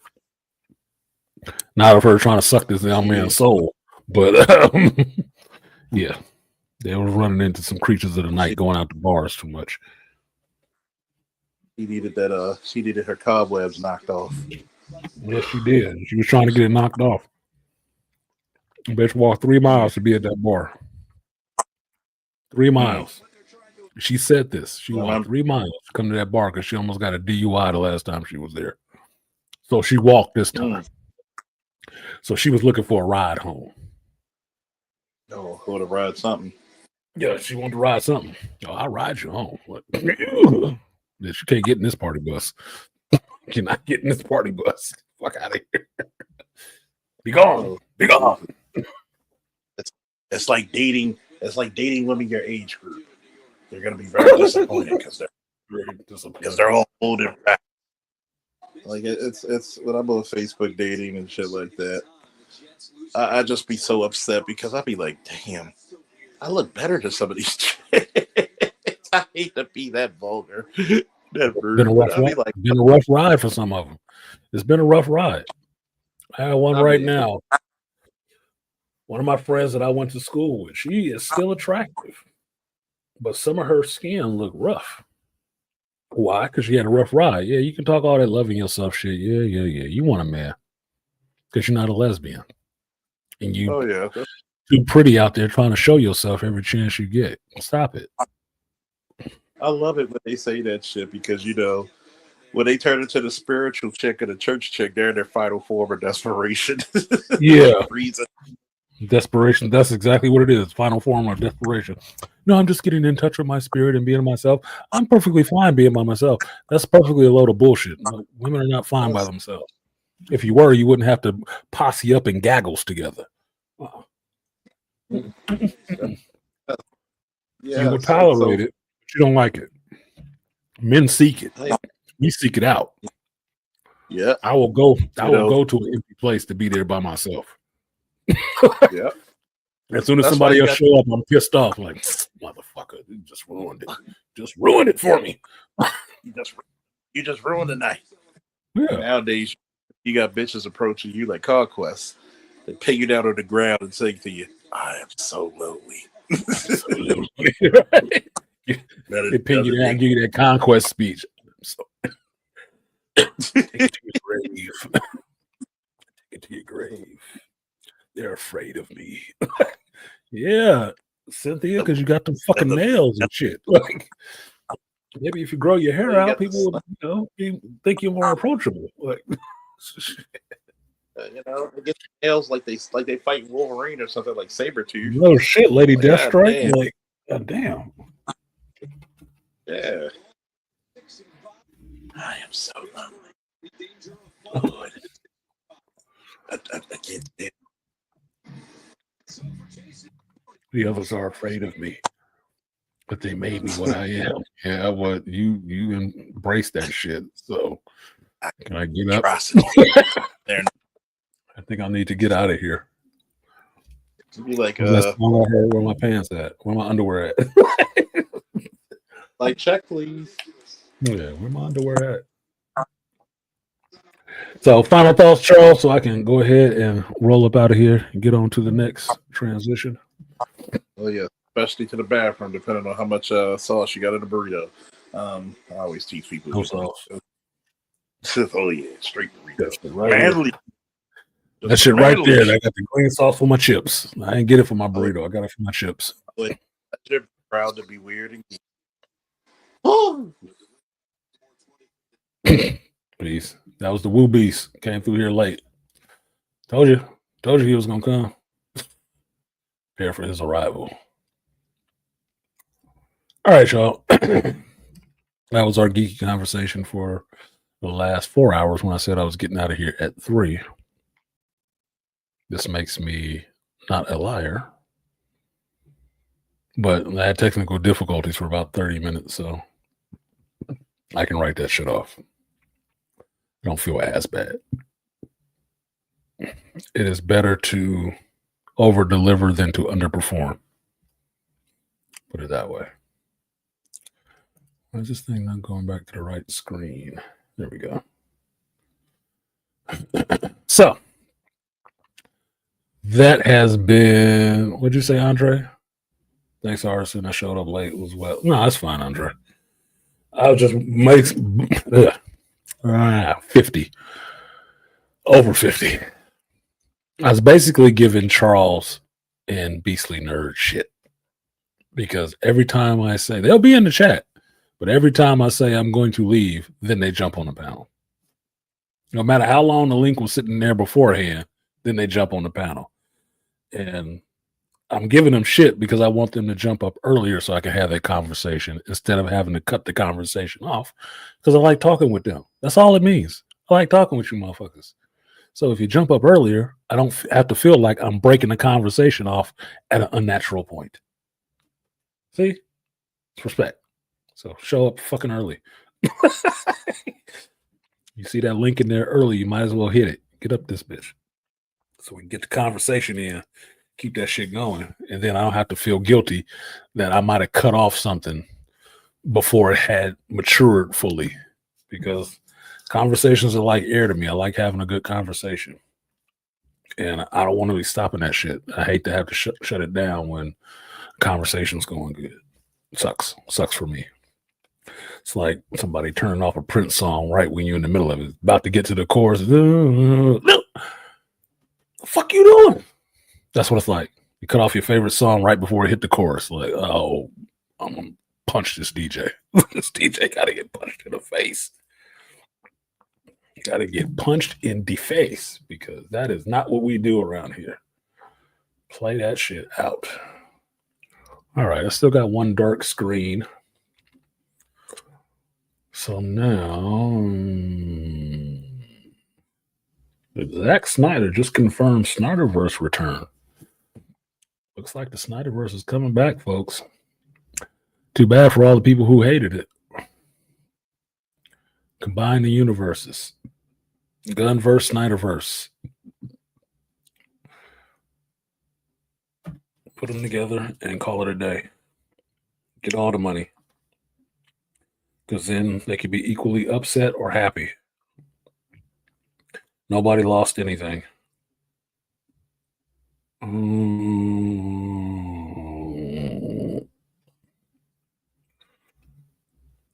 And Andre, did you get that song title last week? Because you asked me about it, because I'm about to play that song again.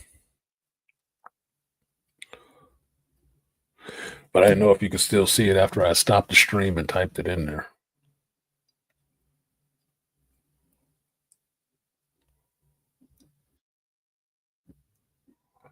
So if you didn't, yeah, I did. Thanks. It was a banger. Yeah, it is a banger. It was a banger. Random shit I hear sometimes in places. Like, damn, I like this song. That's what it means to be a Gen Xer and listen to music. You actually listen to the lyrics and actually say, hey, that actually resonates with me. And the song is good. Not just, oh, I got a banging beat. Slap her in the head with a dick. Well, I can't sing it to my grandmother. Can't necessarily let my grandma listen to that one. But in given situations, it could work. All right. I'm set up for that.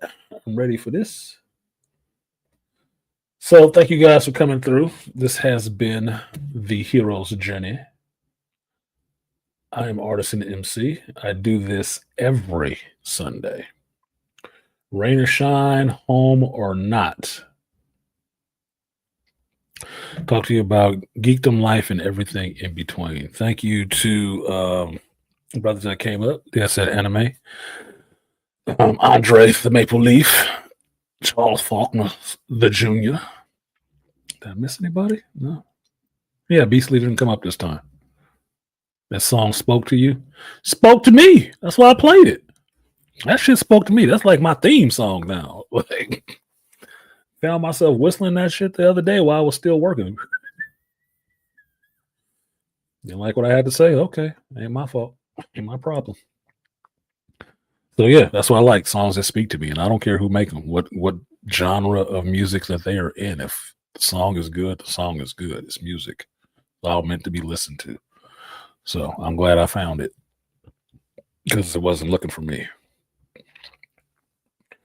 But yeah, if I'm home or not, I will do it. Next week stream, I will be here at home.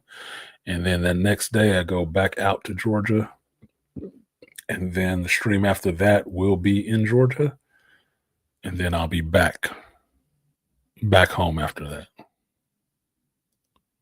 Yeah, the stream after that, I'll be back at home, even though I'll be in Vegas. Because once I leave from Georgia, I go to Vegas, and then I come home. So you got one more time to see me in this setup. And I got a week or so to get some of this other shit corrected so I can actually enjoy that time. The next Georgia trip is shorter. Now I got to figure out how to take all my vacation time at the end of the year. Like get 2 weeks around Christmas and just, kick back. So thank you guys for coming up. Appreciate the people who supported the stream. D. Scott, Dr. Rosie, and motherfucking Aquateki came through dragging his nut with the 100, the big hundo. Appreciate you, sir. That is going into the stream because apparently my monitor just shitted on me. So I have to buy a new one. So thank you, Aquateki. That will help buy a new monitor. I don't know what the hell's wrong with this damn thing. It just went out while it was on. So you got to replace it. You got to keep the shit moving. So with that, check me out next week on the Hero's Journey 92-104, 8 a.m. Pacific Time, 11 a.m. Eastern Standard Time. And with that, I will see you guys next time. Let me look you in the eyes. I will see you next time. Peace.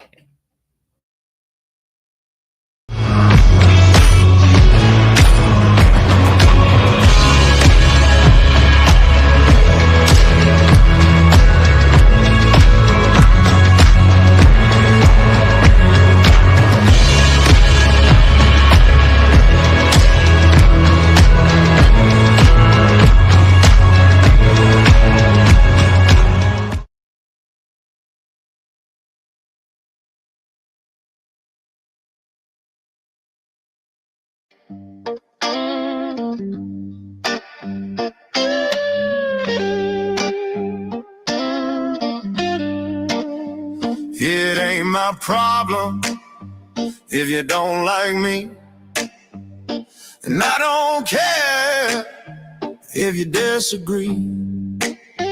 I speak the truth and don't hold back, and I won't change that's a fact. You can laugh at me, I don't care. I've been hated everywhere. Still standing tall, still standing strong. Still too damn proud to say I'm wrong. I've been down roads that took their toll. Lost some friends and found my soul. I've been broke but kept my pride. Had my faith when hope ran dry. Don't need the world to understand. A great fella taught me how to be a man. It ain't my problem if you don't like me. I'm still a man that I'm proud to be. Been broke, been burned, been left for dead. Still see things clearly in my head. I don't chase what ain't worth my time. I stay in my lane and walk that line. They talk tough, but I don't mind. I have everything that's meant to be mine. Don't need your rules, don't need your say. I'll do it all my damn way. I've been down roads that took their toll. Lost some friends and found my soul. I've been broke but kept my pride. Had my faith when hope ran dry. Don't need the world to understand. A great fella taught me how to be a man.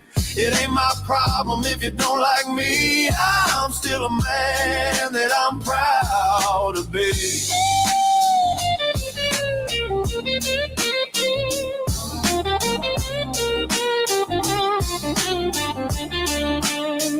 I've been down roads that won't drive twice. Paid my dues and rolled the dice. Ain't got much but what I built, and I built it all by myself. So let them talk, I have no fear. Ain't one word I need to hear. Still standing proud, still standing free. Ain't no man gonna speak for me. Up and down roads that took their toll. Lost some friends and found my soul. I've been broke but kept my pride. Had my faith when hope ran dry. Don't need the world to understand. A great fella taught me how to be a man. It ain't my problem if you don't like me. I'm still a man that I'm proud to be.